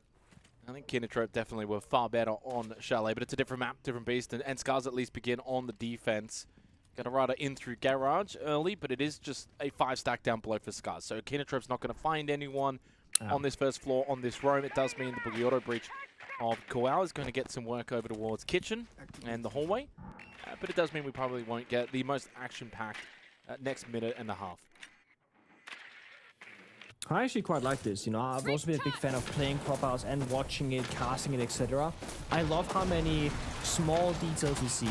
You know, you can attack this base and bomb site in like 20 different ways with 7 different plant spots. And do you backstep blue? Do you not? Do you take dirt control? Do you not? Do you work the moto hatchet? Do you not? So many small things. And every team, every region does it slightly differently. Even Rek's position right now, having pre-placed bandit batteries on the reinforced wall with a gap in the middle, deployable shield behind it. Even that is something that we don't see very often, the shield part of that is. But there's nothing to protect it. So if they get down that main staircase, Kali can quickly clear it. They shattered the mirror window already, a second time for good measure, I guess, and they also cleared the bandit battery with that. They want to try and use the Selma charges, but the bandit tricking is good. But there's more lances than bandit batteries, and now they can reach the wall open and start exposing Rek's location. Yeah, really decent job here at the church triple wall. Get that mirror sorted, open up this space, but I like the second deployable shield. Rek can just play behind this, fall back, keeps the same sort of position. Rek actually then finds the kill because of it. I do wonder if actually that's something Kinatrope were aware of. As this is a bit of a stack down bot main that has just not worked out. Pistol works, and well, it's only going to be a clear left. To me, this is the kind of round that Scars' defense has just clearly prevailed. Kinatrope have just gone at a point where they thought they could get a couple of bodies, and it goes the other way. They've lost all of their fights. Claire sits, unfortunately, above. No Candelas remaining. Still needs to go and collect this diffuser as well, bot main, and only has 25 seconds in the 1 versus 3. Still a Nitrocell for Yukiz, but that deployable shield ended up actually having a big say in this round. Overall to Claire now. Very unlikely to win it, and indeed Nina swings over towards the hallway and puts that one to bed. Opening round goes the way of Scars. Very well done. Gotta say, Rek did a great job at holding on, you know, stalling for as much util as possible, going for the extra bandit tray, getting the pre-fires from the deployable shield. And I don't think Kinatrope actually knew about the shield location because it was the Ace dying first, peeking into it, not the Kali going for the clear with the gadget. That came after the fact. So a small misstep perhaps. I love that Scars opted to trust in the bunkering of that bomb site because it did have Rek start with the bandit top floor, looking to maybe penetrate the CCTV external walls or something like that, and you can easily get cut off from the staircase and therefore not make it back to the bomb site. So instead of trying to get it all, just say we just care about the site, we don't not care about the roam. Kinatrope, try and go for execute. So first round for Scars, they need that bit of momentum. Again, that 3-7 score on Chalet. Every round victory here is a big deal for Scars, because they barely got any on their previous map. It was interesting, Nick, actually, the way you were kind of speaking about Clubhouse just before is my mindset as to how I used to feel about Oregon before, unfortunately, and I say unfortunately from my perspective, got removed from the pool, because I liked Oregon in the way that it really separated teams. It was similar to Clubhouse in the sense that, yes, everyone knew how to play it and it was well figured out. But the really, really, really good teams, they could just do little micro differences that would set them apart. And you could see even 7-0s and 7-1s because one team was just so much better than the other. Rek, by the way, just gets a freebie over towards the secret window onto Gator. Well, this is the perfect start for Scars on the defensive club. Jake, you said that you used to love watching Oregon. Has the Synox to Pro path actually changed that now after having some losses on it, or what happened there? No, now I do not want Oregon back. It can stay out of the pool. Okay. I'm curious, how do you feel about Theme Park? Because I know a lot of the EML talent, we had this discussion at a LAN previously. We all feel like Theme Park could go back into the map pool because it was like unfairly taken out of the pool. It came in and then it just went back out. I don't think it really got given enough space and enough breathing room. I would be fine to bring it back in and let it kind of stay for a bit. But the problem is, it's like, what do you get rid of? And if I'm going to be honest, the newest map in the pool, I'm not a big fan of. And I've made that pretty commonly known. You don't like Fortress? No, I don't like it. Really? I think it's wow. I mean, I used to have respect for you, but that just got lost right there. I think Fortress is actually one of the greatest maps of all time. I think it's really, really slow and very boring. You'd rather have Cafe in. No, I didn't say than I'd rather have. Fortress. Hang on. I didn't say I'd rather. There's probably a couple. Hang on. Let's rephrase this a little bit. That's Fish like really back in. gets rid of Akayu. Oh, this is a very nothing kind of start from Kinatrip on their attack, and honestly, this just gives the life for Scars that they desperately need. Remember, this is not their map pick, and it is a map Kinatrip know how to play well. You were hyping Kinatrip up here for Clubhouse. What's going on, Nick? Cast the curse. I shouldn't have done it. I mean, it's my bad, to be honest. The thing is, this is not the usual Kinotrope. These are some lackluster attacks, losing opening duels, not getting to step 1, not getting breaching, not getting anything in the server, really, for this one. Doesn't even get the kill to office either. Yukits is good to shut down Eclair. Garavada's baiting us at the building. Kawa's doing the exact goddamn thing. And this is one of those classic tactical timeouts for Kinotrope.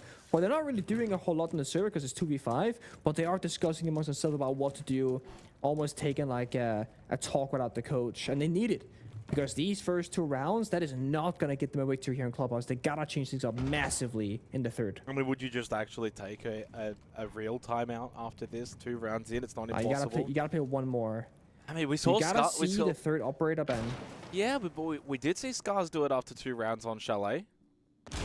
And how did that go? Well, yeah, I mean, that's the problem. It didn't go well. It went actually very well immediately after. They went 2 rounds straight, and then that was pretty much it. So, I mean, yeah, it's a tricky one. We'll see what happens. But yeah, I think we are seeing more and more teams, for the most part, actually now double up the halftime roll swap with the tactical timeout and almost create this like inadvertent extended tactical timeout. They saw that a little bit back in the previous 2 play days. Gym bedroom, that was I don't think we ever really saw the site. Disappointing start for Kinatrope. Cash and CCTV, they're going to need to lock in. We might need to lock in a little bit here as well, and they can start to figure out how this is going so poorly. As you said, obviously not doing well in these early initial engagements. Rek has found 2 very I don't know. The first one, I'm not too sure, but definitely the second one is just, it's a spray through the secret window, easy headshot. I mean, what are you meant to do if you're AU Gator? Probably just be a little bit more cautious. Yeah, just more careful. I mean, it's one of those silly moments where you shouldn't die like that, but at the same time, it's not really your fault you get window banged like that. Sometimes it just happens, right? You get more unlucky than your opponent, if you will, in the server. Same with like random door sprays and window sprays across the map. It just occurs. I think this is going to be the big question mark though, like tertiary bomb site, CCTV, it's a very weak one statistically. And you do have, you know, the power-ups available, the Munty, the Capital, neither of which are being hovered right now by Kinotrope. And just like blanket here, they're not going to go for a garage attack. They can't. You cannot have this lineup, the Ying, the Striker, Dokkaebi, Solid Snake, and Lion, and attack Catwalk. That is literally a death sentence. So they have to go for a master bedroom sweep, you know, get the roam clear, do the very tiny bit of hard destruction, secondary can openers, and go for construction. Because they literally do not have the tools or anything else. I got a little fun fact for you, Nick. I do like my fun facts, but we are on a streak right now. We are on a streak of 2-1s because we concluded last week on the Wednesday with APAC North, and that was 2-1, 2-1. Then we started this week with O's into Asia into today, and they've all been 2-1s. We have not had any 2-0s since Tuesday last week. All these games have been ultra competitive, and all 3 maps have been needed. Scar starting 2-0 here leads me to believe that streak may just continue. You know, I have a fun fact for your fun fact. I made the exact same point about an hour and a half ago in the Discord server that we have together. Okay, so well, I don't read the Discord when I'm in the studio. But you know what that means? Great minds think alike. That's what I would say if I was you as well, to save myself. And you have done so very gracefully, I gotta tell you that. And another fun fact to back it up, EML obviously has concluded their stage finals. It's already occurred. They had 25 out of 27 possible maps played, meaning almost every single game that they had 2 was a 3-mapper. Something in the water this stage, apparently. Very competitive siege.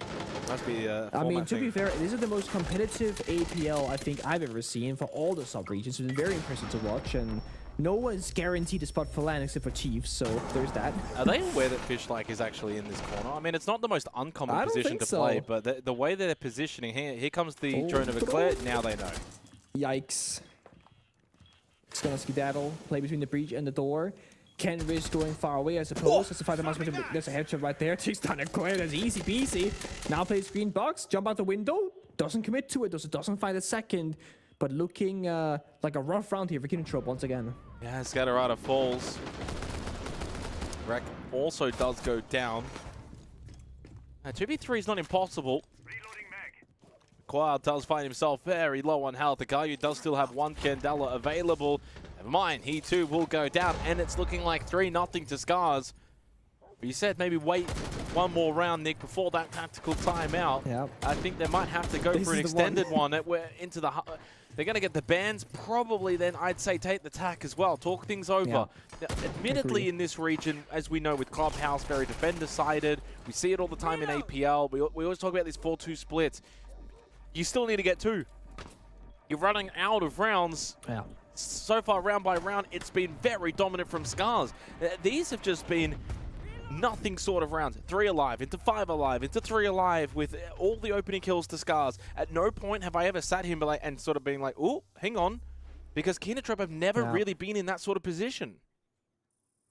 Yeah, and 2 of the 3 rounds that Kinotrope lost, it was actually on the timer, like in that round. One last attacker alive, holding a passive angle, not even going for an attempt of a clutch in the round, and it's rough to watch, honestly. You'd think that they're talking about things and getting better and better, but if anything, they're getting worse because Scars are playing really good Siege right now. Do we see attack timeout from Kinotrope? Because like you said, I think it's about time. We've seen the final operators. They gotta get some rounds on the board. 2-4 right now should be the target for Kinotrope. And if they don't get there, they can be as good as they want on defense, but you're not gonna go flawless here in Clubhouse. And they actually, to big surprise, will not call for the attack just yet. Perhaps they deem one more is required, and then we will go for it. Maybe they want to test out not having to deal with the mirror window, but they've also now lost the Ying anyway. So, I mean, obviously, very different operators that are going to provide very different things. The executability is lost for Kinotrope. They've been playing that Ying. It has been used in 3 rounds, but so is the mirror. The mirror has been played in every single bomb site from Scars defensively. So they have been leaning into that. But also, you kind of think about how these rounds are being won, Nick, with these early fights from Rek and Fishlike, etc. That's not off the back of these mirror windows. They're not really getting the mirror windows to be successful. Attackers are moving out to locate. Well, I love the Monty here, but I love the shield operator in general, and maybe that is like one of the few weaknesses from Kinotrope. They do not have a shield player that can just on any round, any moment, to just whip it out when nothing is working. Almost every single team in every single region will opt for the Monty in this kind of 0-3 position because it gets you stability, information. You can always go for plans, you can go for roam clears, and it's a very safe and somewhat easy operator to play, the Monty that is. Unlike the Blitz and the Blackbeard that are much more exposed in fighting and C4s and such, they don't have that ability. So they're gonna go into the basement attack. They got verticality, they got utility clear, etc. But in my mind, I don't see how they're gonna get into a planned position. They're just not a multi-team though. Oh, hold up, Aegata. Look at this. The gap find though. This could be the way. Oh, yeah, but I wonder if that drone maybe... the drone went super deep and Rek didn't get baited by it. I don't know if you saw that drone that went all the way close by to where Rek was, and then instead of actually going for the shot on the drone, he actually swings the whole way first. So Aegata, that's a big loss. You're the Buck. You're not supposed to be there at this point in the round. You're supposed to be opening up the floorboards. Now, I know you've got the Ram that can do that, but you're still now down a player. It's still yet another opening kill for Scars. Huge question marks here on Kinotrope. They picked this map. I'm starting to think we maybe made an error. It sure might look like it at this point. I will say that play right there is a win or lose. Either you get a kill or 2 with Aegata, and now your team can win it from there on out, or you lose Aegata early like they did, and it's on paper, it's like 80% in favor of Scars, maybe 85%. It gets worse. Well, sure, it gets another one to a Claire. This attack has no teeth. There's no attack. This half There's no frontal push. This half has no teeth at all. And even with the operator ban of the mirror, what's that gonna do? There's still a deployable shield on that triple wall. So it's not like it's acting as a mirror window effectively, and it's not being cleared. They're playing Twitch, they're playing Striker, they're playing Hibana. They have nothing to do in this round. C4 Rosal, Cower strikes back. That's 1 kill, but that's not enough. They need much more than this. I mean, the operators they brought in this round, Nick, they probably didn't even need to ban the mirror because they could have dealt with the operators they brought anyway. In fact, you go all the way back to that opening round, they dealt with the mirror on that triple wall. I mean, that's not the only reason why they're losing, but still, They just need this next kill, and maybe they could steal this round, and they get it. Akayu slipping towards Arsenal is successful, and he can go for the plant.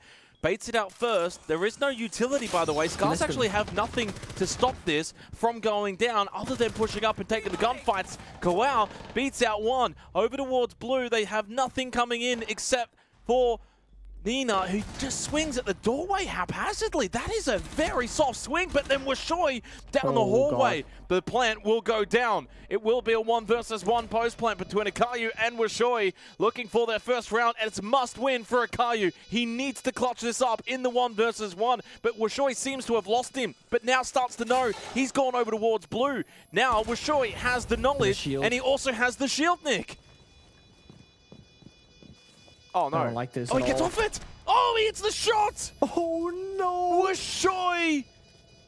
The shield meant that Akayu had to push in rather than play the longer angle from blue. Yeah. That's a tough one. I mean, when you're in that plant position, your teammate dies, you have about 4 or 5 seconds maybe where it's a 1v1 and you're resetting the round. The defender doesn't know that you're planting or not or where you are, and you also don't know where he is, but you can't hear him, so he's not pushing you. You need to have the foresight in that moment to think, how am I going to play this 1v1? So you ask in the team chat, right? You ask, hey, any cams you can watch? And they say, no, we don't see anything. Okay, I'm on my own. How do I want to play this post plant? You cannot go into blue for 2 very simple reasons. They didn't know if there's any traps in there because no attacker took the full control over it because Hawa died before it fully entered. There's a Razor Boom that went off, that gives you their location. A Goyo Fire popped, which forced them to rotate, and there was a deployable shield in which you planted in front of. So why go blue when the shield works against you and the traps could be there? You gotta go back the way you came, right? Back towards the chassis, back beneath that kitchen hatch. Now you control the hallway, you can see the diffuser, the shield isn't a problem, you got space to work with. So maybe a high-risk play, maybe he was thinking, hey, if I do the thing that I'm not supposed to be doing, it'll catch it by surprise. But not the case. 0 for Vikinotrope, no timeout needed either. I guess they really are just hoping and praying and thinking, believing that their defense can win them this map. Because if not for that, I don't know what the plan is right now. Oh, yeah. I mean, this is rough for Kinotrope. Really, really good, though, from Scars. I mean, you got to give them the credit because they honestly looked rather weak on Chalet. And coming into Clubhouse, knowing that finals is on the line, they've just poured in 4 straight rounds, 4 straight opening kills, wrecked 3 of those 4. Hasn't really done anything wrong. Washoi 5-1, Nina 4-1. So, like, it's one of those sort of halves where for Scars, everything that could go right has gone right. Getting the opening kills, you're winning the clutches. That was the one and only clutch we've had so far. All your top players are playing well.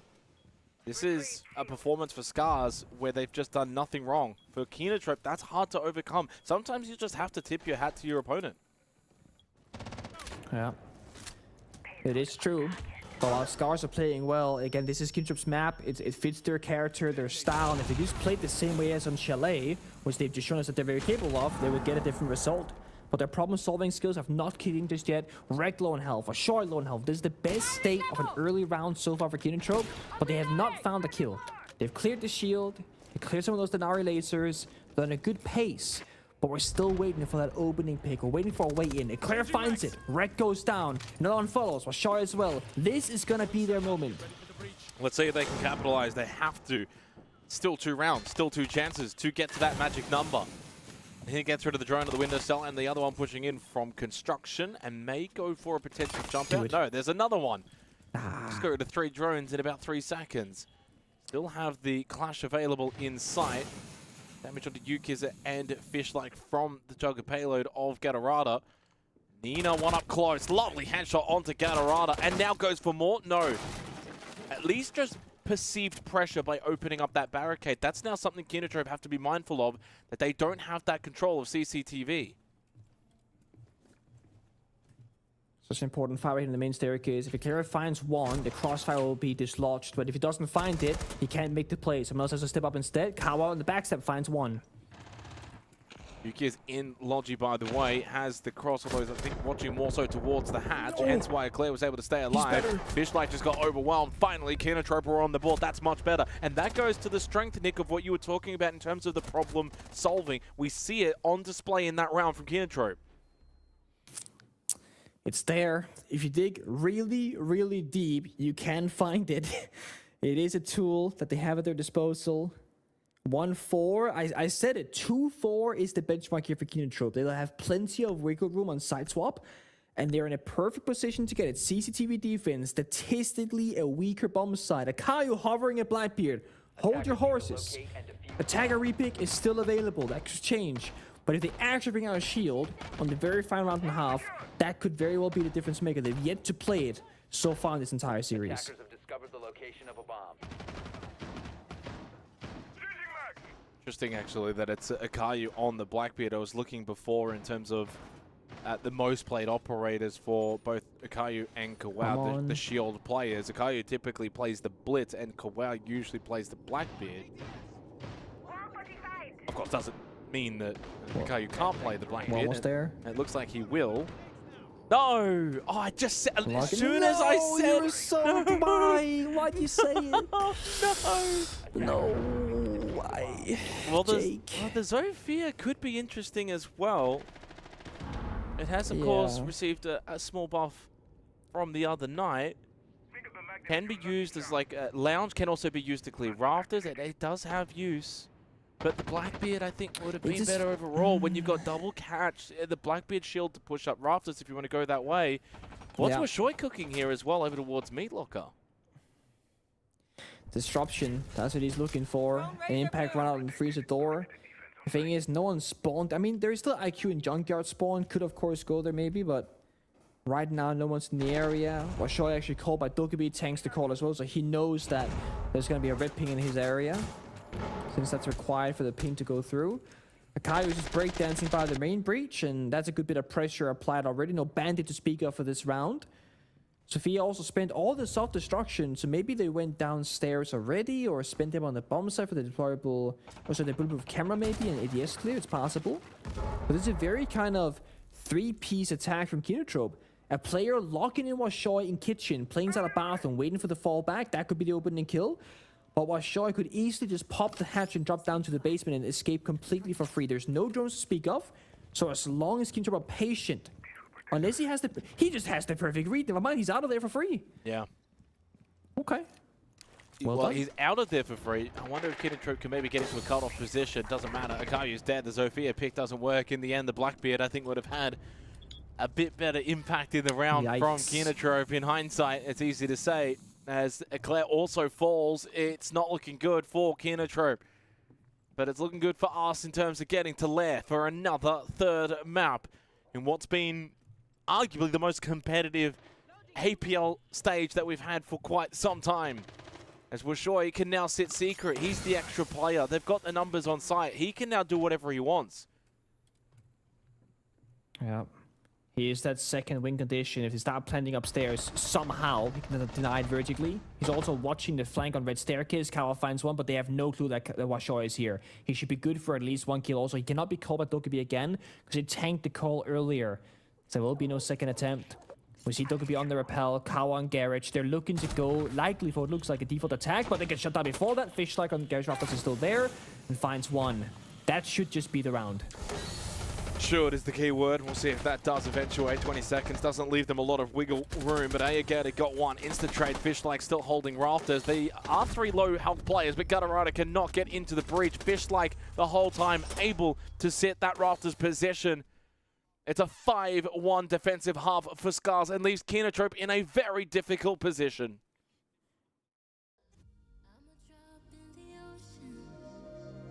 Just a face in a crowd waiting to be seen. Big dreams set in motion. I wanna go where no one's ever been. I would climb the highest mountain. I would dive the deepest sea, just so I could make you feel what I feel. Aiming for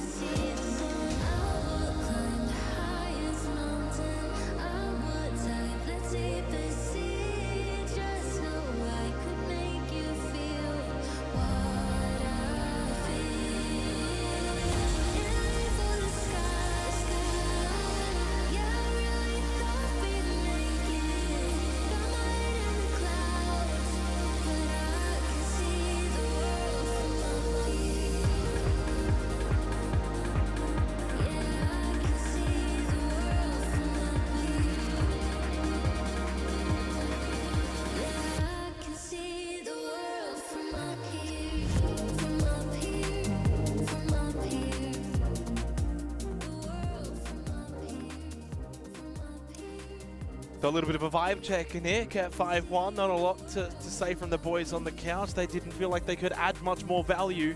And to be honest, I don't know how much value there really is to be had when it's seemingly looking like that third map will be required. We'll have to wait and see. 5-1 halves are not impossible. Really is quite determined by the opening 2-3 rounds. Can Kinotrope get it on a bit of a roll, you know, go through the bomb sites?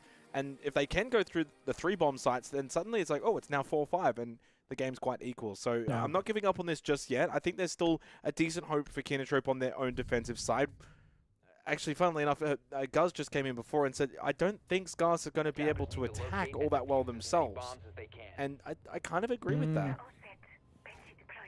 I mean, that is the assumption. And also on the flip side, the assumption is that Kinotrope's defense will be rock solid. I mean, you're holding your attack timeout the entire attack in half just to hope that you get 1, maybe 2 rounds. That means that you truly believe on defense, right? And you can save it for the worst case scenario. And looking at how we played on Chalet and how Kinotrope were good at putting up like a maze of problems or scars to solve, they can do the same here in Clubhouse. It's just that the playstyle that Kinotrope showed us on Chalet is very atypical. They're playing a very different style on that map. Playing heavy util, turtling, plant denial on Clubhouse is not atypical. That's quite common. And what I mean by this is that Scars will be a much more well-versed and well-practiced against this kind of setup. Like, the only thing that's different here is that they're playing Maestro, but the player positions, the reinforcements, the bomb set setup, that's going to be super familiar. So I am curious in Kinotrope and what they're going to be doing here. What can the small things be? Like hiding main door. I mean, that's new. That could be a way to get a kill, and a kill is all they need to start off with the advantage. Gatorada hasn't actually got a kill yet in this particular map, still sitting at 0. I find this one interesting, though, because when you're 5-1 down and you want to play this sort of style, like main door hold, you want to obviously play around bar, that's fine, there's nothing wrong with it, but you also have 0 room for error. Like, you cannot allow Scars to get any rounds now because you are 5-1 down. If this were like the first half 0-0, I would say, yeah, this is a nice, aggressive way to play Clubhouse defense, and you do have then that room to maybe lose a round or 2 by trying to play in this fashion. But Kinotrope have to be inch perfect. They cannot allow Scars to sort of break down this hold towards bar. There are no castle barricades. Sometimes when you see this sort of hold, you'll bring the castle, and it means that Scars can actually flood into some of these positions. And by the way, that's exactly what's just happening. Nina just pushes bar and finds 2 kills. Very lucky that Goao actually went back to even re-peek that onto Rek. Otherwise, it was about to be a 2 versus 5. They're lucky that it's even only 2 versus 4. And indeed, because Scars have just completely obliterated this first floor hold. Yeah. They got Dokkaebi and Blightbeard plus the Solid Snake for information gathering. They got a Storm bomb side, needed good for 3 kills. And he got us flanking and lounge. He's so far away from the bomb side. I mean, this is going to be a locked in. Holding your tech timer for what exactly? To go down 1-6? To just say goodbye to Clubhouse? This round, unwinnable. And this map seems to follow that same trend. And like, the tactical timeouts are not this, like, magic powder that you just sprinkle on the team and say, okay, now go win. But we have seen, I've seen many infographics before. Oh, hang on. I'll make my point in a second, because this suddenly gets a little intriguing. The only downside for this, to hold our horses, is there is a Blackbeard. There is shield available, and in a 1v2 that makes it far more difficult for Aya Gator when the time is quickly expiring and they are playing together. Double stack towards blue. Okay, they convert, they hold on. Really good reposition just when things got a little bit precarious, and it is now 6-1. Lair is calling. But I have seen plenty of infographics, Nick, where there's the like pre-tac timeout and the post-tac timeout, and you do see from the best coaches in the world there is a difference upwards of 20% in terms of win rate. And so you do want to see those tactical timeouts used, and it's disappointing for Kinotrope. They held on to it for so long. Yeah, they're free. They don't cost you anything. You get 1 per map in a series, and you can either use them or you cannot use them. And the thing is, when you're failing to problem solve and find the solutions in the server, and you don't have the right approach to adapting, that's where you take it commonly. It's that, or it's because like you're tilting and there's like a bit of a mental boom between the players themselves, maybe arguing, fighting, or having a different view on the game. Not taking it doesn't give you any favors. And I'm sure there's going to be the counter argument that when Kinotrope calls for their tactical timeout, Scars will have that same privilege because it works for both teams. If Kinotrope call it, both teams can talk to the coach. But when you're the losing team, you have much more to gain than the team that is winning. Because if we continue on that trend, you will just lose and the enemy will just win. At least now with the timeout, you can change that conversation. APL has been very competitive. It's been the classic, hard to predict. But this has been one of the biggest surprises to me in a while. Is that I genuinely thought, when I saw Clubhouse, even picked by Kinotrope, that was going to be either a super close game because they're super competitive on it, or an outright win for Kinotrope. And it's the complete opposite. They're down 1-6, and I have little to no faith, because now we got the Monty and the Blackbeard in the mix, and I think the Monty in particular can do a lot of damage this round, just getting all that information. It's a little bit like the first series of the day, with the 7-0 in between two maps that actually there was a bit going on. For CAG by Varel versus D+, it was that 7-0 in Nighthaven Labs. Well, this is not a 7-0. It almost has a similar feeling in terms of the non-competitiveness. Yeah. Like, at no point has this ever really felt like, oh, we should get excited. It's 100% kill, opening kill conversion. So only one opening pick as well for Kinotrope. So all of the opening rounds, it's just scars, scars, scars. They've had all of the multi-kills, which is 3. They've had the one and only clutch. And there's just not... And a lot of this has been early in rounds as well, at a 1.5 to 2 minute mark. As we go to Gym Bedroom, everything does point to Scars winning this 7-1, even on their attack. And I like the fact they're bringing shields. We didn't see Kinotrope bring shields in the first half. We're seeing Scars bring 2. They go Monty and Blackbeard. Here we see the power of the Monty especially. Just walk on in, don't even got a drone, take out of rafters, take the default camp, can jump through the CCTV window, start applying pressure on as well as cash. And there's only really one operator that can kind of do something about the Blackbeard, or the Monty rather. It's gonna be the Echo Stun, with a gun behind him, timing it, 3-2-1, guard break, and go for a pre-fire. That, and they got some C4s. But as you said, there are 2 shields, not just 1. On the upside, Kinotrope have done a great job of stalling out the time right now, 60 seconds. Don't have any Goyos, unfortunately, but they got everything else. Mirror windows are alive and intact. And look at Akayo's position. This is the strat that James mentioned yesterday. They're playing in the corner of the gym bomb site, with the wall where there usually is a rotation completely reinforced off. This makes him safe from the connector door, and he can solo lock down the gym entry path. This is the Kinotrope pocket strat that I've only seen from them in recent history. Gatarada gets the early kill onto Nina. They do lose Gatarada. He can go watch those Yokais. Good information. Akayu really can't be cleared from this position unless it's at the window, or they lose bedroom control. Nitrocell thrown from Eclair, hoping to force out the Logi drop, but it's not going to be. As they've lost Wreck, it is going to be largely down to Wishoy in terms of the gun, as it's just then going to be the shield play. A lot of utility thrown over towards top main stairs. Nitro connected from a Gator. It seems as if it will not be a 7-1. Gym Bedroom successfully defended by Kinotrope. It was Akayu as well who got the last 2 kills from that gym position. That corner angle, not only able to watch that window, but it can also watch Jacuzzi, and in this case, watch towards Logistic. Now, there's a very simple counter to that corner spot, which is you go downstairs, you open the hatch and pool table, and boom, you see a head and you get a free kill. And then you can make a counter, right? You reinforce the gym hatch and you can enable that spot again. There's gonna be a couple of small things there, maybe long-term, if Kinotrope keep bringing out this kind of pocket strat. And the more they show it, the more teams see it, and the more teams will be prepared for it. Scars, clearly not so in that one. 2-6 though, 4 rounds straight needed here for Kinotrope to go into overtime. I will say, if they get to OT, I will favor them because they will steal all the momentum and confidence in the world. But the issue isn't, you know, what happens in OT. The issue is how do we get there? So nice and steady. They gotta go full bombs out rotation. Now it's CCTV's turn. I do know that Kinotrope can play a bar. They tried that previously. It is one of those like 50-50 bomb sides. You can win it very easily. You can lose it very easily. Typically, you just end up losing it. But if they really want to try and get fancy with it, that could be in the back pocket. The exterior wall is open, is it not? Am I trolling? Is the exterior CC wall right-hand side? I think it's open. Oh, our observer's on the move. We'll see. Yeah. Yes, the right-hand side is open. That's... That is a choice. For sure. I mean, if they're predicting the thermite is the only heartbreaker, it's kind of genius because you can now threaten like impact grenades, C4s, watch the angle with a DMR or a Eclair from Tower Rafters. But they did double down here. I mean, in some ways, though, if you're Scars, you would still want to open up the reinforced wall, which means that by leaving one side open, doesn't it make it easier actually to disrupt that opening?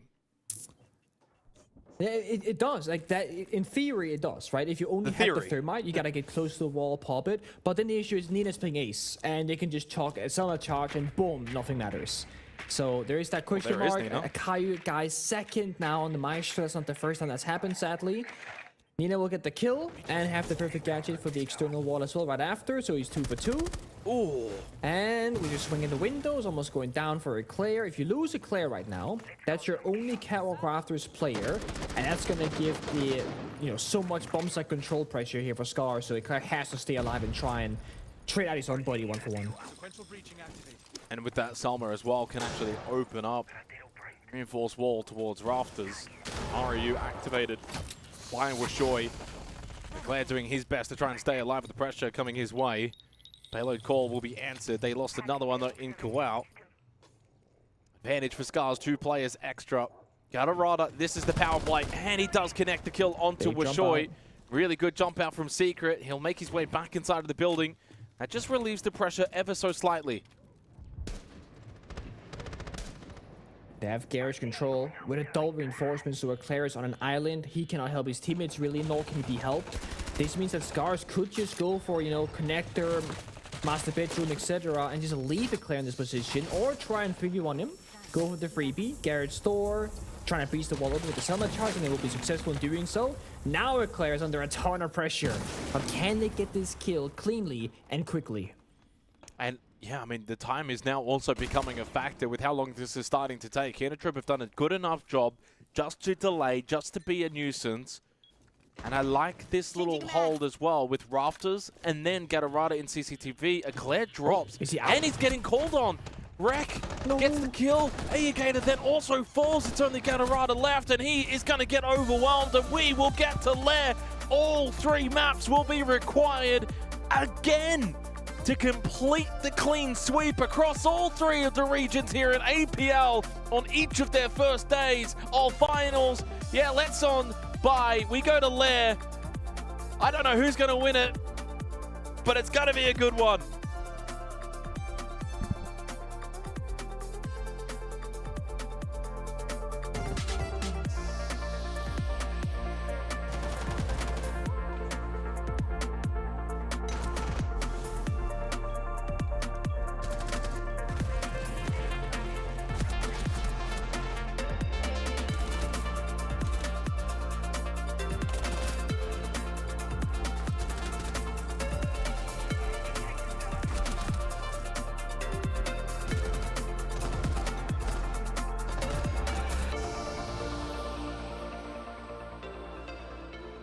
팀 활동하면서 일단 숙소 생활도 많이 하고 하면서 이제 원래 같으면 회사 가서 막 사회생활 배우고 해야 할 나이긴 한데 뭐 여기서도 뭐 다들 뭐 사회생활이 필수니까 최대한 뭐 그런 걸 배우게 된 것 같고요. 그리고 무언가 하나를 잘하는 법에 대해서 좀 배우게 된 것 같아요. 어떤 게임이든 뭘 하든 최선을 다하는 법을 좀 배우게 된 것 같아요. 일단은 가능한 데까지는 계속 선수를 지속할 예정이고 뭐 5년 뒤나 나중은 딱히 생각은 크게 해본 적은 없는데 계속 게임 업계에 관련된 일을 하고 싶고 뭐 코치가 됐든 감독이 됐든 뭐든지 하고 싶고 또 나중에 스트리밍도 본업으로 한번 해보고 싶고 뭐 게임 관련된 직종으로 해볼 것 같아요. 저 딱히 취미가 게임 말고는 없어가지고 뭐 쉬는 날에도 그냥 다른 게임을 한다거나 하지 딱히 나가서 뭘 하거나 그런 건 없고 뭐 가끔 여자친구랑 밖에 나가는 거 말고는 딱히 없는 것 같아요. 여자친구랑 사귄 지 한 4년 됐고 매번 뭐 대회 나갈 때마다 응원해주고 대회 할 때도 뭐 집에서 몰래 응원해주고 되게 여러 가지 방향으로 저한테 도움을 주는데 뭐 특히 지금이 제일 도움을 많이 주고 있는 것 같은데 팀이 없어가지고 여자친구가 일을 했던 그 자금 같은 걸 가지고 지금 같이 생활을 해나가고 있고 제 남은 돈이랑 그래서 특히 지금 매우 고맙고 만나서 정말 다행이다라는 생각이 들어요. 특히 일본이 저한테 특별한 의미를 가진 나라이기도 하고 매번 대회가 유럽 또는 미국, 브라질 이렇게 있었는데 아시아에서 메이저가 개최된 게 되게 오랜만이어서 되게 기쁘기도 하고 뭐 저도 개인적으로 진짜 꼭 가고 싶은 대회이기도 하고 팀원들도 뭐 일본 메이저니까 막 홈 어드밴티지가 있을 것 같다며 꼭 진출하자며 서로 으쌰으쌰하는 분위기였어요.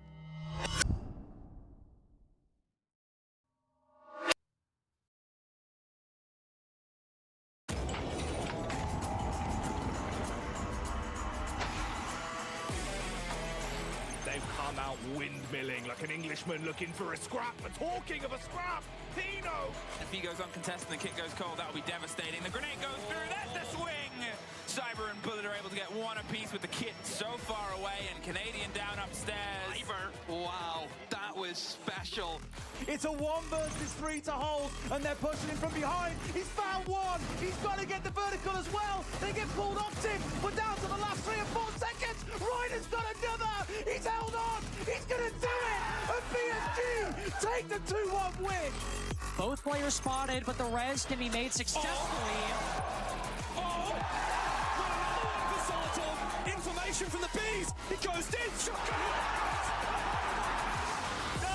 W7s! They cement themselves as one of the greatest of all time. He's starting to get cooked alive, Ollie, but he's using the stim pistols. Look at this from the dock. Surely not. Brilliant! That's play of the year in my book. Plays the game, hits the old body, doesn't quite catch it. There's the impact. He gets it! There's the douse! He doesn't have the confirmation. He's going back. He's not quite sure. He only has a few seconds. Stick it, Ness. Stick it. This is an angle that he might be able to contest. No, unfortunately, he takes just a bit of damage there. A walk, I guess, the second one. Eclipse, though, will get one, turning it into a 2v2. Now they push it on the side. The Bandit will lose out on this. Eclipse, the last alive on the Ella. Spots the head and takes him down. The ace for Waka.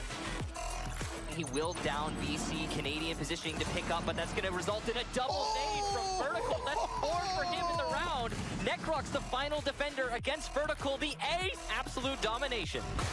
You believe in magic, Michael! Team 1 does as they win the Mexico Major.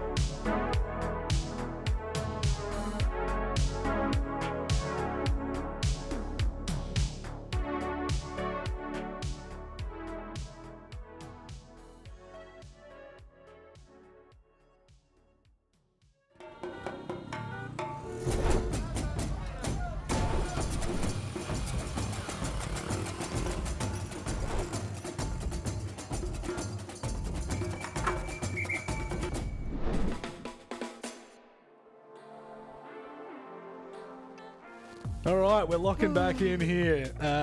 Scars, I don't know what's going on. I don't understand these series flips. I cannot figure it out, Michael. It is starting to really blow my mind. But alas, we see a completely different team altogether. It's not even the same roster. That was just insane. Yeah, look, I don't think map flips themselves are crazy, right? Especially in a best of 3 with 2 teams that are so on even footing. But when you look at the scoreline, that's what stands out to me, just the stark contrast. A 7-3 into a 2-7, like really ridiculous when you consider also the style of the maps, particularly Clubhouse. Thought it would be close. I did back Scars in to maybe have a chance in a more structured map, but the fact that they're able to just blow away with it and have a really strong defense was quite surprising. I think the defense was probably the most surprising part about it. Like, obviously, we know what Clubhouse is, right? Yeah. We're not being ridiculous here, but I think just the fashion in which the first half was kind of dominated by Scars from start to finish was very concerning. On the back of so much confidence, so much momentum, knowing what Kinotrope are like, and especially them getting an attacking side, not attacking side of map, attacking side first, where they can start to set the pace, they can start to set the tone. It does raise somewhat of a red flag. One stat that, again, we've talked about a little bit tonight, and we generally talk about on the desk, or at least in cast, is the opening kill conversion rate. Now, it was 100% on that map. Not a single one missed. But Clubhouse feels like one of those maps that we were saying it really early on. The first team that usually loses a player is down like exponentially in comparison to something where maybe we're talking about a Chalet. Yeah, Lab's up next, and I've had a look across at the numbers for both of these 2 teams. This is going to be scrappy. What are the numbers? What are the numbers? It's really poor for both teams. A 1-4 record Kinotrope, a 1-3 record for Scars. So this could be a scrappy affair. And maybe, Jake, all 15s will be... Oh, nah. Oh, no, I threw it. He's just gone and done it. Hang on. Wait, let me try again. Do I get a retry? Go. Now, Jake, all 15 rounds may be required. There we go.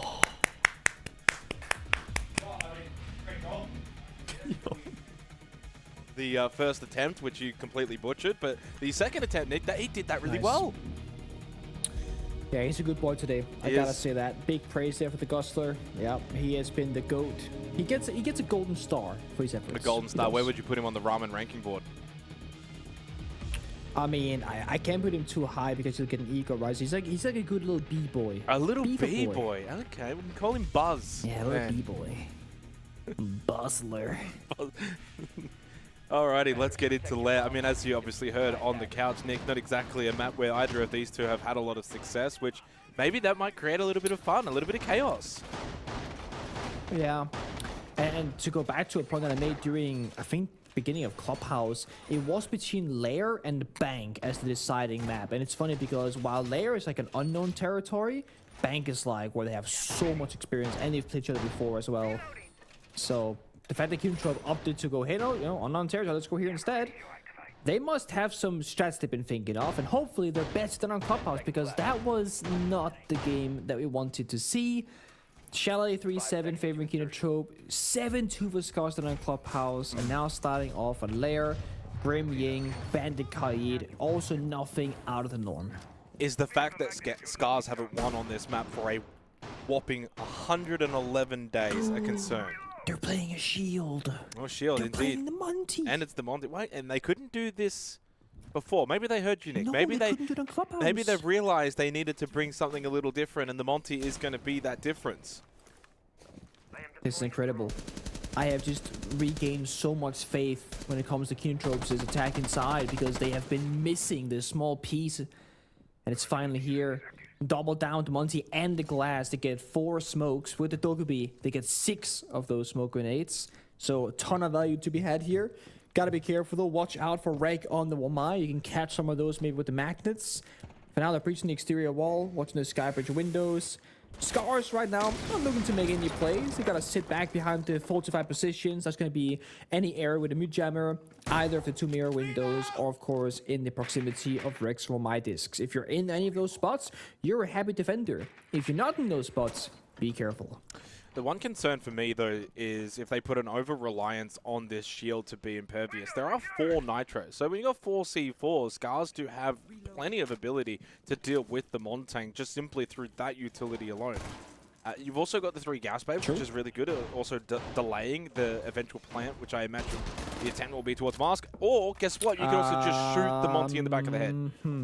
And no, take it all back. Doesn't beat out a Claire. You lose the Monty, but you do get the trade. It's not a win for Keenatrope at all, but at the very least, it's not a mega loss. It's a 4 versus 4. But yeah, the Monty's short-lived. Also, one small thing here. Fishlike on the smoke's been put on such low HP that a Doggett call not answered will finish him off. So he has to respect that as well later on. Here comes a smoke grenade.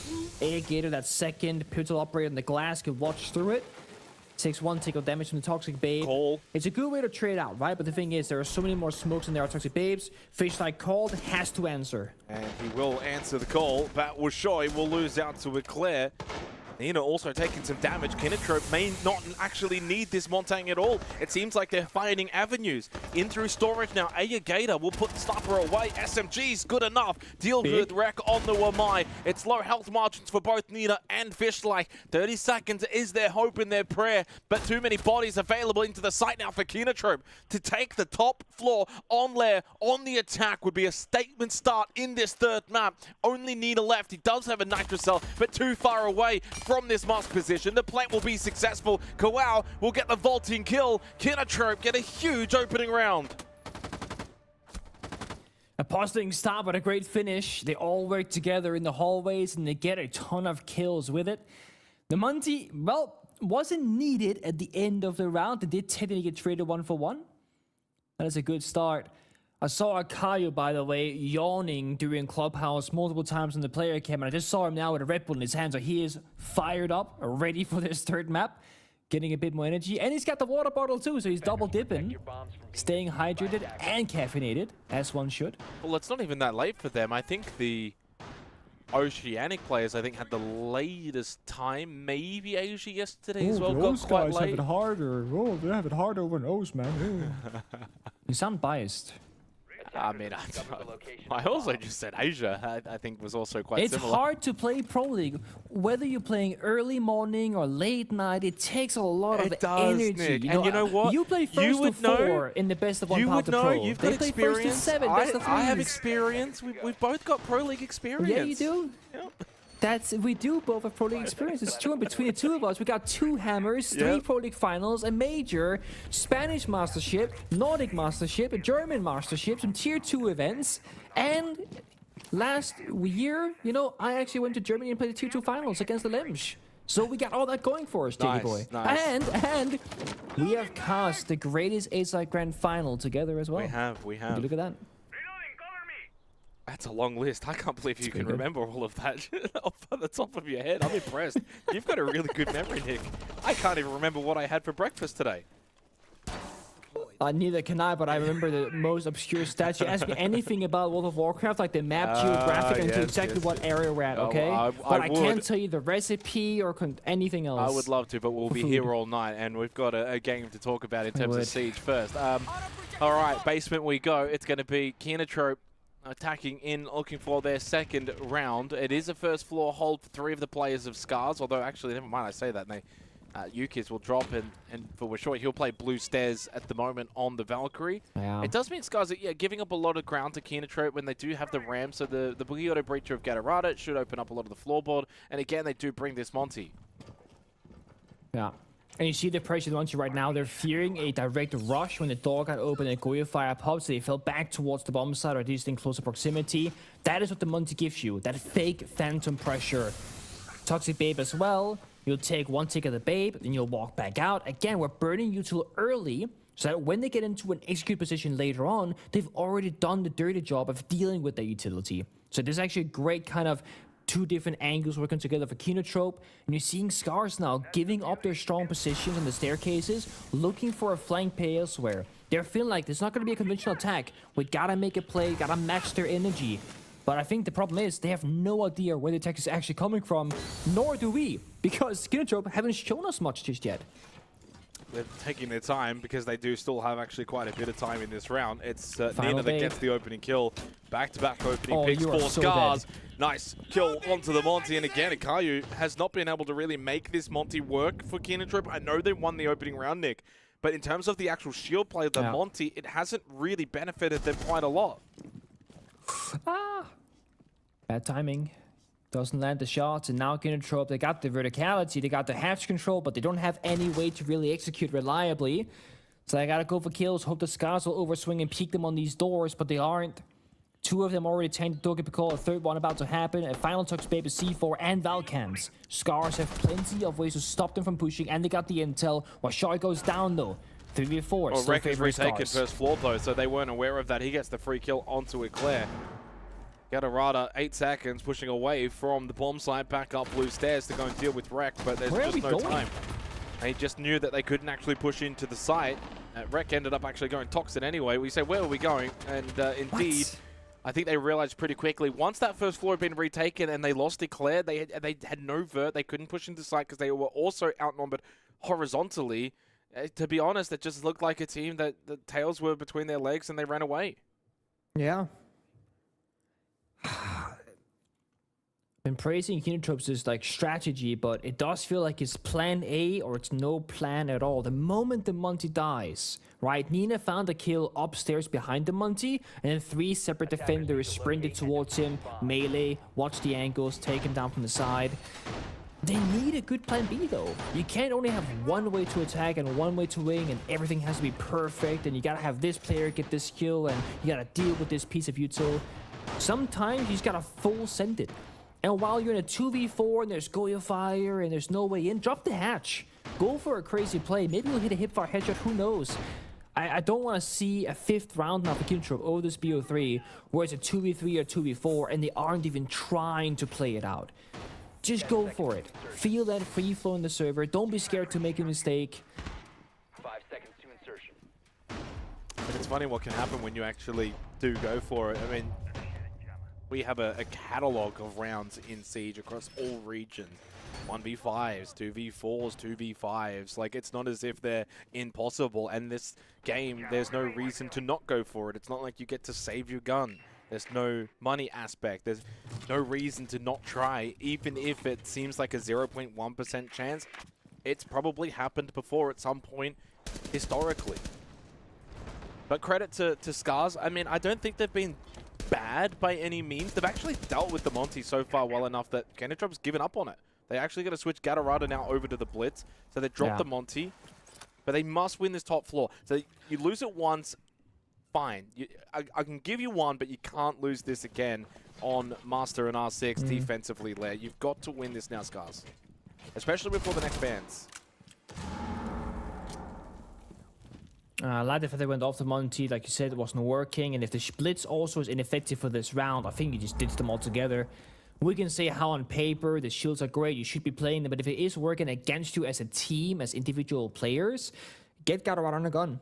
So we'll see what he can make of this round.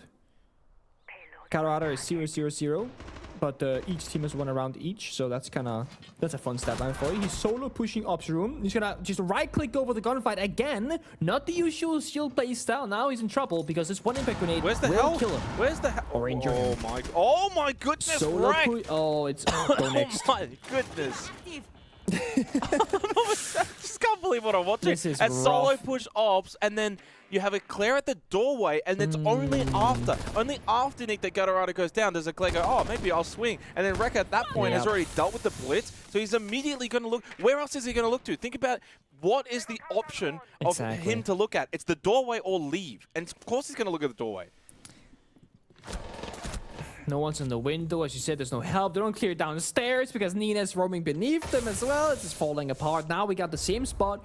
2v5. We're outside the building, baiting for a couple of kills, hopefully finding one for the scoreboard, then falling back outside. And there is still so much time.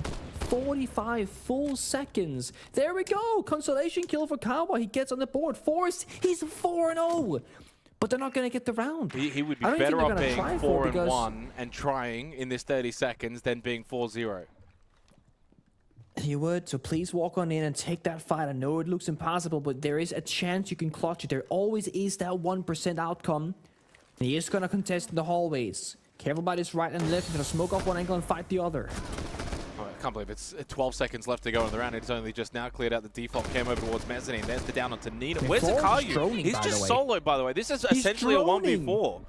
Akayu, there's no time left. It's like he got two kills.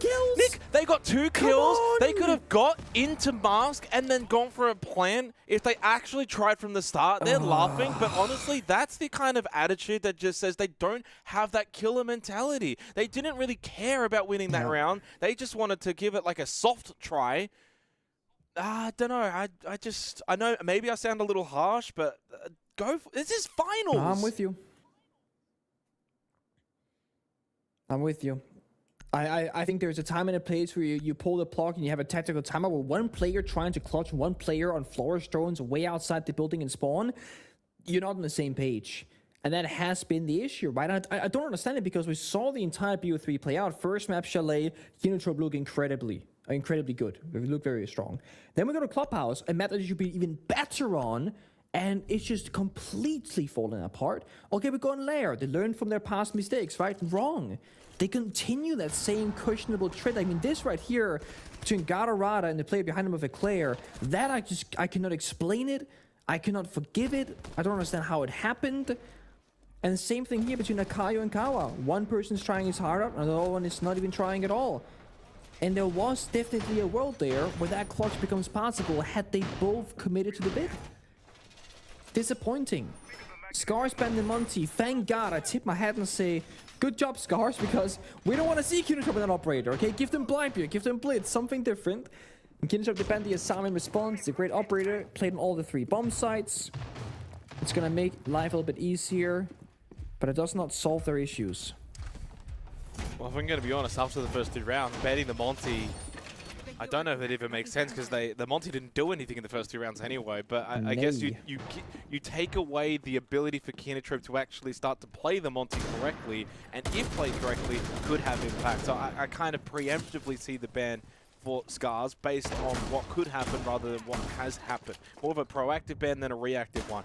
Bunk's briefing, we'll get to see it now for the first time. Kinotrope will bring the sends, but by not having the Monty now on this bomb side, it actually does make it more difficult. In fact, no shield play on this bomb site makes it more difficult, even if they do have the sends and those ROUs.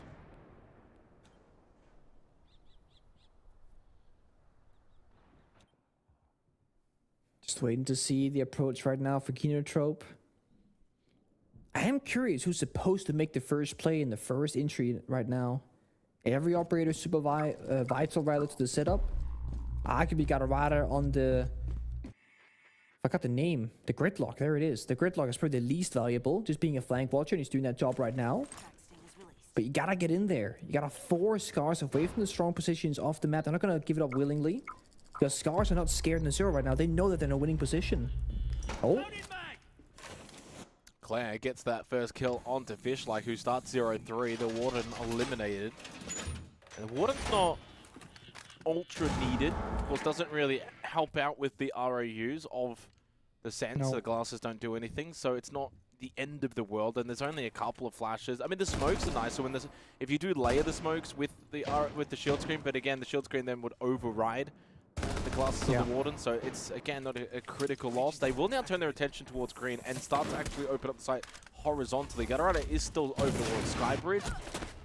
Nina finds a long angle headshot onto Ayagata. He's playing that first floor position by himself. They lose a clear as well to Yukiz. Gatorada is hoping that someone from Scars will try and push back down green stairs. It's looking good though for the defense.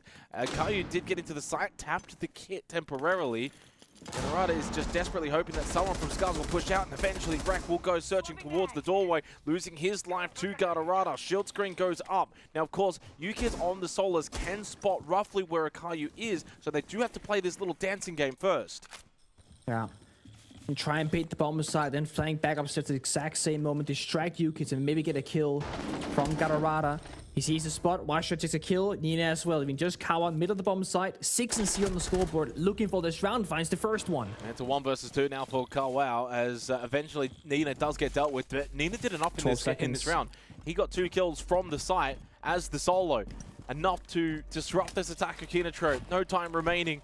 We'll go for the plant inside of Bunk. Still double stack above. They haven't opted to drop down until just now, and there is no time left. Kowal has no time. Washoi does the best thing possible, and this right here is the difference between these two teams. Nick, he didn't care about his KD. He knew when he dropped, he's going to die or he's going to disrupt the plant. In the end, he did both, and that is why they win the round.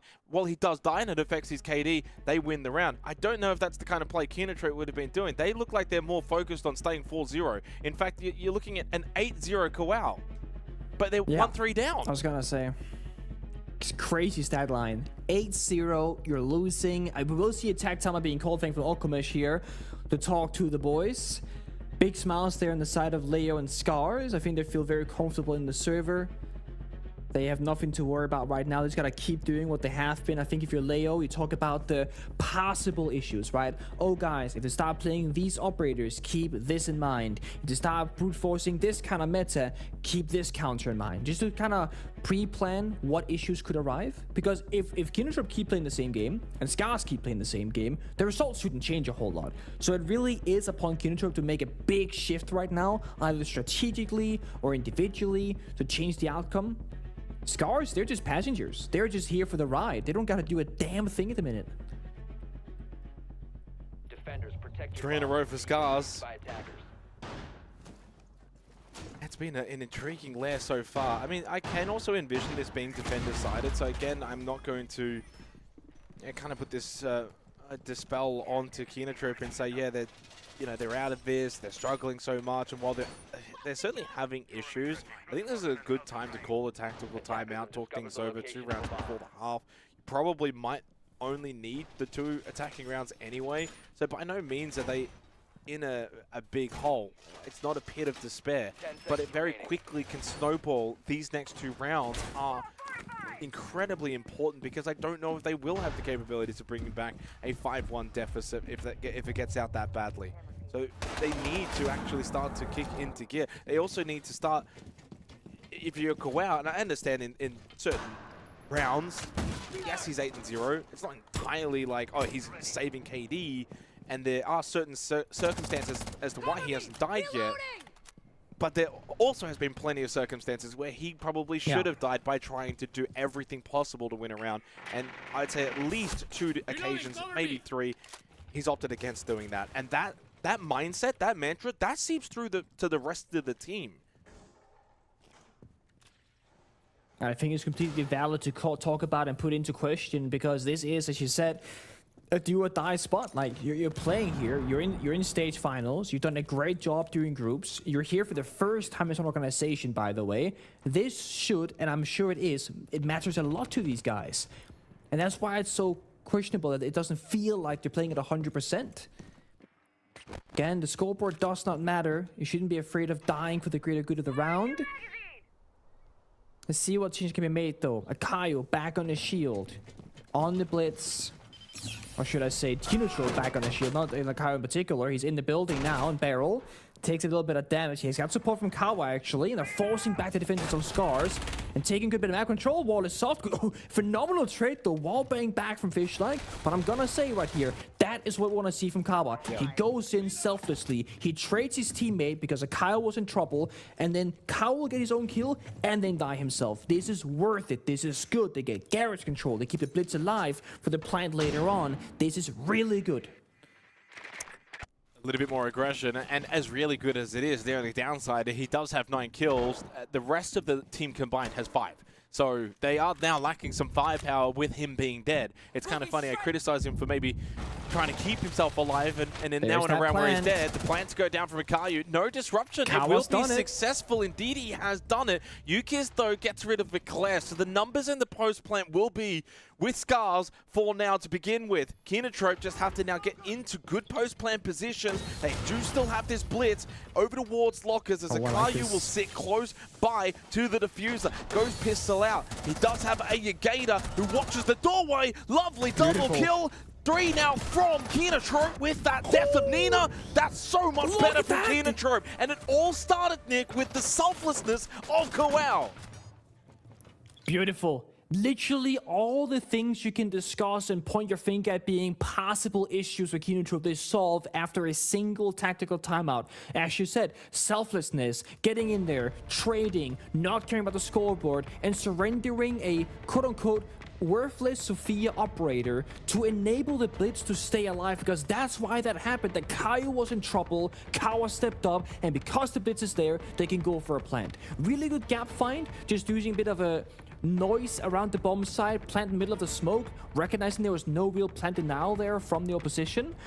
And funny enough, Scars, with only losing that round, will call their own tactical timeout. So we're going back to back all of a sudden. I feel like that's actually something that doesn't happen too often, not only in the 6th round, but the back-to-back after they've just spoken. And guess what? We'll also get to speak again after this in the halftime role swap timer. Essentially, it's like 3 rounds straight where the coaches are just going to get to permanently talk.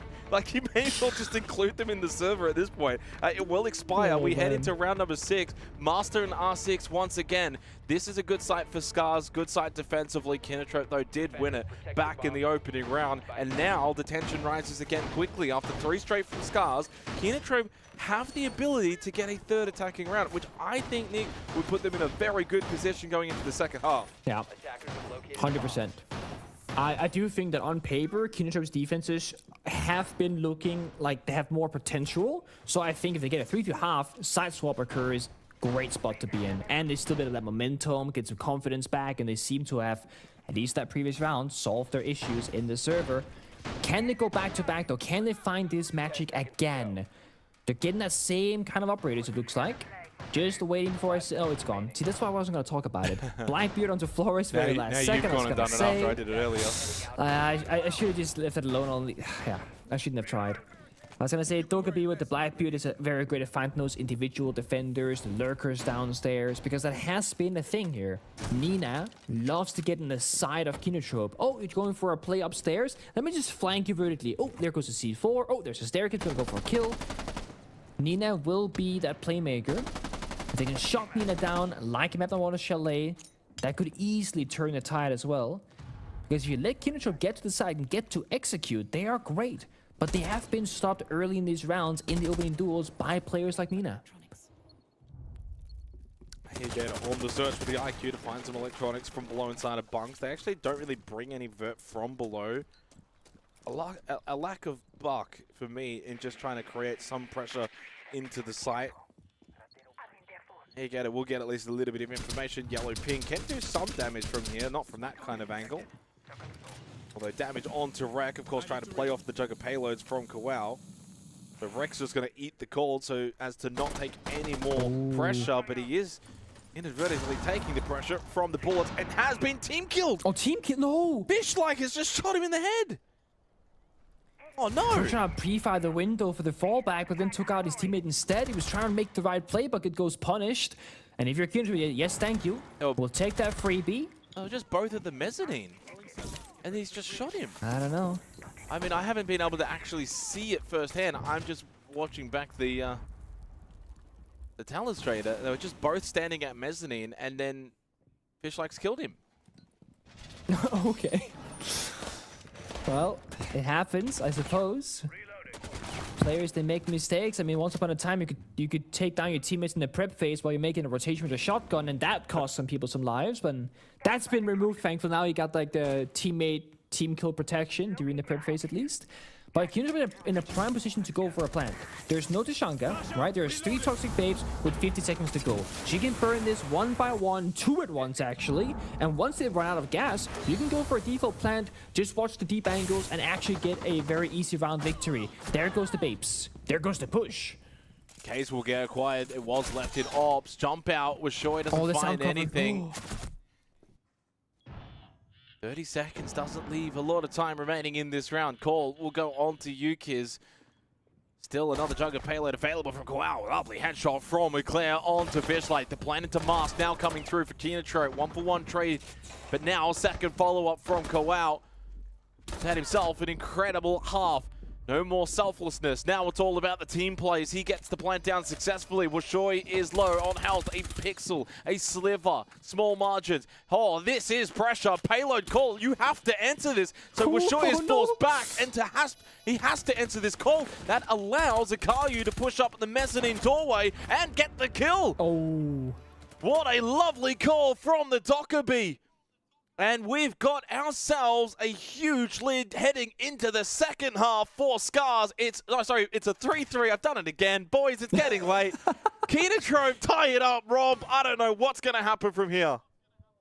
You know what the best part is? I don't ever know what's going to happen when you open your mouth sometimes. That's what's even better. Look, to be fair, I think that what he's done there pretty much encapsulates some of those rounds. I mean, it's been very heavily chaotic once again. These two teams just really do love chaos in the server. I mean, there's so many moments that I can think to. A three-man run out on a Monty just sitting outside just encapsulates to me what this matchup can sometimes do in this series. But Guz, honestly, 3-3 probably feels like par for the course and feels a little fair, considering when you look at like the statistics on paper, there are two players doing very well for both teams. Well, one player doing very well for both teams, and then behind them is not a lot. Yeah, 3-3 is fair, but I think that Scars would be a little bit disappointed, right? Sure. Especially off the back of the final round. A completely unnecessary TK put them a player down for that round. And I think that 4 is probably going to be required in this half. I'm a little skeptical as to Scar's ability to be able to attack and break down this map. And unfortunately, because Clubhouse was so short in its length, we don't have a great likeness to compare to, and I don't think Chalet is anywhere near the same as Lair in terms of how it's going to play out for the attack. So I'm a little concerned for Scars. It would be pretty devastating if we reflect on this map and that ends up being a big difference maker. It's been a while since I've seen an opening kill be a TK. I'll say that much. But I think to amplify as well what Guz is saying, they've only won 2 attacking rounds this entire series so far. Yeah, but I mean, based on Clubhouse, obviously they didn't have many rounds to attack. They seemed not. relatively dominant on that first attack that they got to play. Yeah, I mean, I told you before this map started, I don't want to make any more predictions because I think I'm 0 for 6 tonight. Based on stats, we've said a bunch of stuff. Yep. None of it's come true. Anyway, Keenatrope to win. Up the Keenatrope, Guz? So is that like a reverse? Yeah. Oh, okay. Look, unfortunately, I don't think I don't have as much faith in Scars being able to get this result. I feel like they're in a nervy position. I'm not convinced that their attack's going to be good enough. We'll wait and see. The bans come through, and it looks like Keenatrope are going to try and subdue some of that aggression with the Blitz and the Ying. And then, I mean, I feel like Nick has been non-stop talking about it today, but once again, the Kite and the Bandit combination, and I know he's not a big fan of that. Well, you know what? Do you know what the best part Rob. is? No one really cares that Rob. much, I'll be honest with you. I But know, Rob, can you see me? hang on, I can see Jake. You're on what are you on? A chair, sofa, couch? I'd say I'm on an armchair. Are you on an armchair? So you're an expert? Yeah. Well, these two are on the fence. They can't decide. Tell me who's winning this. Attackers discovered the location of the bomb. Keenatrope? Keenatrope? Maybe? Question mark? I feel like that to me, that's as good as gold. I'm going to take that and run with it. Keenatrope are going to close this out, courtesy of our armchair expert, Robert J. Monday. Nick, they go on defense, though, and to be honest, that does probably give them a slight edge, a slight favoritism heading into this second half. And I mean, across the series, if we kind of now encapsulate everything and look at everything holistically, you go all the way back to Chalet, Keenatrope, they looked sensational. Clubhouse, they looked awful. And then here on Lair, it's all equal. We've kind of seen a bit of everything. Yeah, we certainly have. And if you just tuned in, you might think that Kawa is the sole reason why the scoreline is 3-3.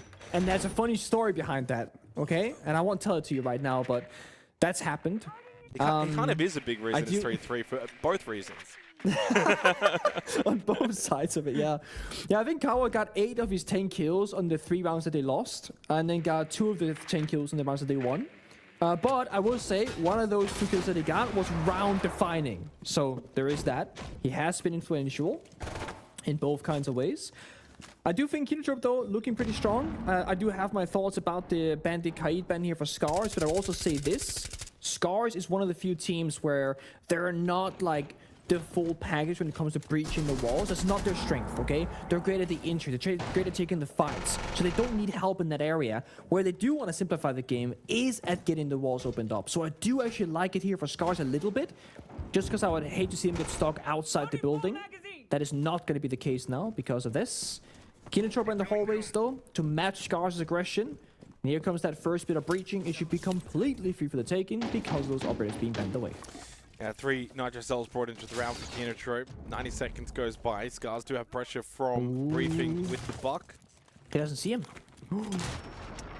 Ping information, and now we'll play offer with the skeleton key. Felt like Wishoy was a little bit curious about whether or not someone was going to push him. Does deal with the mirror window, but still hasn't actually been able to find a kill or do damage from below. Still job done. Mirror window opened up. And slow push in towards storage now for Nina.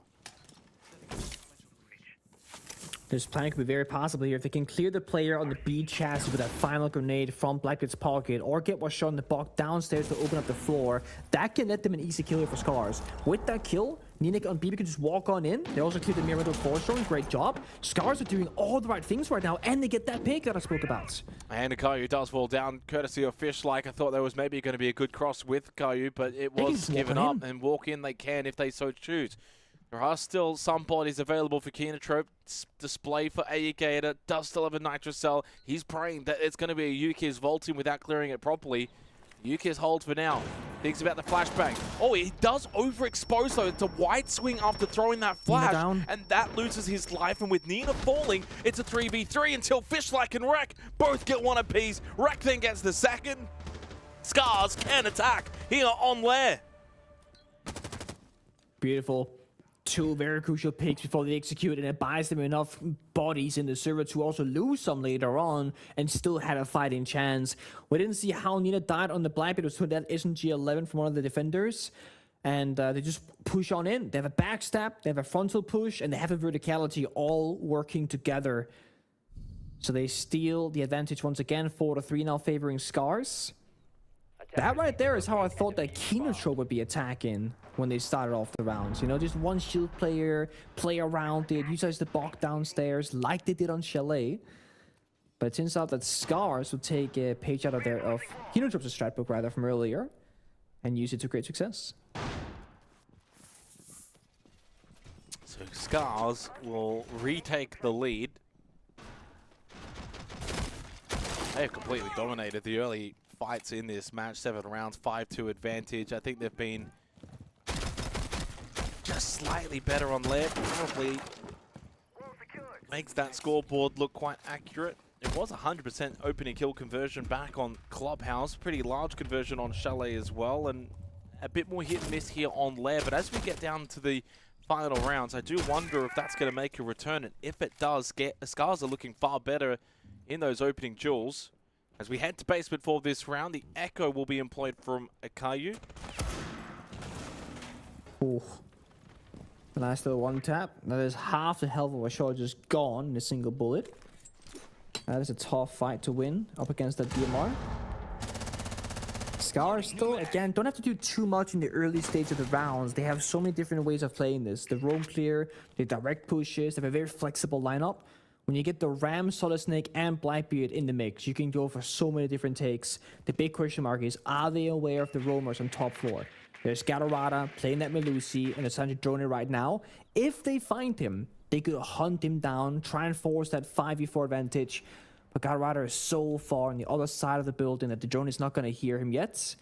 And if you're to spend all this time looking for him, it's going to take you maybe too much time actually to figure it out. No enemies detected nearby. Nothing on the radar for Yukiz. Nope. Wrong floor. Scars are taking their time. To be honest, the pacing here on Lair has been of the slower variety. Kind of looking at the opening kill times throughout the entire game, it's all basically 1.5 minutes and lower. And I wonder if Kinotrope can kind of get a bit more of a read into that. I like this second floor hold from Gatorada because we haven't really seen a lot of cheeky play on Lair so far. Scars may not know this. We saw, of course, Yuki's on the radar. He didn't get this intel, although the way they're positioned, it leads me to believe they've got some kind of a clue. Yukiz is watching towards main stairs. Gatorada, though, does not push down. Instead, will go over towards mezzanine. Even he looks like he has a feeling that he's being watched as we head into the final minute. Yeah, Shaw injured, Kawa dead in the grave, Toxic Babes going out, they have no more go fire, there's a pop at all in this round, sadly, but it's going to be Kinshop winning most of the fights. Gatorada did win his battle, by the way, the 1v1 on that first floor. He got the kill onto Nina, who was still playing that ramp with the Boogie Auto Breach, and it's only Fish-like left in Toxin. Kinotrope will respond in the 8th round. A strong hold on the site. Gatorada with a decent roam. On HP. Oh, hang on, the round's not done yet. Bring it back. Bring it back. We've gone a little early. There is still 20 seconds. Okay, now you can show the cams. Now we can go and show the cam. There we go. There we just formalities still had to be played out. Yes, it was very unlikely. And we are tied at 4-all. Good bit of holding on there from Kinotrope, using the Toxic Babes to one angle, cover the other with a shotgun, and just saying, hey, we might not have the numbers, we do have the utility to make it an even fight. The Blackbeard not successful at finding enough kills on the entry. It's a hard job to play the shields here on layer, I gotta say, unless you're the Monty. There's so many crossfires and verticality, the different trap operators. It is not an easy task. And would you look at that? Tertiary bomb site and another Maestro on the board. I love this from Kinotrope. And it is forcing the question of Brava or no Brava. Because are you going to pick an operator only to counter the Maestro in this round? Or do you just say, hey, we're not going to bring out the Brava at all. We got to bring maybe Sophia or Ash or extra frag grenades to deal with it instead. But what happens then if you don't manage to deal with those Evil Eyes later on? You can't go for a plant. So you are kind of stretching Scars a little bit more thin on the attack and lineup, which is a way to weaken them and strengthen yourself, of course. Probably the most beautiful Xbox Game Pass just gonna say free cam that I've seen, to be honest. With the butterflies, that actually was top notch. With flowers. Shout out to the double A's. Alex and Andrew, our observers, who have done a tremendous job. To everyone in production as well across this stage. It's been great. Obviously, we've still got another 3 days to go. So keep it up. Gator gets the opening kill. It's onto Nina. So that's the Dokkaebi. That's a good operator to eliminate. Been a rough one for Nina. 4 and 8. And Nina has been a very good player for Scars throughout this stage. 9th rated player in the region for APAC North. In this series, Nina sits at 16 and 19, second lowest rated player for Scars. So haven't got the best out of Nina in this matchup. Definitely a surprise. Now, losing Dokkaebi early, it is actually one of the few counters they had available for the Maestro. You can, of course, call Akayu, you can hack the cams temporarily. A get injured from the exterior, but should be revivable for free here by Eclair. He will do so. No real punishment. Wreck on the window, doesn't find it. Could find the second. He knows there was a second player really earlier. And yeah, perfect read from him. Agita says, I'll trade myself 1-for-1, not the end of the world. As they have got Nina. So back to even Steven numbers. Still got the Blackbeard on the board, but 2 Heartbreachers in this particular position when Heartbreaching isn't going to be the most important area. It does feel like a missed opportunity to have something else. Wreck gets injured and confirmed. Yeah, fire popped. We are waiting for 20 seconds. I mean, this is not looking good though for Scars, because on Bunk's briefing, the fact that they don't have really the ability to go direct to site, they have to clear above into a 4-stack defense. I mean, well, I guess technically 2. Actually, that's the one downside here for Kinotrope. They are a little bit vulnerable. I just realized, I thought there was a 3-stack, but they actually they had a 2-2 split. That leaves now Eclair by himself. The best thing Eclair can probably do now is give this up. He has to forfeit this. Or at least hold the green stairs flank. Yeah. I think you like semi-forfeit it, go for a late round of flank as a win condition, and just kind of wait and see if the defenders on the bomb side can hold out. Because there's no vertical operators here. There's a grim secondary shotgun, but not enough time to really utilize it. So it does mean that Kinotrope defenders do have, as you see Fukawa, a playable position on the side itself. The scary part is this blind you can easily walk into the side and start establishing down that diffuser. Then they gotta time a Claire flanking, but actually he's gone downstairs into bomb, so there's no flank up top. It's just the side itself. Gara gets a freebie. Yeah, that's going to force the drop down as well for Wishoy. Doesn't get anything on the initial drop. 15 seconds to try and salvage this, but it's looking like Kinatrop will get it done indeed. Bugs briefing goes their way. Got a little bit scary after the 2-2 split. Got opened up by the attack. The reposition of Green Stairs to play for life ended up benefiting Kinatrop greatly. It's now 5-4. We are getting close to closing this series out. Kinatrop can see the finish line. They just need 2 more rounds. Heading into these bans, what do both teams want to get rid of? If you're going to be really nasty, you could ban Brava, play Maestro. The more realistic chance, you're probably going to be planning out the Capital or the Blackbeard in this case. I'm saying Capital because they could start playing it, as in Blackbeard because they have been playing it. Grim is also not a bad option, but I don't feel like it has actually been super influential. It does suck to get Grim B, Red Pink spotted, etc., but it hasn't been a game changer. On the flip side, it's going to be the Mirror, again playing triple around the wall denial and not having to bring out the Ash of verticality. And I like the fact that Akayo picks the Maestro right off the rip here, mentioning that Brava ban is a potential. Because imagine, right, I know Grim is good, but imagine you ban away the one super counter to this niche pick of Maestro. That would be something. And out goes the Capital. Look back at the replay, it was a pretty decent round. We haven't really had, so far on land, too many close rounds. Really, if you go all the way back to the 4th round, that was the 1v1, and that was it. Everything else has been 2 or 3 alive has usually been the closest. As we get close to the finish line now at 5-4, this is when usually those big defining moments take over and who can win the clutches, who can get those impact kills. So far, the opening kills aren't looking like that's going to be the main determination. It's getting a bit 50-50 over the last 6 rounds, so that's not really following through as like a major storyline for either team in dominating that area of the game.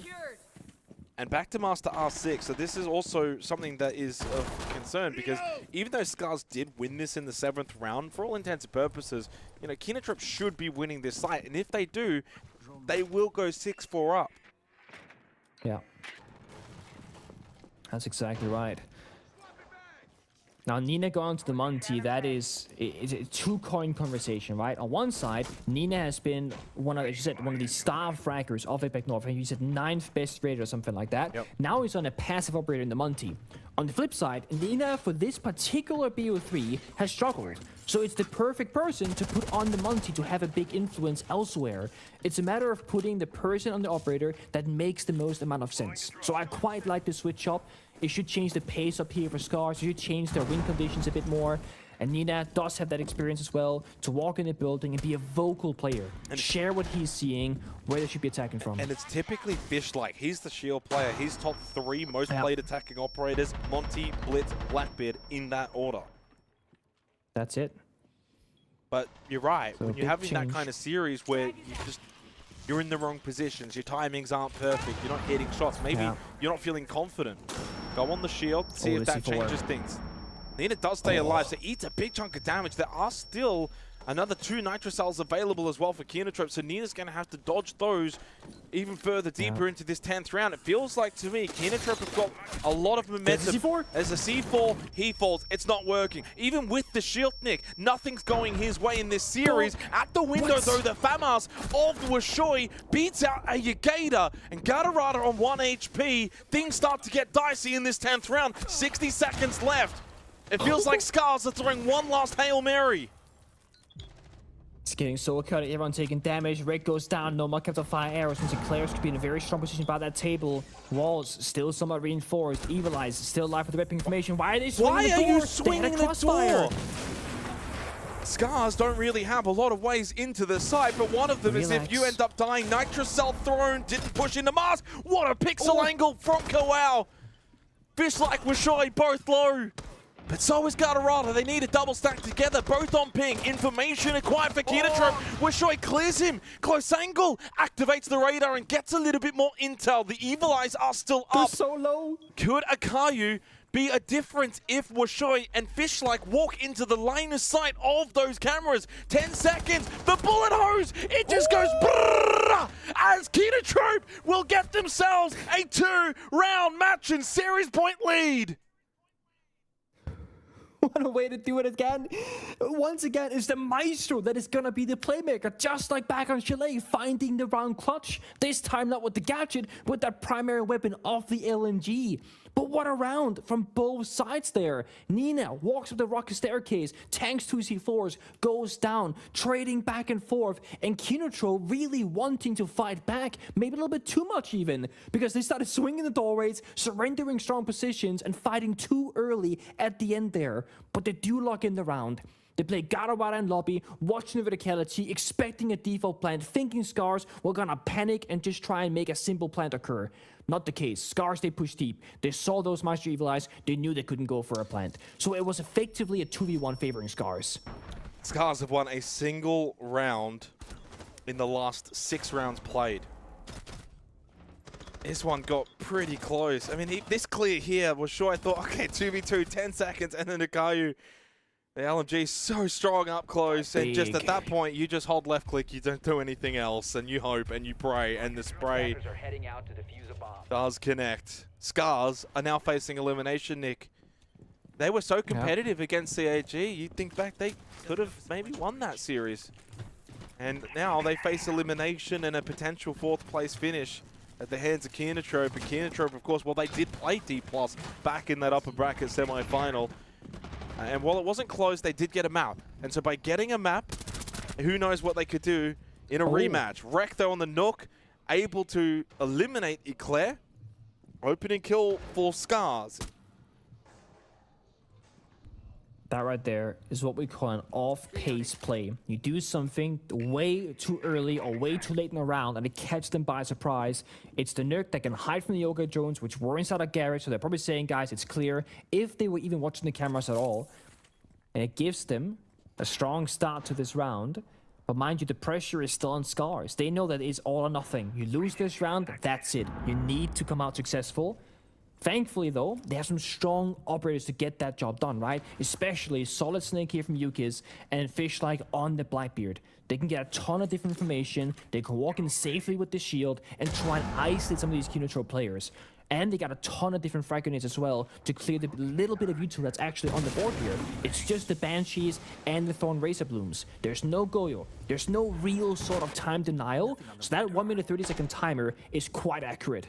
Yuki is, by the way, hunting down Gatarada over towards reception. Gatarada is so lucky to just make his way back to safety. He did get shot at by Yukis, who backfills in, takes this position. Gatarada ends up just running around trying to play a game of cat and mouse. Pre-fire in the doorway, blows up the pipe. Minute remaining. This is at least taking some attention of Scars away. And when I say Scars, it's mainly Yukis. It's essentially a 1v1 between those two, which leaves 3 on site for Kinotrope. They are outnumbered in this site push, unless Gatarada can get back and help out. Here comes the push from the Blackbeard. Nitrosol thrown at top the doorway, and Washoi is lucky to be alive. He's on 1 HP. He should have been dead. Kowal landed the majority of those shots. Garada's looking for a flank, could be the hero for now. They're just stalling things out. 35 seconds. Gonna be a lot of trouble for Kyle in a second once Blackbeard walks on in. Nitro's still up. Never mind, it doesn't matter now because Kowal's dead. Washoi comes back to finish the job as Nina locks in. Big headshot. Ayagator, no more gas babes. Don't forget about Gatarada. He's coming in quite late and he loses out to Recto. He was being watched, and Scars will get us to all 12 rounds of regulation. It's only fitting.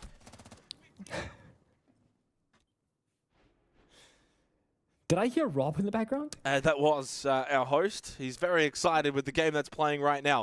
Match point 6-5. Kinotrope will get one last opportunity. Scars are holding on. I just want to point out that you asked Rob who he thought was going to win. He said Kinotrope. And when Scar's winning a round, he's celebrating massively in the background. That's Don't question the mind of a mega mind. Nope. Don't question the mind of a bald man. Or an armchair expert, as he self-labeled himself. Which is better than 2 men on a fence.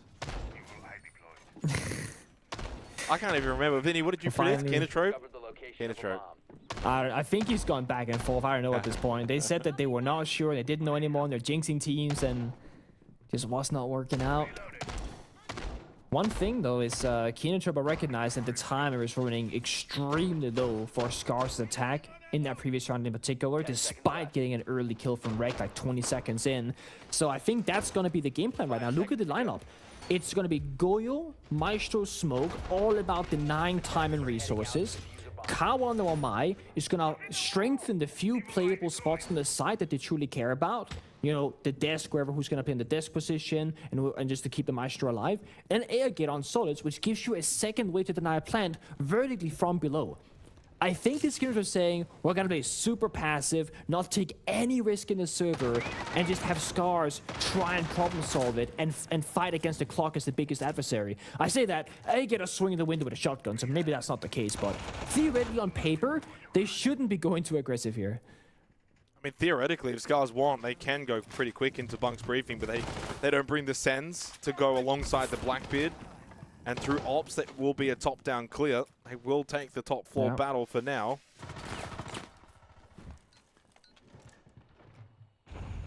Wall popped by the side.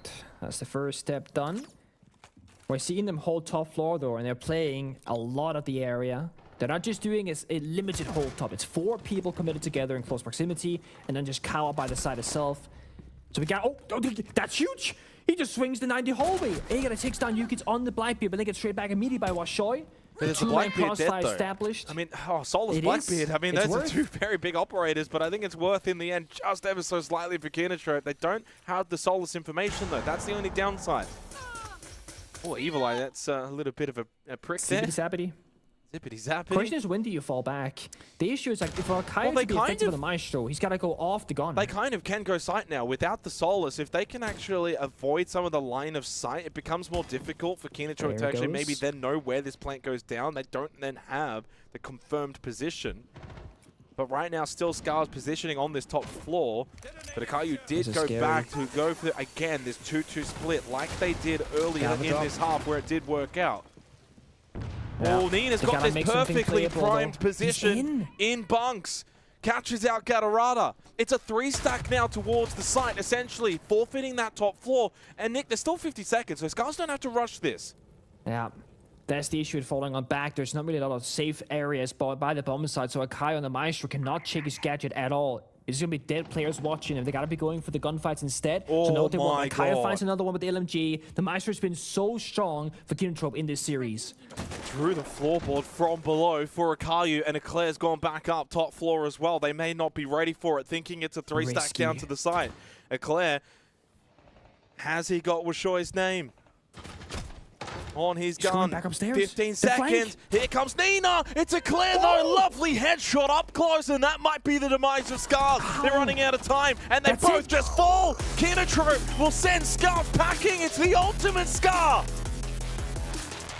They finish 4th place as Kinatrope lock in top 3. They get a chance at redemption against Team Plus Kia.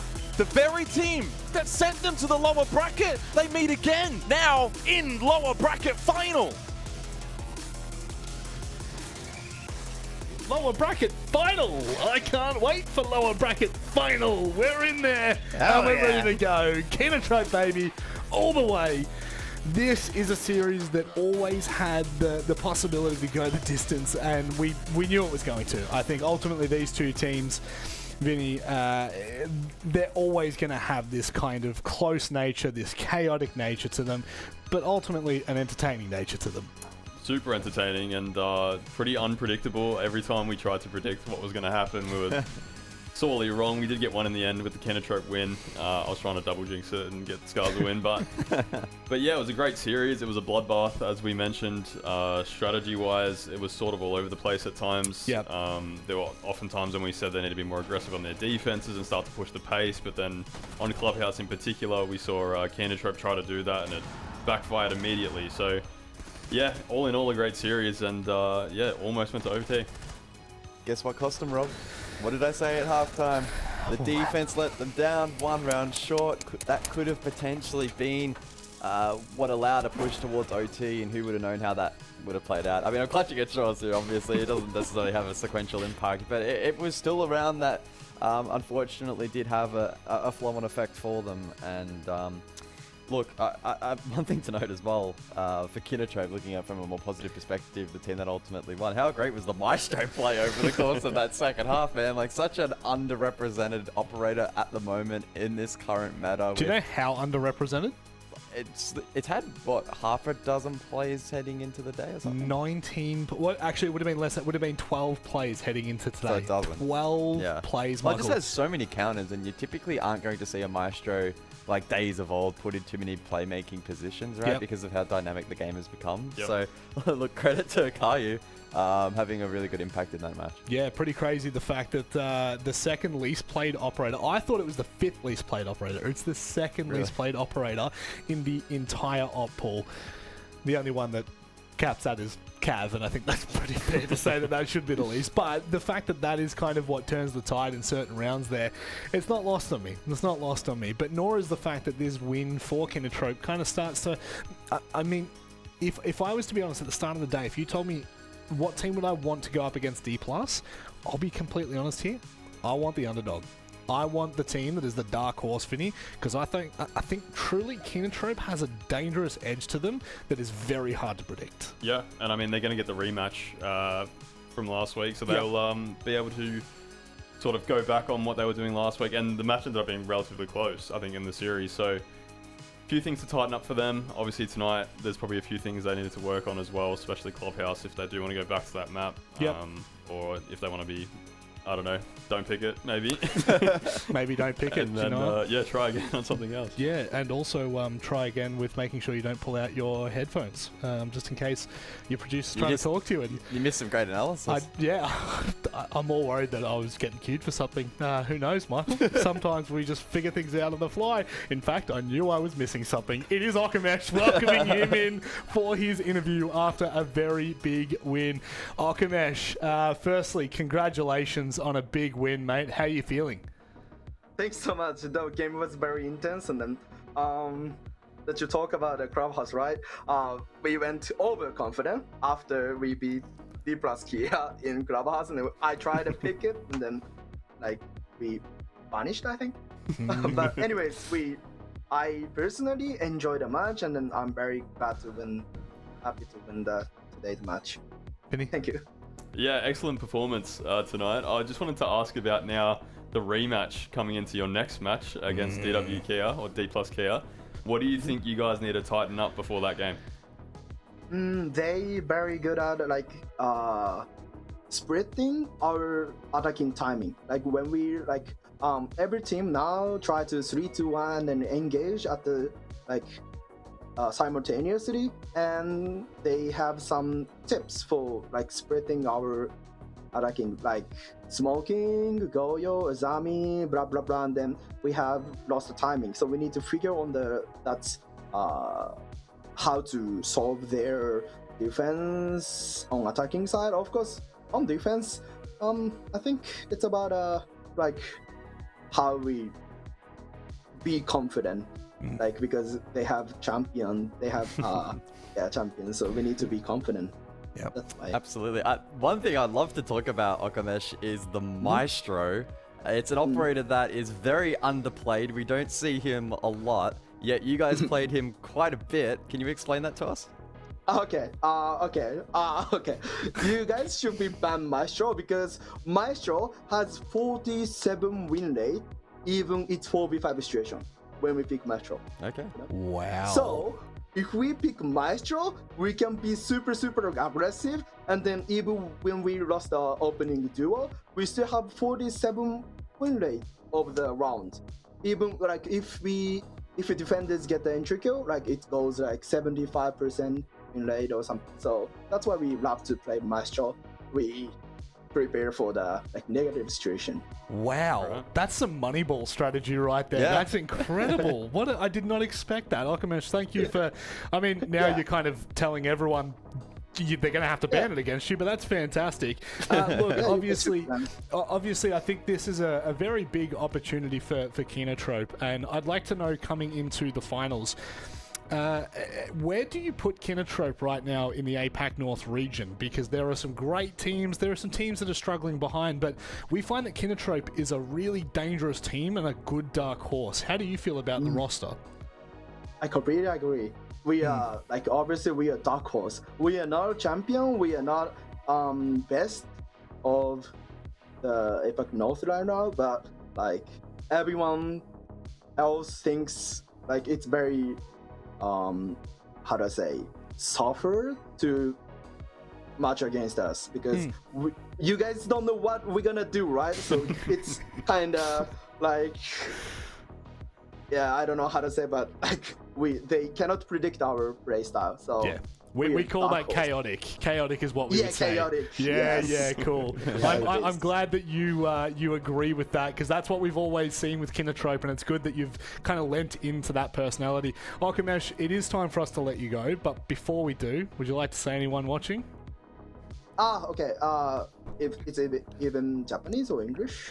You know what, Okamesh? Please do it in your native tongue. Please do it in Japanese. Okay. Okay. I'll go for the Japanese. Okay.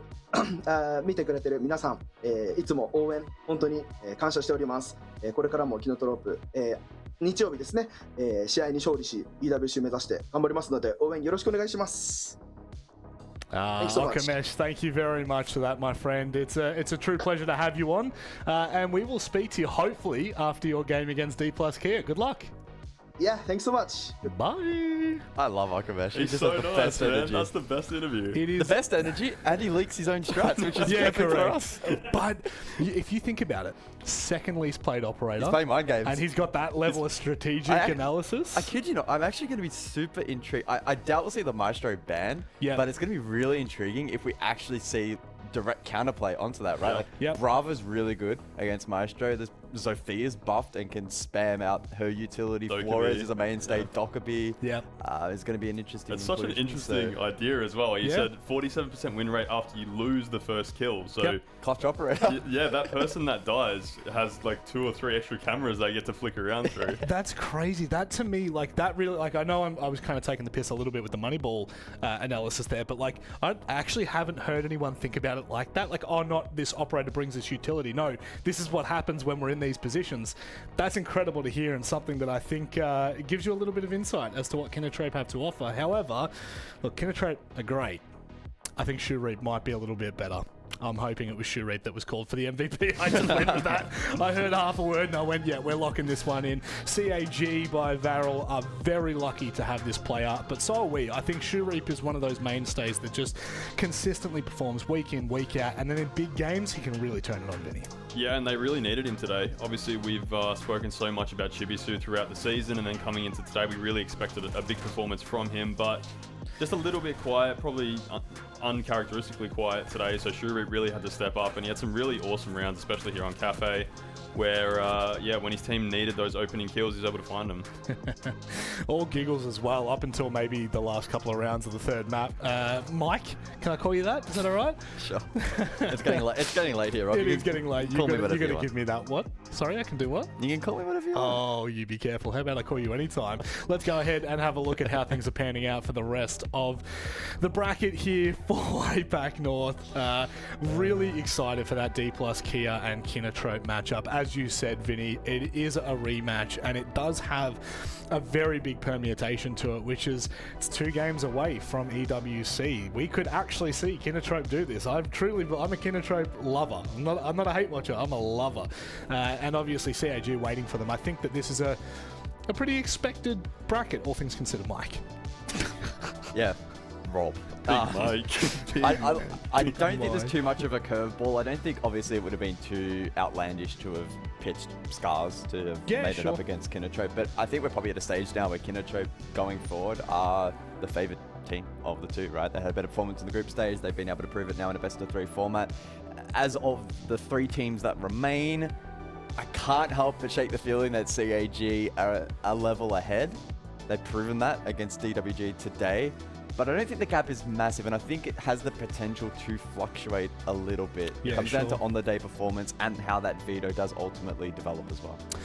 Do you know what the best part about finishing a little later is, Michael? What's that? There's a shorter gap between the next time we get to see a bit of siege action. Do you know what's up next? I thought you were going to say see me, but sure. No. Do you know what's up next?